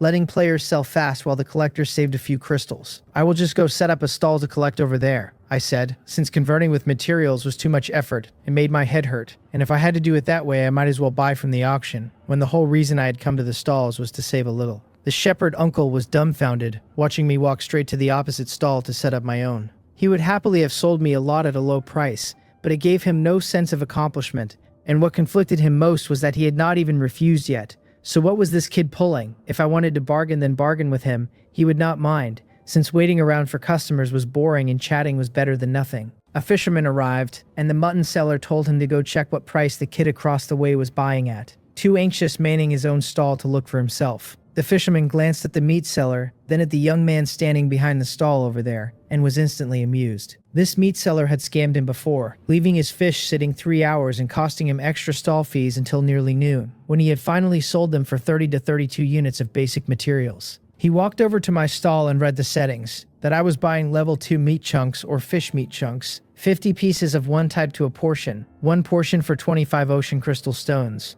That converted to about 25 units of wood or weed or stone, when others nearby were offering up to 26 or even 27 and 28. He grumbled that it was discrimination, that whole fish would not do, that who traded fish in chunks, that even fishing a full day and night he could not gather 50 stackable level 2 fish. There are larger fish that drop fish meat after being killed, I said, just done setting up and weighing whether to leave the stall on auto or stay a while, explaining that fish meat could indeed trade this way, but it took a big enough fish and the fish had to be killed first. Then I looked down at the little octopus and poked its tentacle, letting it stay a little longer. The player count was over 10 billion, so even if only 1 in a million came to the trade market, there would be 10,000 people here. And my price was not outrageous, similar to the nearby stalls. And I was paying in ocean crystal stones, which at this stage were more popular than basic materials. This kid, really, the fisherman muttered, shaking his head and walking off. Since my trade range was no concern of his, and there was no point wasting time, and as for the mutton seller in his bad mood,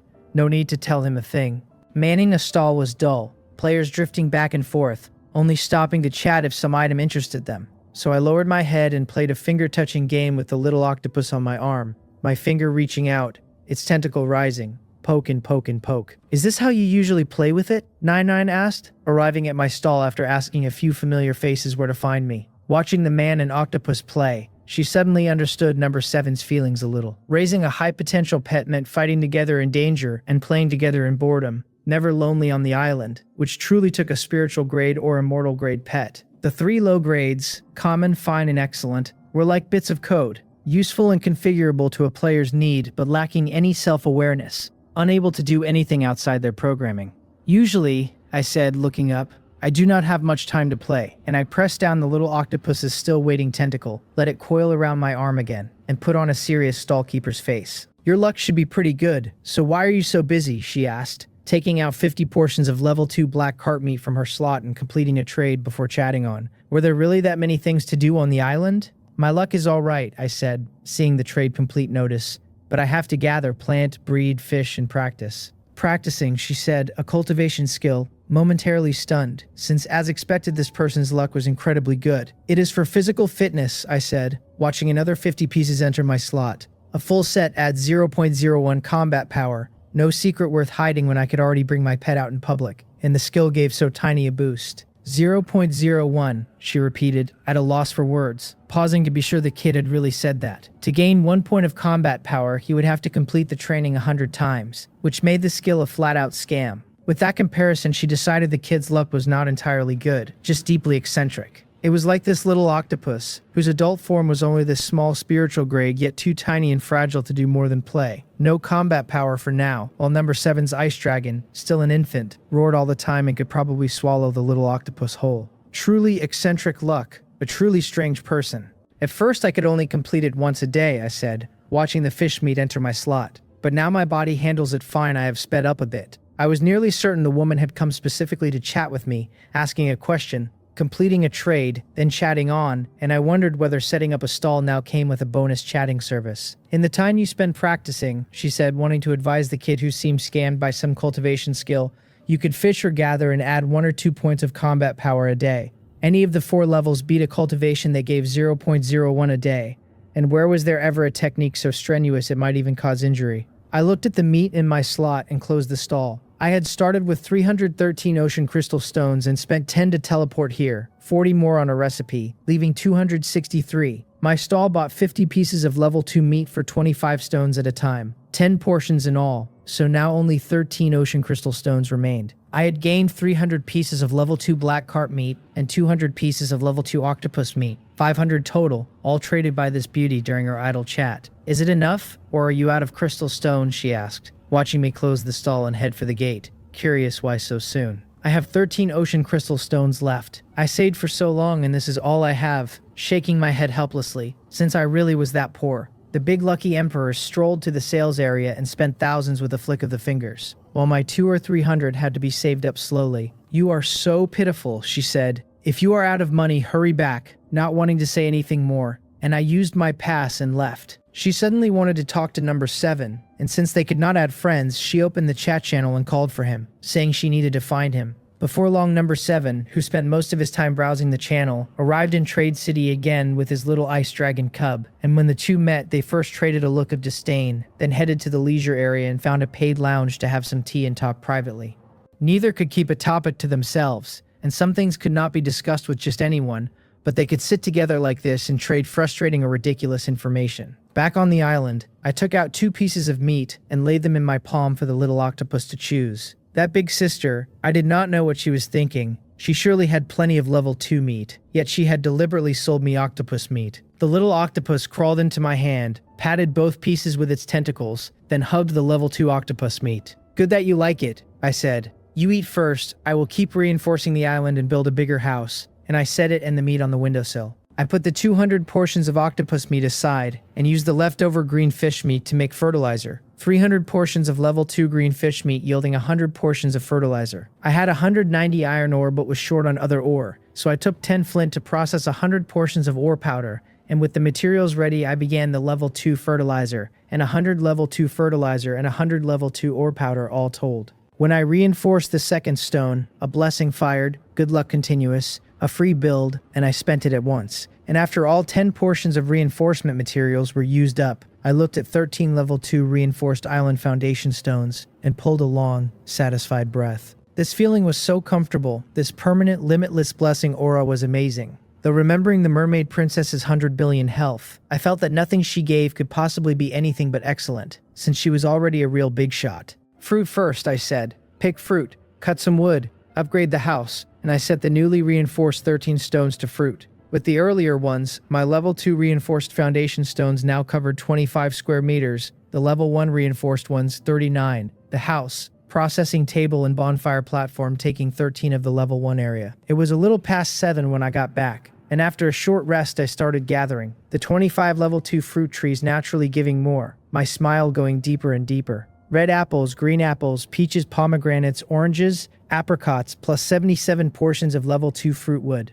326 pieces of level 2 wood, and 53 level 2 fruit tree saplings, while the level 1 resources came thinner since the plots were reinforced. Only 118 weeds, 208 wood, and 106 branches. This round paid 4,407 gathering experience, and with over 800 level 2 wood banked, I decided to switch the next harvest to ore. To upgrade to a level 2 wooden house, the panel wanted my level 1 wooden house. A stack of level 2 wooden planks, 200 iron ore, and 100 level 2 granite, a 5x5 build, but my iron ore was spent, and I was short 1 granite besides. After modifying the resource types on the level 2 stones, I started practicing. The little octopus ate a piece of octopus meat, climbed down from the windowsill, and circled the plot of land twice. And when it found that what grew in the ground now was not the old kind, but ore mounds, it reached out a tentacle and patted a slowly rising mound. It found it fascinating that stones could grow out of the ground, and watched them a while longer, until a marine attacking creature appeared in the western part of the island near the planting fields, and the little thing spun and ran for it. I saw the alert at the same moment, a marine creature attacking my island, and then, before I'd even crossed the distance, a second line saying the creature was killed. I'd only just drawn my wooden stick when the little octopus had already slain the invader. That was nothing, since for all its small size it had good reaction speed and agility. But when it came dragging over a blue octopus many times its own size with 4 slender tentacles, I knew I had badly underestimated my little octopus. The panel called it a level 2 blue shadow octopus corpse, a marine invading creature, its health no longer readable in death, and this big octopus with a head some 20 centimeters across had truly been killed in one strike. The cause of death a large tear in its head. "You have such great strength," I said, squatting to pick up the corpse and examine it, then poking the little octopus's approaching tentacle and wondering whether this killing method was instinctive, because whose octopus kills prey by first drilling a hole with one tentacle, then sending several inside, then tearing it open by force, and all of it done in a blink. The little octopus spun happily in circles, plainly delighted that size meant nothing, having just proven it. Some part of it was clearly settling an old score too, because once somewhere else, a spoiled dragon cub had sneered that this octopus was not even worth getting stuck in its teeth. And an octopus has its pride, so the only real pity was that the barrier between islands meant it could not swim over and thrash that smug dragon cub the way it plainly deserved. "Very powerful," I said, scooping it up to praise its strength and prowess,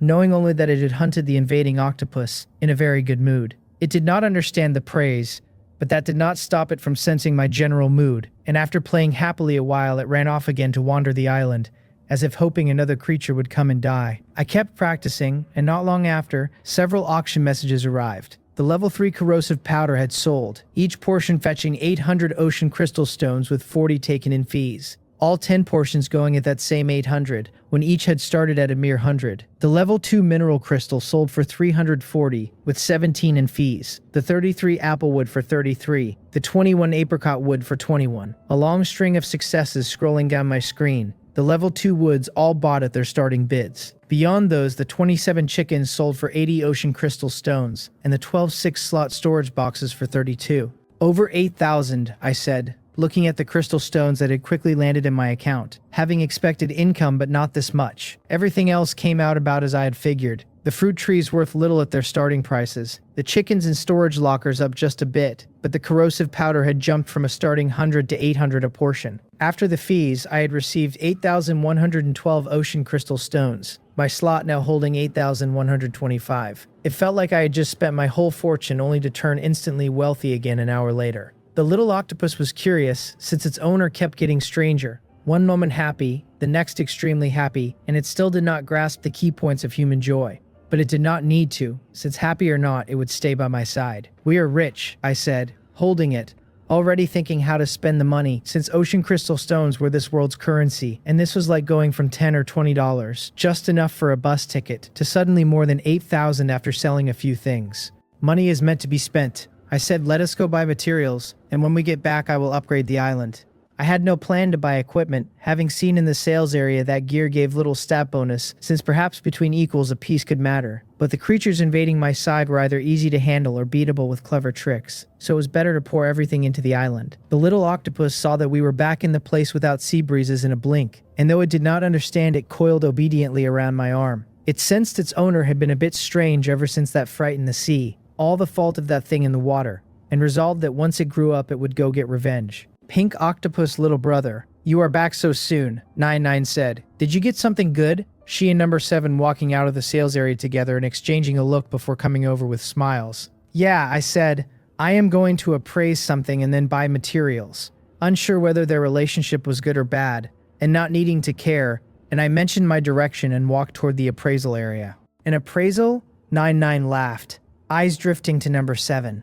"It could not be another pet, could it?" Her smile widening as he looked awkwardly away. "I do not know," I said. "I cannot tell what it is without an appraisal, since it was an unknown plant and no one could say a plant could not be a pet on the island, given that the mutated kelp that dropped it had come to attack me." "Go on then," she said. "We will wait for your good news. And if it is something you cannot use and want to sell, come find me. I have pretty good luck too, so we can barter." Then she and number 7 traded another look of disdain and walked off toward the appraisal area at a distance. They had just snapped up a bunch in the sales area and had nothing to do, so they figured they would wait and see how the young man's luck ran. After meeting him separately several times and comparing notes, they were basically certain now that the young man with the pink octopus had no problem with either of them. That was just his personality. From a mutton seller's account, his most prominent trait was being direct, speaking and acting straight, so dealing with him meant being straightforward. No pestering, no schemes. "It will not be a pet," number 7 said seriously, stopping at the edge of the corridor. "He cannot afford to raise two. The octopus was spiritual grade and ate too many resources to grow." And from what they had gathered, the kid was actually quite poor, trading basic materials even to buy level 2 meat, and only managing 100 crystals worth when he finally bought with stones. "Too poor, no wonder the little octopus was not growing." "Not necessarily," 99 said, shaking her head. "His luck is a bit skewed, but as long as he can sell what he gets, he is not necessarily poorer than us." Since when she called him poor, she meant short on crystal stones, not short on resources. "He went to the auction earlier," number 7 said, "so he probably sold everything valuable. Came for an appraisal only after getting the stones, so what do you think he has left?" The two of them leaning on the wall, guessing whether the kid had goods but no money or neither goods nor money. While they talked about me, I stood in the room with 1,000 ocean crystal stones deducted, staring blankly at the ball of light in front of me. The panel called it a special resource point, level 3 kelp, harvestable once every 12 hours, occupying a 1x1 area, requiring placement in a level 3 beach area. I had imagined plants, animals, materials, but never that a resource point could be appraised out of a drop, when weren't resource points made through construction or enhancement. "It is a good item," I said, "but we cannot afford to use it right now. We have not even unlocked level 3 construction, let alone a level 3 beach." And I put away the special resource point, still wrapped in its stone ball, glanced at the little octopus patting my arm,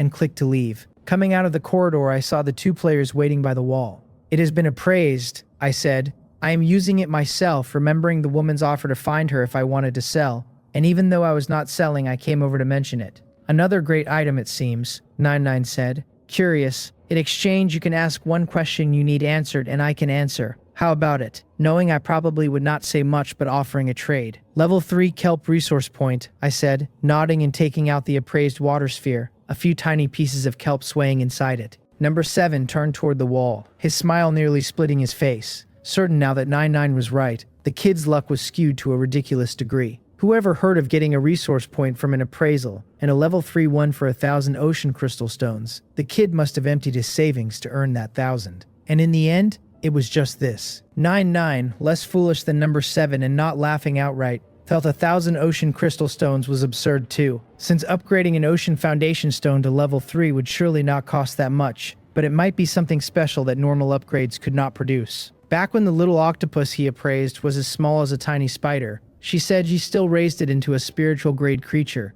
and number 7's good luck might just have been traded for part of his brain. "It should differ from a normal resource point," I said. "What do you want to ask? I will tell you anything I know, and if I do not know it, ask a different question I can answer." "To what size must the island be expanded to unlock level 3 reinforcement?" I asked, putting straight to her the thing I most wanted to know. 500 square meters of level 2 reinforcement unlocks level 3 reinforcement, 99 said, looking at me with something on the tip of her tongue that she swallowed back, remembering the boy's personality. "Are you planning to dump all your materials into island reinforcement?" 500 level 2 reinforced island foundation stones. That was the only condition, but reaching it was definitely not easy. "So many," I said. "I wanted to reinforce everything naturally, but I needed to calculate how long it would take, and how much I needed right now. The first step was expanding the island to 500 square meters, and I was 200 short, which meant 400 units of soil and 1,000 pieces of stone. After expansion came reinforcement, and for now I would only consider level 1 reinforcement. 500 square meters could be an island, 25 meters long and 20 wide,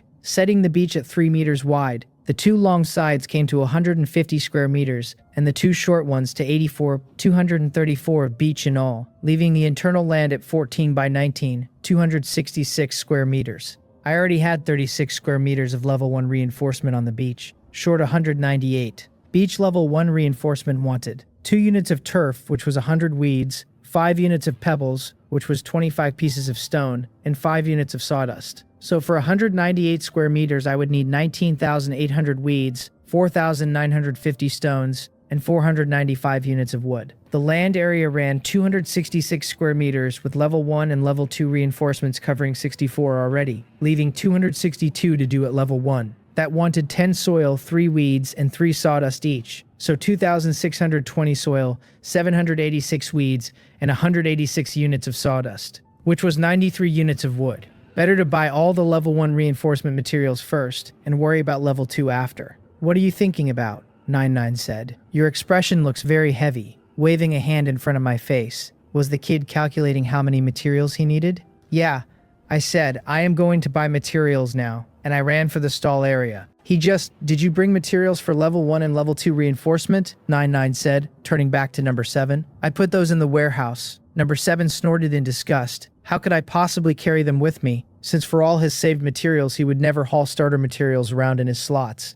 Plenty as they were. What a waste. "He wants to collect a lot," she said. "This kid is quite interesting when he is collecting things. As long as there is a unit-by-unit transaction going, he will chat with you." And she gripped her pass and walked off. "Who wants to talk to him?" Number 7 scoffed. But he took out his pass and teleported home anyway. They had stayed here partly to buy things and watch other players, but also to find collaborators. It was 1 island per person for now, everyone leaving each other alone, at most buying and selling resources. Yet with so large a meeting place opened, there had to be intersections to come, so a lucky player was worth observing as a future teammate. This one's luck was a bit skewed, but he counted as very lucky and was a target worth getting familiar with. Only every time they thought of his personality, both of them felt a small heart attack coming on. The 2 went back for materials, while I, reaching the stall area, found the nearest empty stall and opened it for acquisitions. My slots nearly bare, cleared of everything but the pass and crystal stones before I came so I could buy materials. I used 2 slots, one set to take weeds, 50 weeds for 1 ocean crystal stone, with a total cap of 400. The other for soil at 7 units per stone with a cap of 700. since soil still ran 7 to 8 units of basic materials. After setting it up, I paid another stone to put the stall on consignment, then found a nearby spot and opened a second. 50 pieces of stone per ocean crystal stone with a cap of 120, the 6,000 pieces I needed. On the last slot, I set level 2 meat, 2 pieces per stone with a cap of 5,000. 400 and 700 and 120 and 5,000. This time I deposited 6,220 ocean crystal stones into the 2 stalls. Of my 8,125, 10 had gone to teleport, 1,000 to appraisal, 2 to open stalls, and 2 for consignment, leaving 891 in my slot. After all that, I prepared to head home first, gather, adjust, then expand and reinforce, since acquisitions took time, and though I would certainly get them at this price, there was no telling exactly how many units I would land. "Are you using consignment?" 99 asked, back so quickly that she caught me drawing my pass, which always had to be held to use, so taking it out meant I was about to leave. "Yeah," I said. "I have set up consignment. The resources at home are ready for gathering, so I am going back to collect." I looked at this overly enthusiastic woman, unsure whether she had something to say, since hadn't she just finished. "Which stall is yours?" she said with a feeling of gritting her teeth. "I will clear out my slot."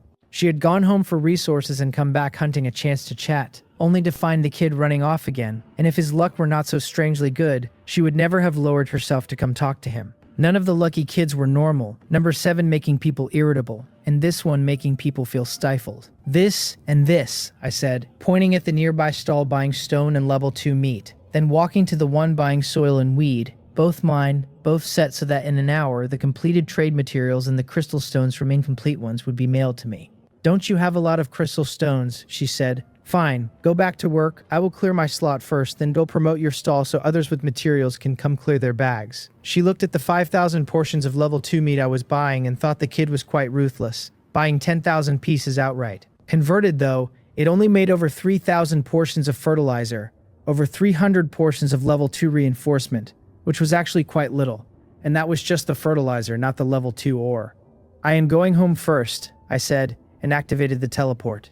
99 stood there, suddenly unsure now whether this kid could really be recruited, since with a personality like this, even called to a future group activity, would he go? But a target who looked pleasing to the eye was hard to find, so giving up felt like a waste. "This guy is really rich." A young girl with long red hair and twin ponytails and a totem pattern on her face said, stopping at the stall, then standing before the level 2 meat stall and calling several people over to look. And after the group looked and left, the purchase limit had already dropped to 310. When number 7 came over and 99 pointed out the spot, he saw the trade limit, turned to stare at her and let her see for herself. "Hadn't she said the kid only put up 5,000 portions?" "Those players just now," 99 said, looking toward the stall area entrance. Remembering that noisy crowd of boys and girls, there were many capable people, only meeting and getting to know them was truly hard. When she turned back to sell some items to the stall, she found she was too slow.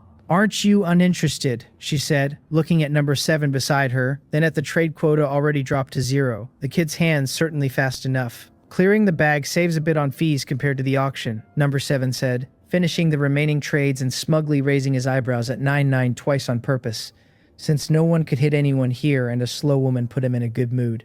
As for whether the kid knew they were the ones selling to him, better that he did not. It was just clearing the bag at market price. Fine to say a few words in person, but embarrassing if found running over to trade at someone's automated stall. 99 went to the other stall and quickly sold off the materials she had brought. Everything was so annoying, and next time she looked for a target, she should try to find a soft, cute little girl with better luck. After I got back, I let the little octopus play on its own, in no hurry to gather with my resources limited, and since my pause practice had not run an hour yet, I could resume it. In the gaps, I learned the 4 filling recipes and started crafting. The meat filling wanting meat, green onion, ginger, cooking oil, and seasoning, processed together for 10 portions, since meat filling was not just meat, and seasoning was not just salt, but things for freshness and aroma too. "Let us try a sea cucumber filling bun," I said, not wanting octopus meat buns, so I chose seafood filling, which differed only in swapping meat for seafood. 2 portions of level 3 sea cucumber with level 2 green onion, ginger, cooking oil, and seasoning mixed into 10 portions of sea cucumber filling, and then I set 10 portions of flour and 10 of filling to produce. A minute later, the level 3 sea cucumber filling buns floated above the food processing table, needing to be collected one at a time before the next would start. The panel called it a level 3 sea cucumber bun, a food granting satiety,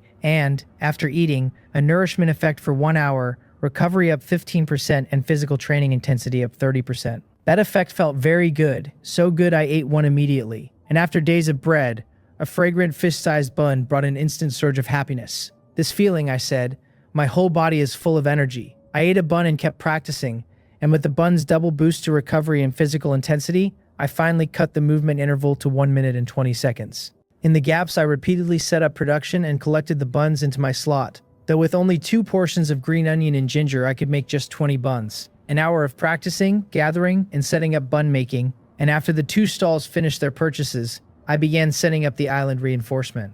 The first step toward level 3 construction was expanding the area, and with soil and stone now sitting at over 5,000 and over 6,000 on the build map, I pressed my finger down and the island foundation stones laid out quickly. 200 square meters of expansion in all, 21 of them from an aura burst built without consumption, and once it was done, a total of 358 portions of soil and 895 stones had been spent. The expansion was sufficient. I picked up the little octopus, which wanted to inspect the new area, and moved on to the reinforcement. The beach level 1 reinforcement wanted turf, pebbles, and sawdust, the 3-meter wide ring around the island, consuming 19,800 weeds and 4,950 stones. Since I had accumulated 668 portions of sawdust from harvesting branches, I only needed to spend 161 wood to make up the 990 portions. Since there is extra, I said, let us just continue with the reinforcement, having remembered that reinforcing the beach carried a chance at a halo effect. And sure enough, when the beach's total level 1 reinforcement reached 234, I still had 12 units of reinforcement material left in my slot. No need to hoard materials and let them take up space, and the beach reinforcement did not strictly have to be uniform all the way around, so I kept going. When the last of the material was used, 251 square meters of level 1 beach had appeared on my 500 square meter island. That was close, I said, oddly relieved, since I had worried a moment ago that if it landed on a certain number I would have had to synthesize another unit of material, but luck had skipped past it. As for the beach being larger than the land, that was no problem at all, as long as it was enough, and a bigger beach meant the little octopus could play longer and gather more small shrimp and small fish for me to earn hunting experience on. Next came the reinforcement of the island's land foundation stones, the level 1 reinforcement wanting soil, weed, and sawdust, the requirement now relatively low. Of the 249 square meters of land, 64 were already reinforced, leaving 185, and the 556 units of sawdust came from processing 278 wood, with leftovers that would not take much room and always found a use somewhere. While reinforcing the 185 square meters, I kept checking the planting fields, the breeding pen, and the marine aquaculture pond, since their foundation stones could be reinforced the same way, and though they could not grow resources, their defense rose all the same. The 185 square meters only consumed 162 units of material.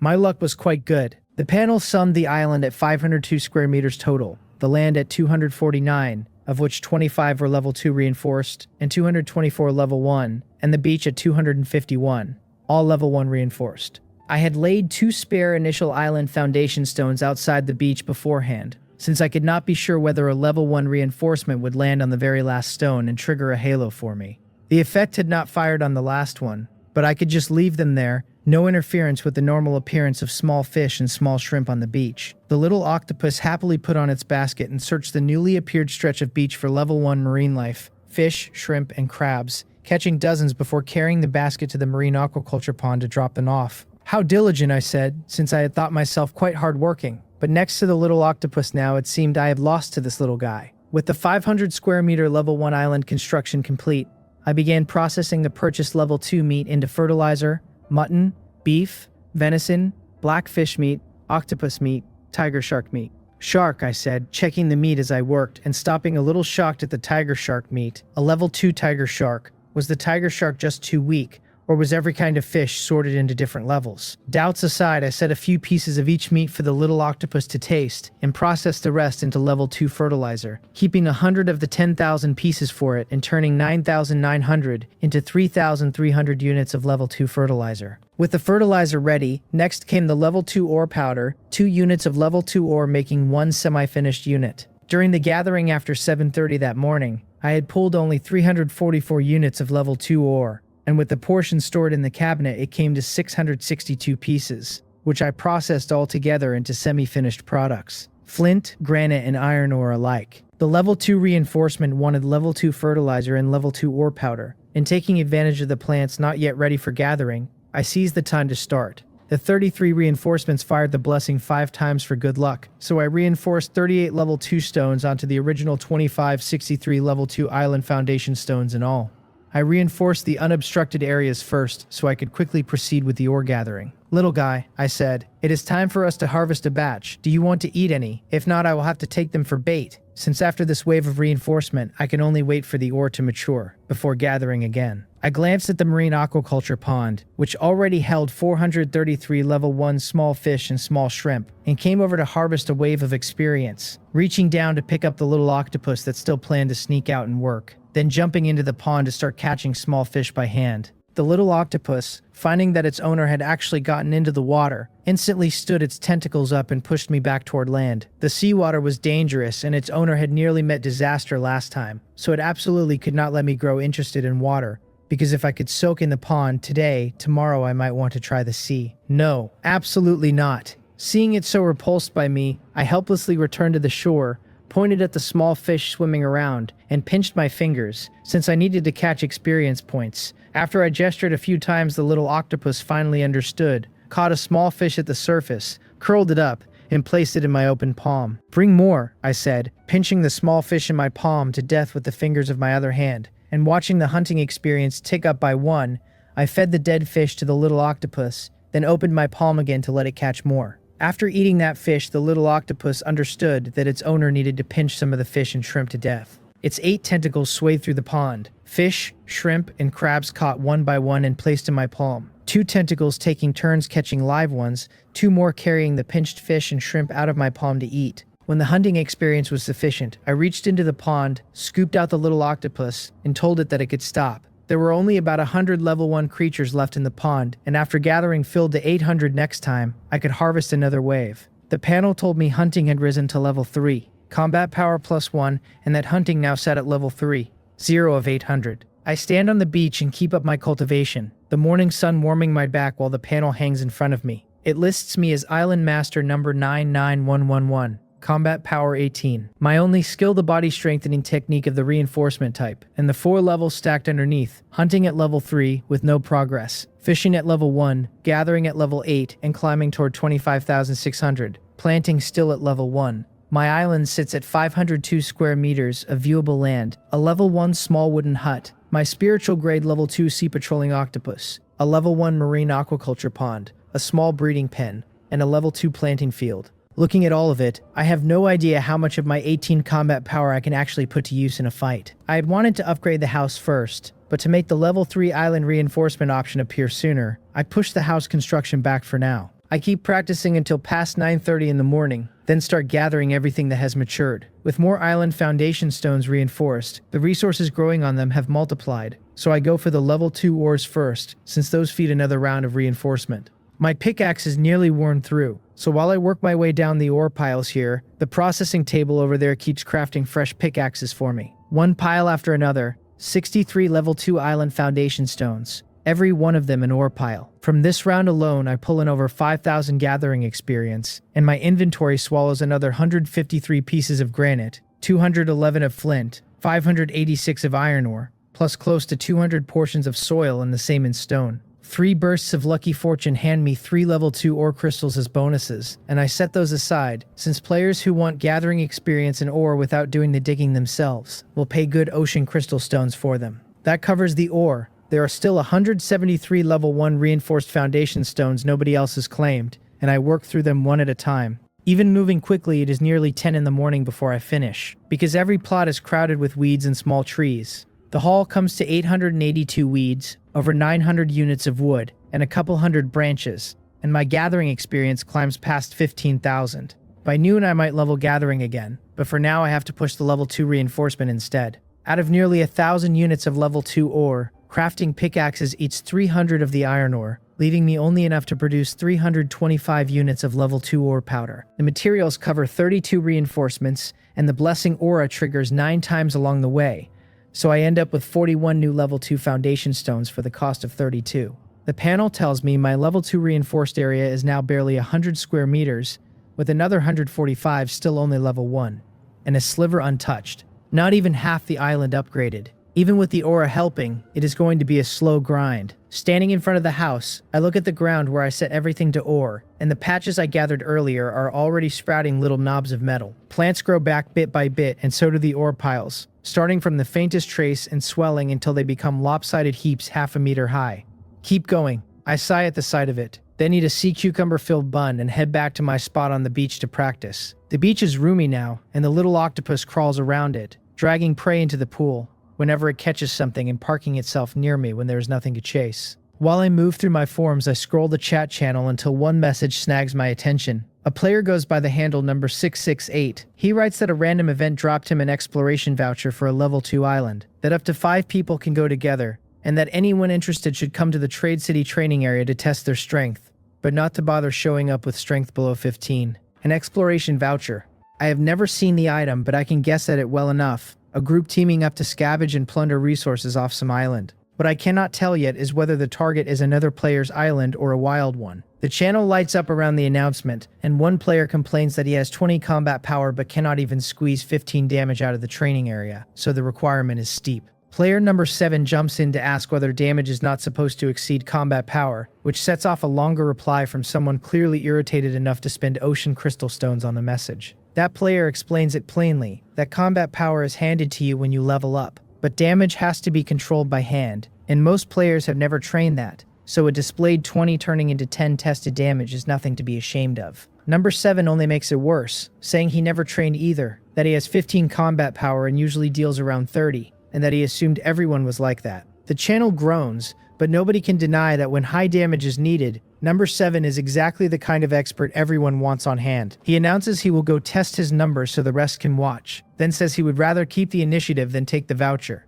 and if number 668 wants to sell it, he will buy it and bring the others along. Number 7 is genuinely top tier at making people angry. A few minutes later, someone reports spotting player number 7 in Trade City, and shortly after that the news lands that he dealt 33 damage in a single hit. He entered the training ground on public mode, and while beating the training dummy nearly every punch and kick read between 28 and 32, his highest critical hit, 33. One player gushes that bare fists and feet hitting that hard is bad enough, but number 7 also has skills, and a skill of his exploded for over 800 damage. And thank goodness players cannot hurt each other inside Trade City. Another says someone foolish thought a weapon meant he could kill number 7 on the arena, baited him into a duel with a provocation, and got obliterated in one strike. Number 668 folds at that, announcing he will just sell the voucher to number 7, admitting he spoke too big before, and now wants to cling to the man's leg, offering to pour tea, fetch water, rub his shoulders. Anything. Number 7 names his price, 1,000 ocean crystal stones for the voucher, and says he will invite a few more along.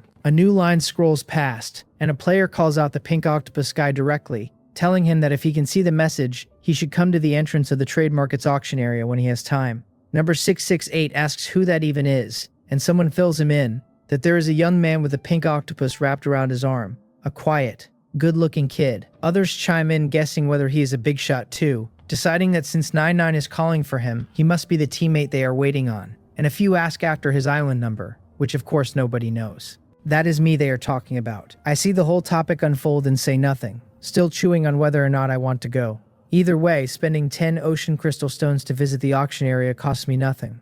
So I take the 3 level 2 mineral crystals I dug up earlier, scoop up the little octopus and set it on my arm, drop my one and only weapon, the wooden stick, into my bag, and teleport to Trade City. There are still over 40 minutes before the earliest resources will be ready to gather, so I am only here to list something for auction and say hello. The moment I arrive, someone spots the pink octopus on my arm and shouts about it, and heads turn all across the square. 99 has been leaning against a wall, and when she hears the commotion she shoves through the crowd and plants herself in front of me. She looks me over, straw sandals, coarse cloth pants, a beginner's top, and I can tell she has decided this kid made a special trip just to turn down the invitation in person. I tell her I am here to sell some things, and that I do not even know my own damage output yet, because I have never tried, walking forward, as I say it. If my damage turns out to be only 8 or 10 points, that is hardly my fault. I only learned that damage and combat power were 2 different numbers after seeing others argue about it on the channel. So before I decide anything, I will list my items and then go to the training ground to check my average and my maximum.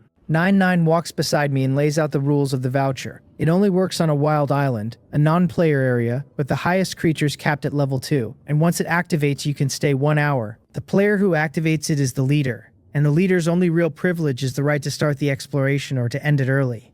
I list my 3 level 2 mineral crystals and turn to head back out, then ask her the one thing nobody has mentioned, which is the thing that matters most. I want to know whether the safety protection drops the moment we step into the exploration area. She tells me it does, the protection is cancelled, and then she suggests we go test first, that if my damage is too low I should not come, and she admits with an awkward smile that she had genuinely forgotten that detail. Some people just do not like dealing with others, she adds, especially in a place where you might catch a sneak attack while someone steals your resources. I tell her again that we should test first, since I still have not decided anything and need to know my damage before I do. She leads me to the entrance of the training ground and stops, telling me to go in once on my own first, and then decide whether to test with the group. If we are going to team up properly, we will open a team mode scene where everyone shows what they have got, and going in blind is no way to do that. So I walk in alone, turn the corner in the training ground lobby, and enter the testing area, which opens onto a 100 square meters starter island. Starting a test here costs 10 ocean crystal stones, and before it begins I have to set whether it runs public, where outsiders can watch the live footage, or invite specific players in to see one another's runs. I confirm, the system deducts my 10 ocean crystal stones, and a countdown ticks down to the start as a humanoid wooden puppet appears in front of me. The little octopus is still dazed, wondering why the scenery changed yet again, but it takes one look at the non-human thing swinging a stick at its owner, and decides this absolutely cannot be tolerated. Before I so much as move, its tiny tentacles punch a hole clean through the puppet's arm, and the panel announces it dealt nearly 1,000 piercing damage. A new countdown starts, and this time it is my turn to be shocked. I step back during the countdown and gently press the little octopus's head down against my arm. Now that I know how brutal its piercing strike is, it is finally my chance to test myself.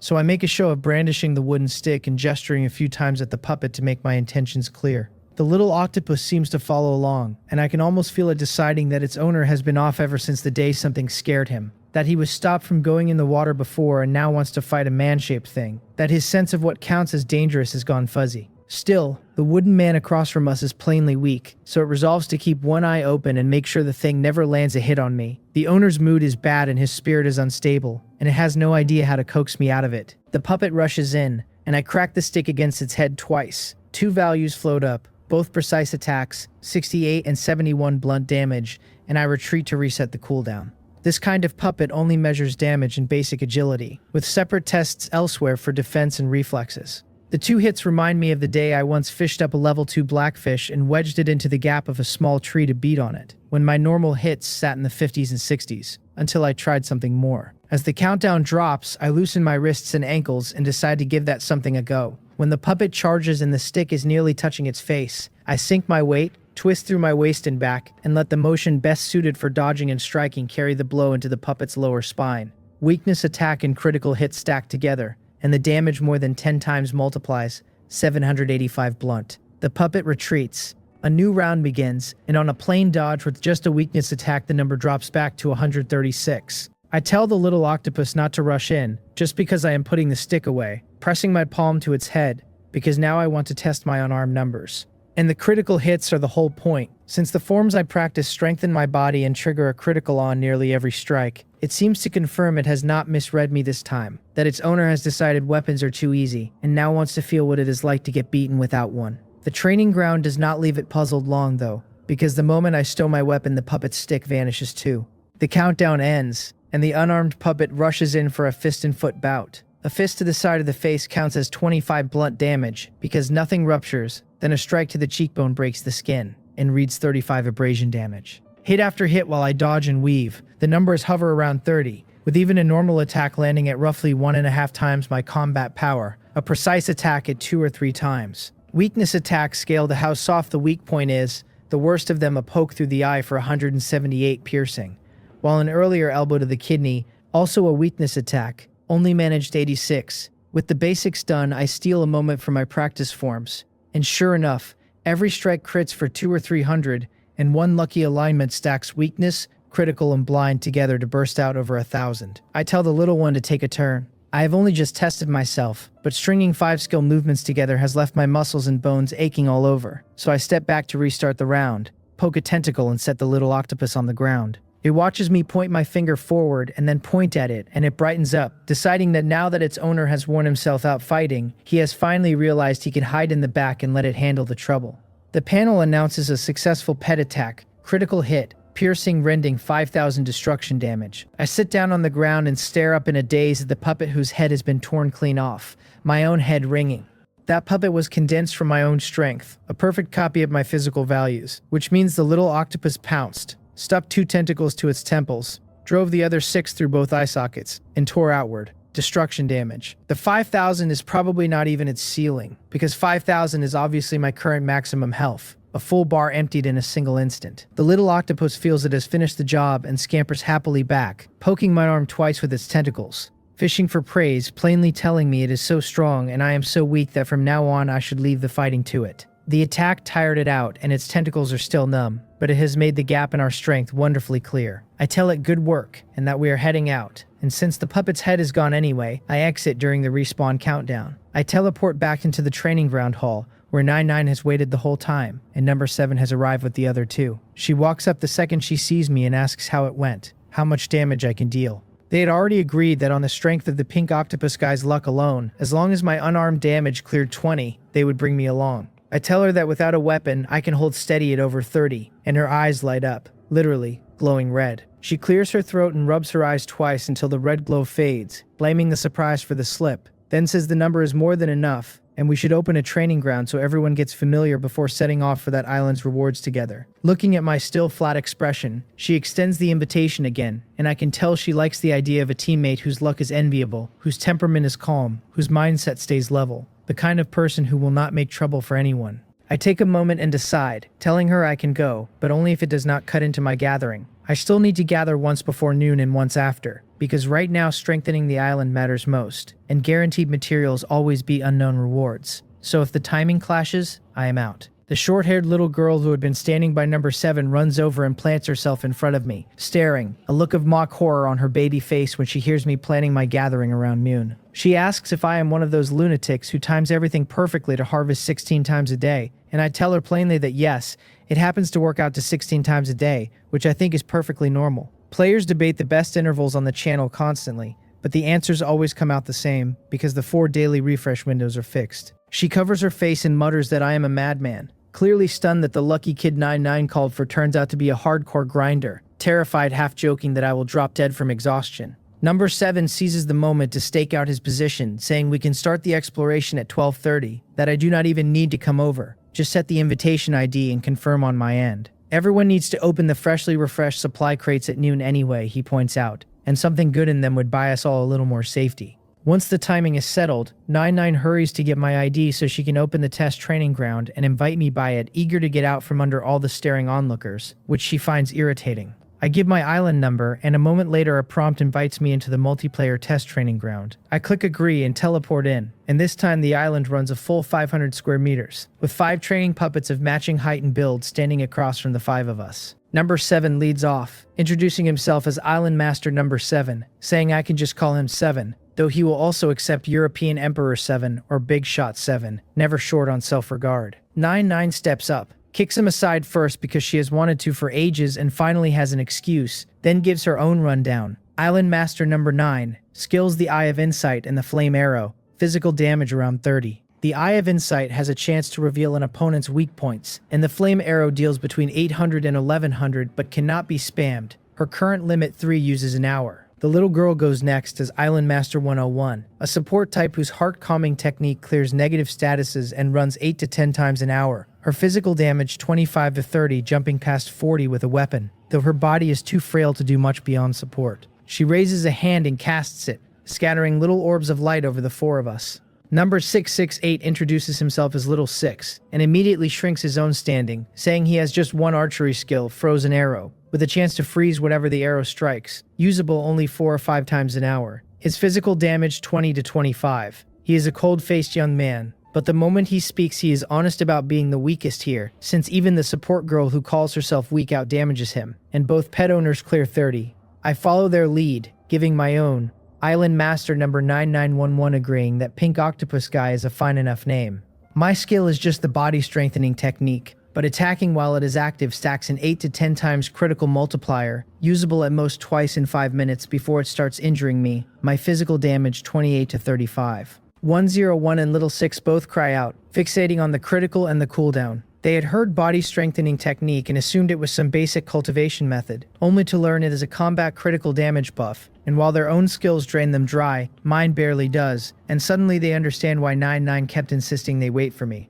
Number 7 calls it a truly terrifying skill, then takes his own turn. Ice Arrow, a spell type with a chance to inflict a frozen stagger, tested at 811 damage on a 5-minute cooldown. He also has a wood element protection shield he tries not to use, since without item support it is nearly useless. His physical damage 30 to 35, climbing toward 100 with equipment and a weapon. He looks me up and down twice, glances back at 9-9, then drops it, because everyone has their worth, and the next step is for each of us to beat on the puppets across from us, to show our numbers plainly. This time I press the little octopus's head down so it will not erupt and frighten anyone, and we run through the tests one by one with no surprises. Everything roughly as described. With our IDs confirmed and our strength shown, we split up, me heading home to gather, the others to wait for the noon supply crates.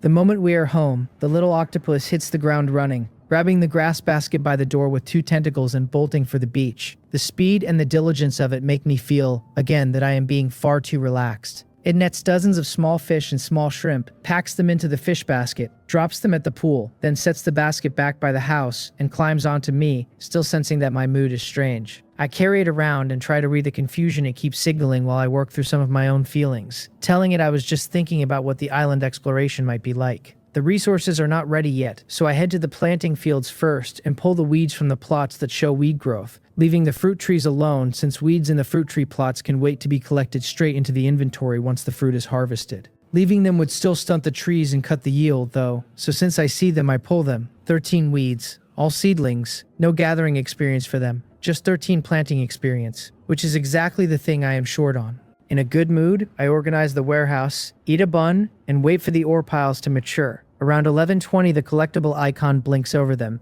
and I start digging. Mostly level 2, with a little level 1, the odd level 2 mineral crystal dropping for me. 104 piles later, I am over 9,000 gathering experience richer, and rather than rush the level 1 weeds and trees, I take the time for a foundation stone upgrade first. From those 104 piles I pull 8 level 2 mineral crystals, over 1,800 units of various level 2 ore, plus more soil and stone, though crafting pickaxes burns 700 units of iron ore and leaves me 1,100 or so. I set one piece of granite aside and process the rest into 560 units of level 2 ore powder, enough for 56 reinforcements. I open the map and work through them one by one. It takes more than a dozen this time before the halo effect kicks in, and by the time the materials are spent, I have 60 new level 2 foundation stones. Only then do I gather the level 1 weeds and small trees, since they stay unchanged whether the stones beneath them are reinforced or not, and the harvest adds another 360 weeds, 350 wood, 82 branches. It is already past 11:50, so I just have to wait for the noon refresh, and my gathering experience is right on the lip of leveling. Reinforcing the island naturally raises the resources, and more resources mean faster leveling, I think to myself, sitting by the pool playing a finger-touching game with the little octopus coiled around my arm. I marvel at how easy the leveling has gotten. Scroll the lively channel where players are speculating about number 7's exploration team and arguing over the right ratio of combat power to physical damage, and wait for noon to land. The clock hits noon and the island resources refresh. I open the map and watch swaths of item labels flashing. Gatherable resources on land plus a scatter of icons for small fish, small shrimp, and small crabs across the beach. Though those are fixed refreshes, and the only thing I am really watching for is the supply crates. This time 4 refresh, 1 level 2 and 3 level 3. Players have basically confirmed that the more the island is reinforced, the higher the crate levels climb, and even if the count is small right now, a single level 3 crate beats 4 or 5 level 2 ones easily. I open the level 2 first, and besides basic materials it hands me 3 level 2 bamboo seedlings and 6 ocean crystal stones. The seedlings dropping into my inventory as tiny shoots under 2 centimeters tall, which I tuck away before opening the level 3 crates one at a time. The first level 3 crate, sitting right beside the level 2, gives me everything I currently need. There are 55 ocean crystal stones, an inventory expansion voucher worth 3 slots, a level 2 blazing staff, 10 pickaxes, 10 level 2 cotton thread, and a stack of level 2 wood. I use the expansion voucher immediately, pushing my inventory to 19 slots, stash 5 units of cotton thread in the warehouse, and carry the other 5 along with my 10 pieces of cotton cloth to the equipment processing table to start a cotton shirt, a 3-minute craft. While it works, I pick up the staff and the panel reads it out. A weapon with bludgeoning damage +2, weapon strength +5. A chance to trigger a fire burn effect. Durability 100. Genuinely a fine item. It stands 1.8 meters tall, almost level with my own height when planted upright, and as I spin it a few times I cannot help remembering a street performance I once watched. The moment the Monkey King wins his divine weapon. I drag my thoughts back and keep opening crates. The second level 3 crate gives 81 ocean crystal stones, a level 2 fish basket crafting recipe, a level 2 food ingredient seed gift pack, and more wooden planks and granite. And the third hands over 77 ocean crystal stones, a level 3 breeding gift pack, and more wood. With everything open, I sort my items, hold off on the breeding and planting gift packs, and pick the pickaxe back up to mine, since I leave at 12:30 and want to clear the whole island once in these 20-odd minutes.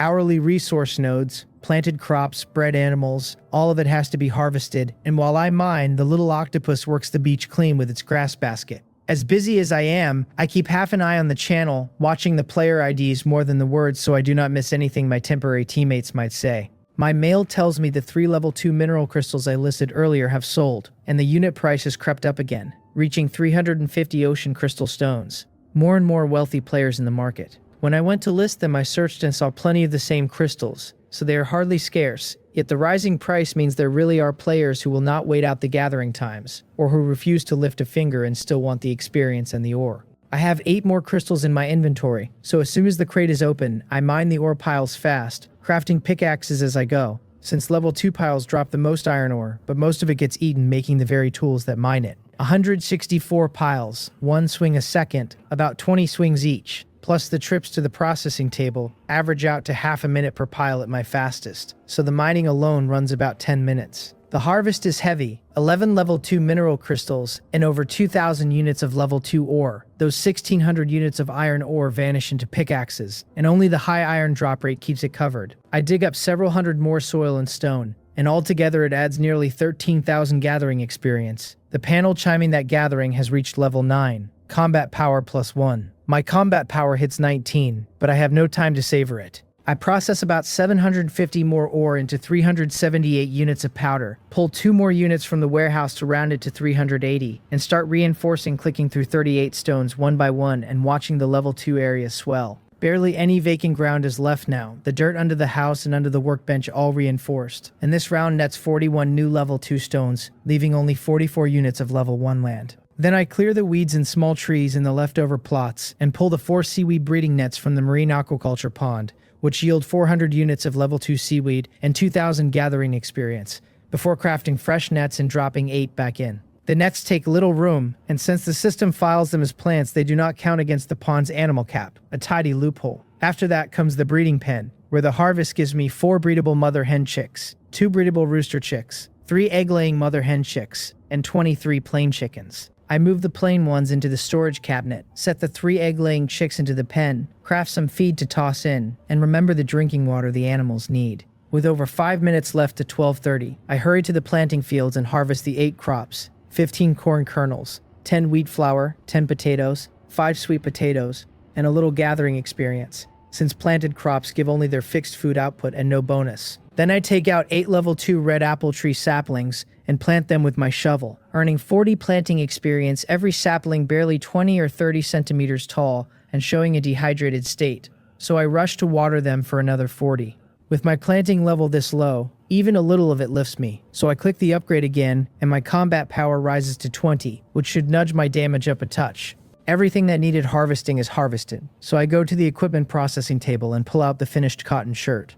The panel calls it extremely high comfort, defense +5, recovery +5%, durability 100, and the moment the soft white top settles on me I feel the warmth. The loose newbie tank top I have worn for days finally refreshing away and gone. The little octopus cradled in my hands reaches out a curious tentacle to paw at the fabric, plainly wondering whether it can crawl in too if my arm disappears inside the sleeve. I lift my arm and tug the cuff up, and somehow the little one has already slipped in. Its normally round, chubby head flattened against my forearm, its tentacles wrapped a few loops, so that as long as the sleeve is not pulled tight, you cannot tell it is there. Its tentacle pokes out the cuff, pats my finger, and uses the suckers to drag the fabric back down over itself, hiding so it can stay with me always, without 1,000 eyes locking onto it the second we go out. I tell it that is fine, as long as it does not feel stuffy, touch the spot where it hides, and open the inventory one more time. I am not bringing much. The ocean crystal stones are already in the bag, along with water and steamed buns, the blazing staff I just got,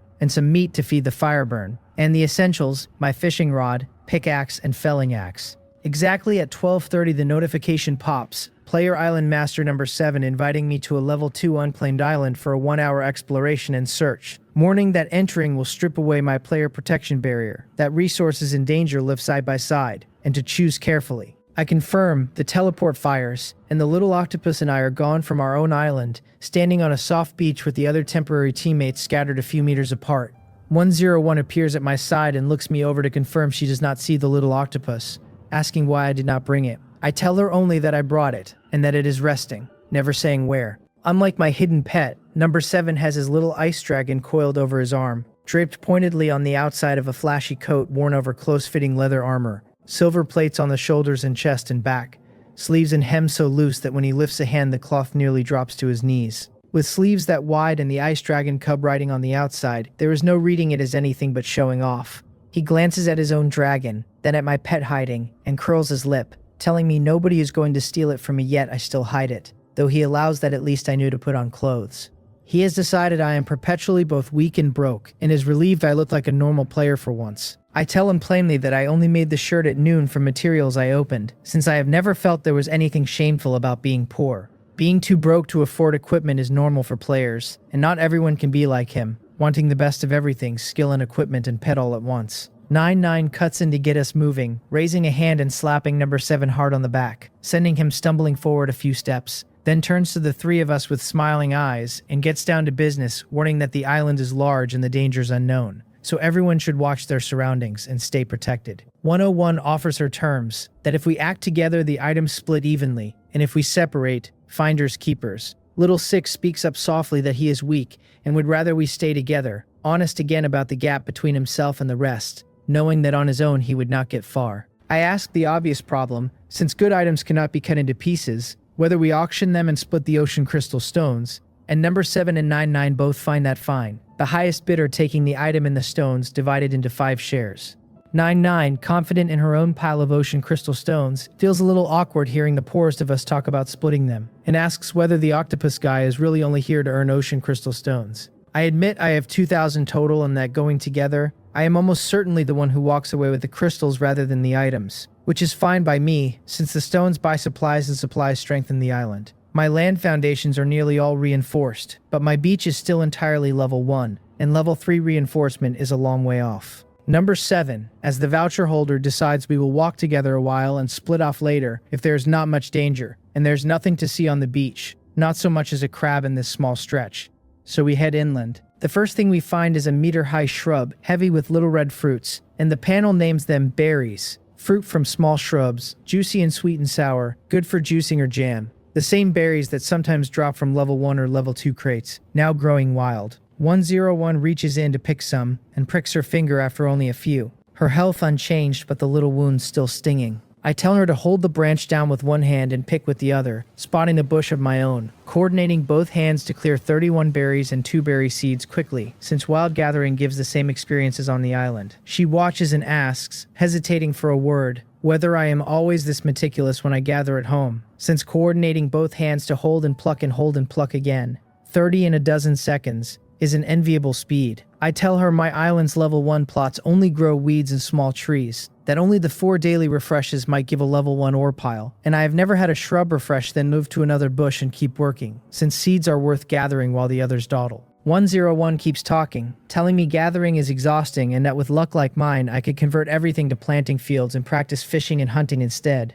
She personally hates gathering and feels it wastes time and stamina. She rattles off her whole philosophy that planting is simple and gives planting experience, that one-click harvesting still yields gathering experience and resources, that fishing raises combat power as it levels, that creatures killed on the beach raise hunting, that reselling sales area deals earns ocean crystal stones, and that even skill practice eats time. She wonders aloud how anyone gathering 16 times a day while juggling everything else could ever fit skill practice in, even without sleeping, and whether there might be some way to practice skills while gathering at the same time. Number 7 gathers a plant nearby, comes over and waves her off, telling her that if she will not gather, she should step back and stop hogging the space. And what kind of advice was that anyway? It is precisely because I have no ocean crystal stones that I have to keep gathering and level up slowly on raw materials, he points out, that she herself called me poor and then handed me advice that requires spending resources first, as if I could crack open a sack of ocean crystal stones whenever I felt like it. 101 protests that her advice was fine, that they had all switched to planting fields to grind too, feeling unfairly singled out, deciding number 7 really is just the troublemaker 99 warned her about. He keeps climbing toward higher ground and keeps roasting her, saying she opened 2,000 stone gift packs in a single day, and should ask how long it took me to save 100 before she opens her mouth again. For all the things he says on the channel that make him sound out of touch with ordinary players, he is not actually blind, and he knows plenty of people complain that 4 crates a day is not enough food, that many cannot even cover the 10 stone teleport fee. 101 mutters that my luck is good and that even if I cannot open ocean crystal stones, I could sell materials for money, then bites it off mid-sentence, her face heating. She runs 2 laps around the group, casting heart-calming technique on each of us, refusing to admit she is doing it because her words might have stung someone, insisting she is only doing her job as support. 99, not much interested in the berries, gathers 1 portion to look and then quits touching them. After catching the little girl's pleading look, she comes over to ease the awkward air, telling me the girl has good luck but a slow brain, that she is only 20, fresh out of school and pampered her whole life, and then asks my age. I am busy picking, having just lucked into 3 level 2 seeds off the bushes, and catch only the main point, so I tell her 19.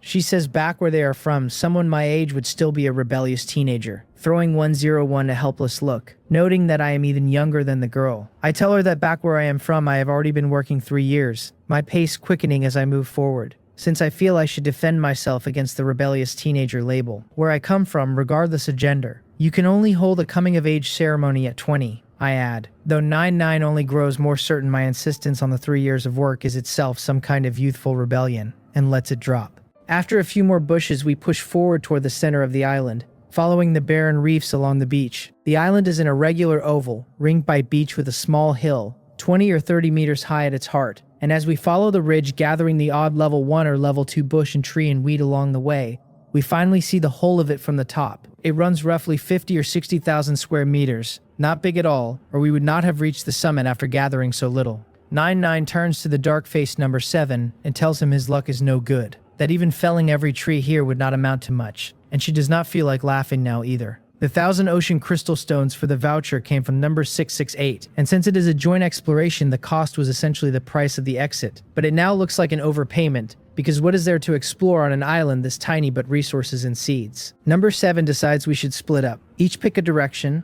finders keepers, call for help if there is danger, and hand over your find to whoever bails you out, and the others agree. Only 7 minutes have passed, and since we made the trip, we should not waste it, so maybe something is tucked in the trees or under them or in a rocky pit. I look around from the summit too, and choose a direction with few trees but plenty of bushes and bright flowers, and 99 takes the area to my right, telling everyone to gather seeds so the trip is not a total loss, and to shout if anything happens. 101 picks the ground to 99's right, little 6 the ground to 101's right, and number 7, left last, takes the middle stretch between my left and little 6's right. I head down the hill gathering as I go, tapping my sleeve now and then to tell the little octopus not to worry, working a dozen plus bushes for more than 20 berry seeds, mostly level 1 with the occasional level 2. I am almost halfway down when the little octopus suddenly crawls out, slides onto the back of my hand, and points a tentacle toward the front left. I tell it okay and head that way, since even though I can hold long one-sided chats with it on my own island, out here I keep it to a short reply. I pass several small trees without paying them any mind until the little octopus pats the back of my hand again, at which point I stop, and it wraps a tentacle around my finger and leads me forward like that. At the roots of a withered tree, it stops and starts scratching at the ground with its tentacles, clearly certain there is something good buried right under this tree. Under its guidance, I take out the pickaxe and dig, and after a few swings, I open a hollow beneath the rotting roots with several eggs inside. The panel labels them unhatched level 2 sea snake eggs, a nourishing delicacy highly suited to domestic devouring type creatures, with a warning that sea snakes may be active in the nearby waters. A nest of snake eggs marked as nourishing, 3 of them, round and patterned in red and white, each as big as an adult's head. The little octopus points its tentacles at them, hungry, plainly figuring that eating these would grow its tentacles at least another 10th in length. I tell it to eat up, that once it is done we have to brace for the level 2 sea snakes, and I poke its tentacles, since it is obviously eager but waiting for me to act first. I squat, take out all 3 eggs and set them on the ground, and the moment they leave my hands the little octopus pounces, cracking the shells open and burrowing inside to consume everything in seconds. To swallow food many times its own body size like this has to be a devouring type talent. And as for the sea snakes coming back at us, that became unavoidable the instant I dug up their hidden nest, because exploration is plunder, and there is no reason to leave good things behind once you find them.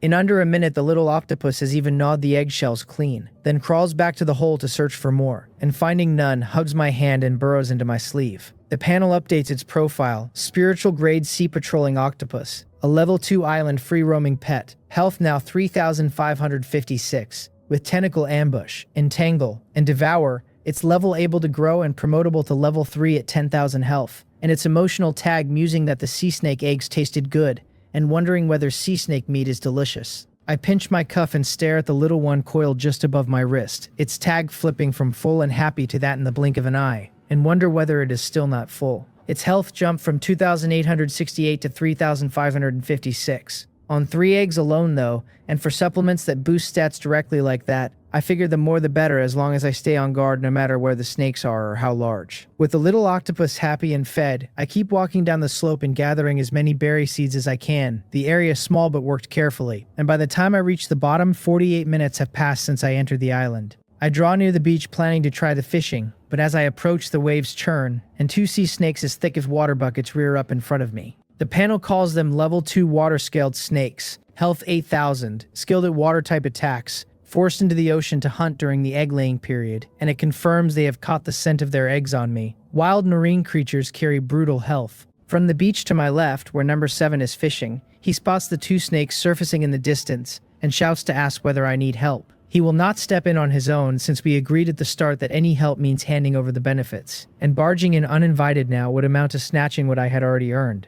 I tell him no, and that there is something in the sea on his side, since one glance shows he has not noticed. So I warn him to mind his own business, because the benefit on my side is already inside my little octopus and could not be handed over even if I wanted to. He turns to stare at the water, and when he catches the wrongness in its color, he bolts toward the hillside, shouting over his shoulder for me to take care of myself and run toward 99 if it gets dangerous, because he cannot watch me from where he is. As number 7 runs, the 2 bucket-thick grayish-white snakes have already slid clear of the seawater in front of me. The little octopus crawls out of my sleeve onto my shoulder, points a tentacle at the larger snake, and signals several times, and I ask whether it sees a weakness, gripping my staff and forcing myself calm once I am sure I understand. It wiggles one tentacle with the tip standing for the snake's head, showing me that below the snake's mouth there is an extremely fragile spot, that attacking there will make this one easier to handle. As for the other, I have to take them one at a time, and what I need to do right now is dodge their attacks first, then find the opening to strike. A snake tail whips out, the first blow aimed straight at my head,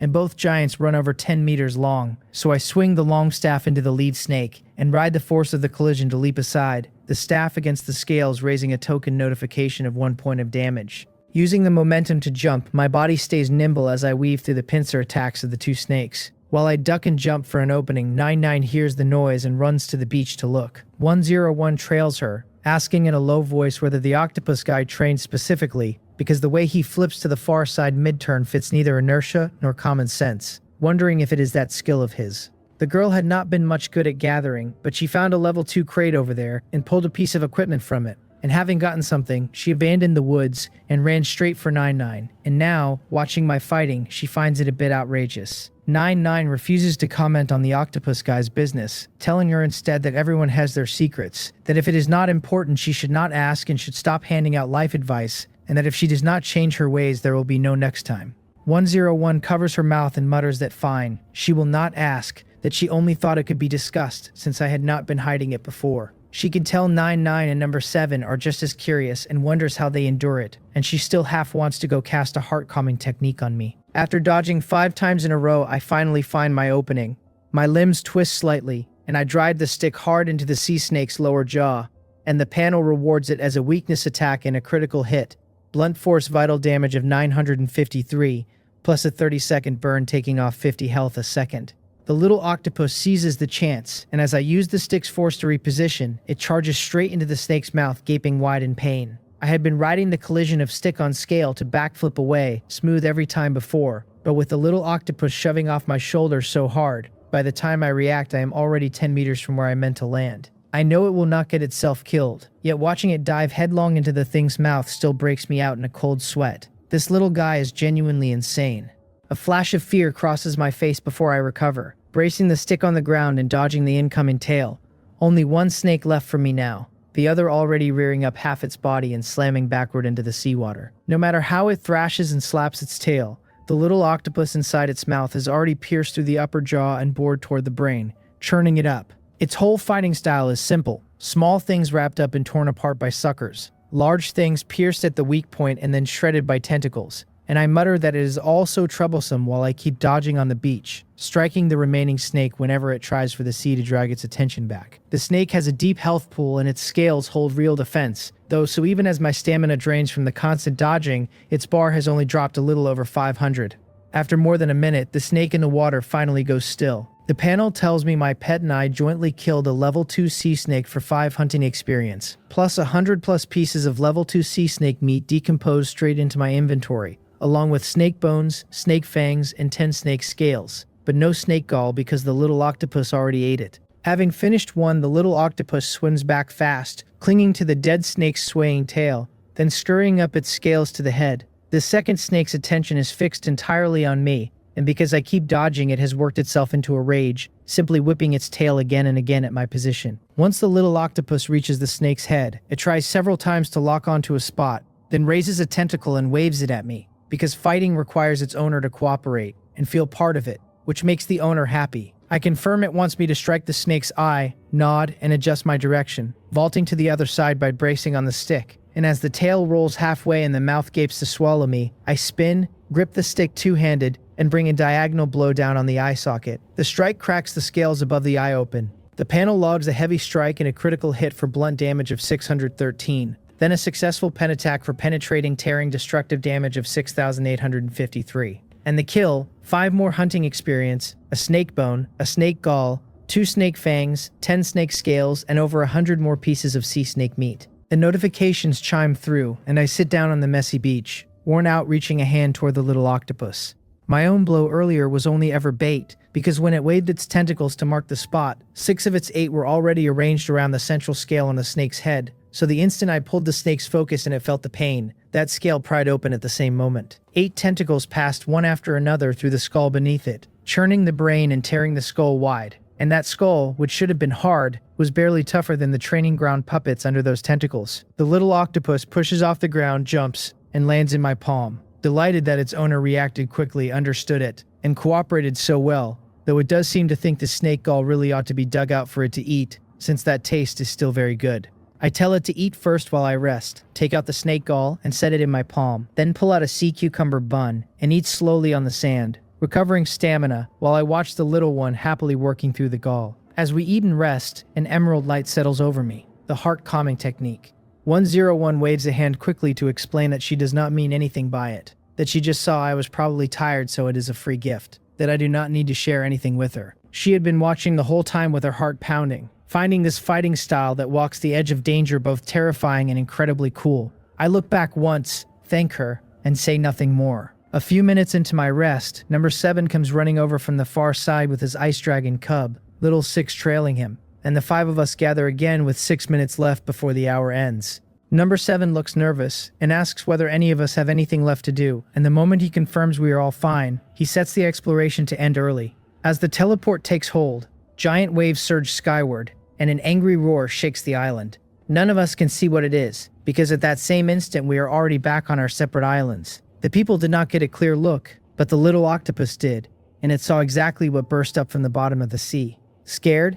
I am back on the island, and I go straight inside and lie on the bed with the little octopus held against my chest. That last fight was mostly stalling for time, but it wore me down all the same. Every nerve stretched tight for far too long, and lying flat now will let me recover a little faster. Something is wrong with the little one though, because it has curled itself into a trembling ball in my hand. The creature that surfaced just as we left must have been terrifying enough to leave it shaking like this, and that thing almost certainly did not rise out of the water for 2 snakes alone. Someone destroyed something out there, or carried off something that was not theirs. I run a finger along its tentacles and wonder aloud what it could have been. An undersea demon beast, a dragon, some monstrous fish, or a thing with no name at all. After a few seconds back in a familiar place, the little octopus relaxes all at once, its tentacles sprawling limp across my palm like it does not want to move a single muscle. Going by number 7's ridiculous luck, if a man like that was in a hurry to flee, he must have stumbled onto absolute danger, or maybe it was that swarm of small insects from the sea earlier, first chasing him and then driving him to some special spot where he scooped up good loot. The little octopus lifts one tentacle and lets it fall again, lazy. Then after a long quiet stretch, its tentacles reach out half a meter and begin twisting together, thin coils joining and adjusting and rejoining until they sketch out a rough shape. I ask it whether that is a dragon or a snake. I cannot tell either, but since the snakish thing it has drawn has claws,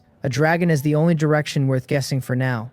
The little one does not understand the word, yet it can feel that its owner understood the shape, and its tentacles go slack again as it rolls into a ball, then climbs up to hang off my shoulder. I tell it the thing probably was not after us. We need to keep gathering and reinforcing the island instead. I poke a tentacle and pull up the island map where a few resources already glow as gatherable, so I roll out of bed and craft a 10-slot storage cabinet first, dumping every loose item from my inventory slots into it before grabbing the pickaxe. The haul from that trip was generous. The newly stored materials read 3 level 2 snake bones, 4 level 2 snake fangs, 20 level 2 snake scales, 236 portions of level 2 snake meat, 52 level 2 berry seeds, 133 level 1 berry seeds, and 312 level 1 berries. With everything organized, I start swinging the pickaxe at the ore piles. The iron ore feeds my endless pickaxe habit, while the granite and flint I keep only to grind into ore powder for reinforcing the foundation stones. By 5 to 2 in the afternoon, I finish this batch and pocket 18,514 gathering experience, 15 level 2 ore crystals, and 3,512 units of level 2 ore.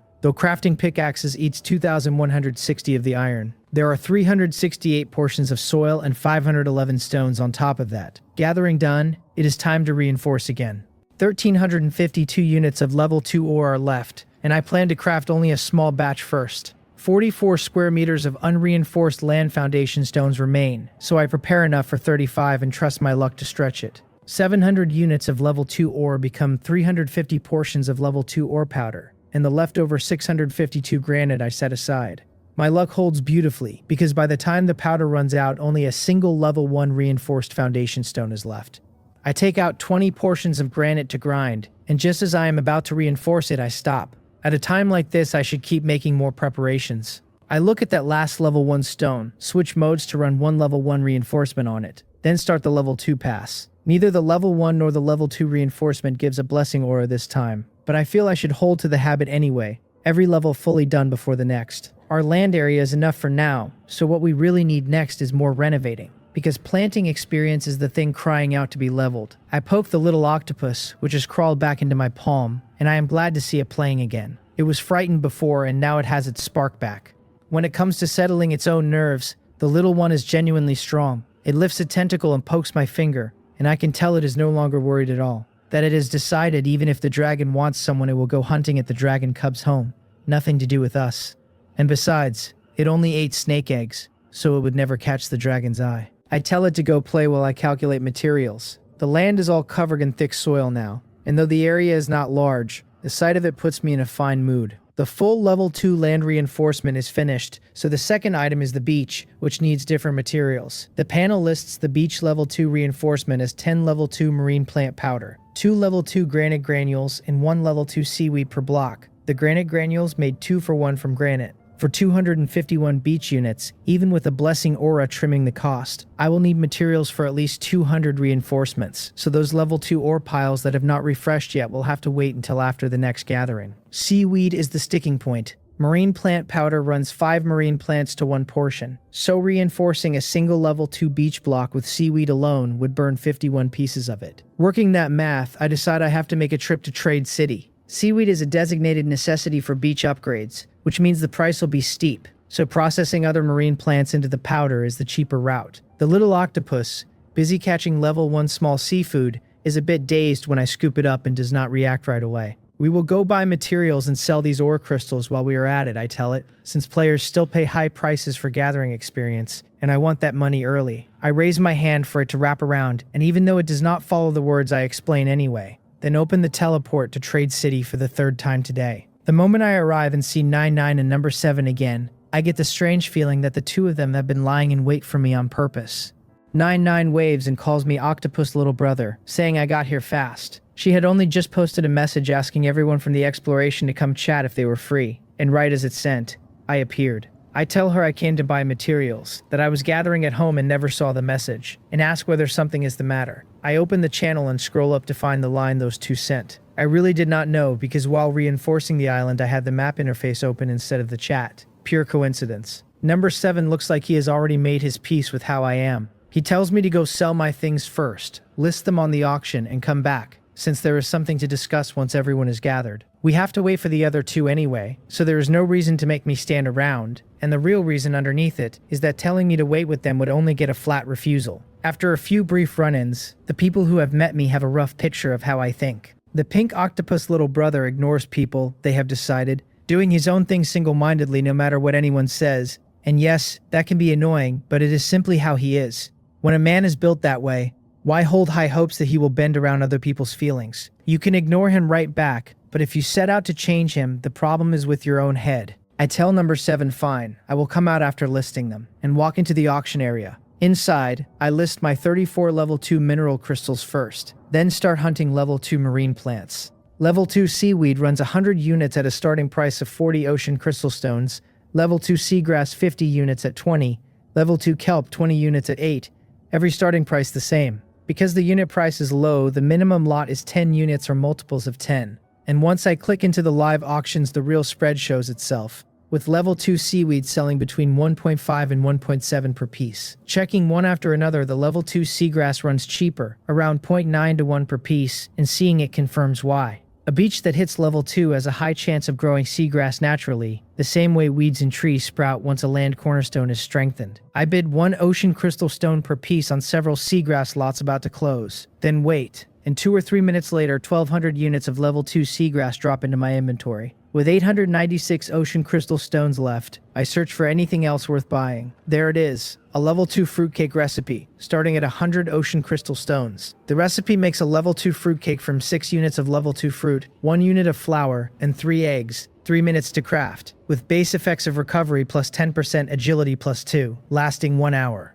I have all the ingredients already. Recipes that raise agility are clearly popular because I have to lift my bid twice during the few minutes the auction runs, before I finally win the cake recipe for 146 ocean crystal stones. With nothing else catching my eye, I leave the auction area. Octopus little brother, you were really super cool back there. The little girl 101 has arrived and is standing with 99, and she waves happily the moment she sees me to make sure I notice her. I nod and thank her. That is the whole of my reaction to praise. A nod and 2 words, and number 7, who had been preparing to say something, suddenly decides he does not want to anymore. He has been quietly building a label collection for me. Extreme self-interest, slow to react in word and feeling, no social awareness, and now a fresh one, self-appreciation. 99 takes the lull to raise the main business, noting that number 668 has not shown yet, and that we should wait another 10 minutes in case he missed the message or got held up. I walk to the wall, check the time, and decide I do not mind waiting. After 4 or 5 minutes of silence, 101 cannot stand it and leans in to whisper, wanting to chat. We already know each other, she figures. We have tested our strength together and gone to an unprotected island together. So surely we can talk a little. And she is not even asking anything she should not. Only that waiting in dead silence makes the air strange. I tell her I can read the channel, out of bare politeness. I do not enjoy chatting with people, least of all people who cannot sit quietly. She presses on, asking how I resist joining in when I see other people's messages. But she only gets a few words out before number 7 walks over and plants himself squarely between her and me. Player protection means we cannot touch, so by squeezing in he forces 101 a step outward. And on her other side is a wall, and walls do not move. If she wants to chat, he tells her, she can find 99 or talk to him, so I insist on cornering the one person who does not want to speak. Does it make her feel superior? Number 7 likes chatting plenty himself, but he has decided that her habit of hunting down the quiet one for no purpose is grating even to overhear. 101 says no, she only wanted to talk to me, and asks whether he is sour about being ignored. She is annoyed now, her spot stolen and number 7's contempt plain on his face. She only wanted to chat, and I had even answered, so even if I do not say much, you cannot just shove me aside as background scenery, can you? Leaving the 3 of them talking while the octopus little brother sits there like a prop. That would be too much of a snub. Number 7 turns away from her and tells me to speak for myself, that if the small talk bothers me I should say so outright instead of stewing in silence, because watching me sit there pretending to ignore people while clearly irritated is uncomfortable for the rest of them. I look at him, not following. She would only ask why, I tell him, And besides, I only have 4 more minutes to wait. Not wanting to talk does not mean I will tell someone to shut up just because they are speaking. If these two had not said they were holding the spot 10 minutes for the main business, I would have walked off the moment she started talking too much. And 4 or 5 minutes passed quickly enough. 101 stammers that she just wanted to show some concern, feeling wrong that everyone treats her like she's done something wrong, until 99 shakes her head and finally speaks up to comfort her, telling her not to feel bad, that it is not just her he finds annoying. He is perfectly fair. He finds everyone who tries to talk to him annoying. I nod in agreement. This sharp-eyed big sister has it exactly right. 101 stops feeling wronged at that, understanding now that both of them have been brushed off before, which is why they read it so well. Then number 668 finally arrives, teleporting in and getting pointed toward the auction area by someone he knows. He tells us he is late because his home was attacked by sea snakes and he just finished cleaning them up. Seeing his torn clothes and the cuts on his face, 101 immediately casts a heart-calming technique on him, though the skill dissolves the instant it leaves her side, because the safety protection blocks every player's skill the same way it blocks touch. Number 668 thanks her and shakes his head at the wasted gesture, half amused, half baffled, that she would think to use a skill in a place where skills do nothing. He says he is fine and asks why we were all so anxious to gather, what the situation is. Trouble, clearly, and trouble tied to that unidentified creature that rose up as we left the island. Number 7 starts laying out the benefits he scored over there, that he picked up a chest and opened a growth pill for the dragon race, that the thing which appeared as we left is the problem, because feeding the pill to his ice dragon cub has dragged everyone in. Every player who went exploring may already be marked by that enraged dragon. I asked whether his end gave him any prompt on the dragon's level or details. I had already half guessed it was a dragon from the little octopus's drawing, wondering at the time if number 7 had smashed a dragon egg or stolen dragon treasure. He tells me it is an adult spiritual grade water dragon, that he has no read on its health, only an extreme danger flag on the event notification. 99 looks at the ice dragon cub on his arm and groans that a spiritual grade dragon has to be at least hundreds of times stronger than his cub, and this kid got all the benefits while the rest of them have to bleed alongside him. Hard to say, number 7 answers, 1,000 times stronger is possible, but whether it is 100 or 1,000, none of us can beat it. He only wanted us to know that if trouble comes, we run, straight to Trade City to take refuge, where at least we survive. He sighs that he has no idea how to handle an adult spiritual grade dragon either, that the thing came out of a treasure chest, but a special event like this is not the sort you can reason your way out of. And in that dragon's perception, the theft is simply fact. 99 leans against the wall, cold sweat rising on her back, working out that if the growth pill is for quality growth, then the dragon's pursuit will never end, and spiritual grade is one step below immortal grade. She regrets, quietly, ever making luck the first thing she screened teammates for. Lucky people pull great items, but a companion whose own luck falls short does not necessarily share the rewards, only the danger. By that measure, the octopus little brother is better, she decides. His luck a bit crooked, but when he gets the benefit he carries the danger himself. Number 7 admits there is a chance of quality growth, that his little ice has not reached adulthood so its grade is not yet apparent, and he nearly smiles before catching himself, since these few people are in a bad spot, and may stay there a long while. Number 668, stewing over his recent losses, decides to press number 7 for compensation, arguing that since number 7 took the benefit while the rest of them blocked the disaster with him, he ought to hand out something to make it even, though he pridefully knows the attack on his own home had nothing to do with this event. Number 7 is stunned a moment, then looks at him with open disdain, refuses flatly, and says he is only telling us about the danger so we can prepare in advance. I have heard everything I needed to. I say my goodbyes, telling them my island is under attack and I am heading back, take out my pass, and leave. Number 668 stares at the spot where I stood, unable to work out whether my island really happened to be attacked at that exact moment, or whether I simply realized there was no benefit to be had, and could not be bothered to stay. 99 sighs that if I say I am being attacked, then I am being attacked, and number 668, sour and finding everything irritating in his bad mood, asks whether my word is truly that credible. Extremely credible, 101 snaps, her temper now worse than his, because being told to her face by a powerful, handsome guy that her concern was annoying has left her raw. We are not so important that I would bother lying to them, she tells him, and if he thinks I would, he is overthinking it. The real misery is the uncertainty, the danger that could fall at any second, the knowledge that they cannot win and might not even escape, and the cause of all of it is the exploration voucher number 668 brought out. Your beach is currently under attack by marine life, the panel tells me. Level 1 lobster, 500 health, a common ocean creature, very interested in my island beach. That was the notification that sent me teleporting home. And these lobsters, well, I will make some garlic shrimp in a bit, I think. Only sorry I have no recipe for spicy crayfish. I put the little octopus down, grind the marine plant powder while the little one hauls the dozen-odd invading lobsters back in its basket. And when I see it carrying the small lobsters up the beach, I get hungry. Small lobsters are still shrimp, and with nothing stopping me, I start cooking.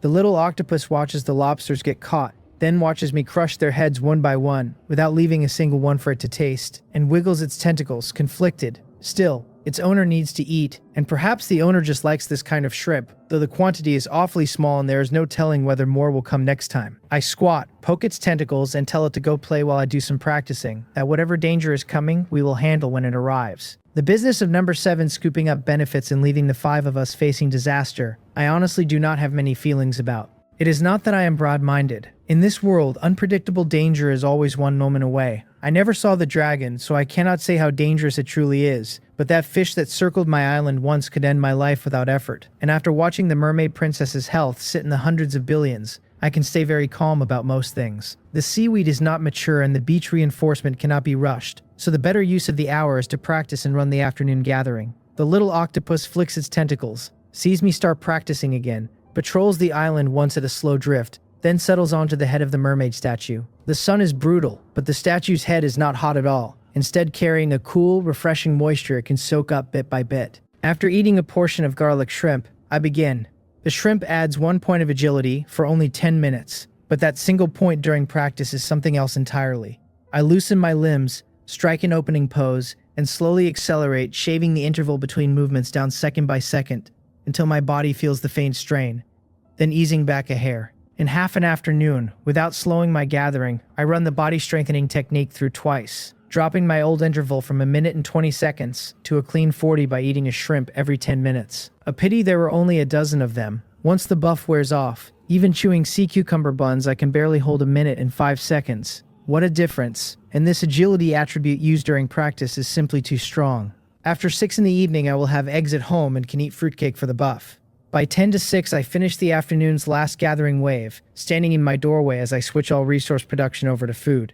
The morning grind covered my ore needs for now, and the afternoon brought in 40,734 points of gathering experience.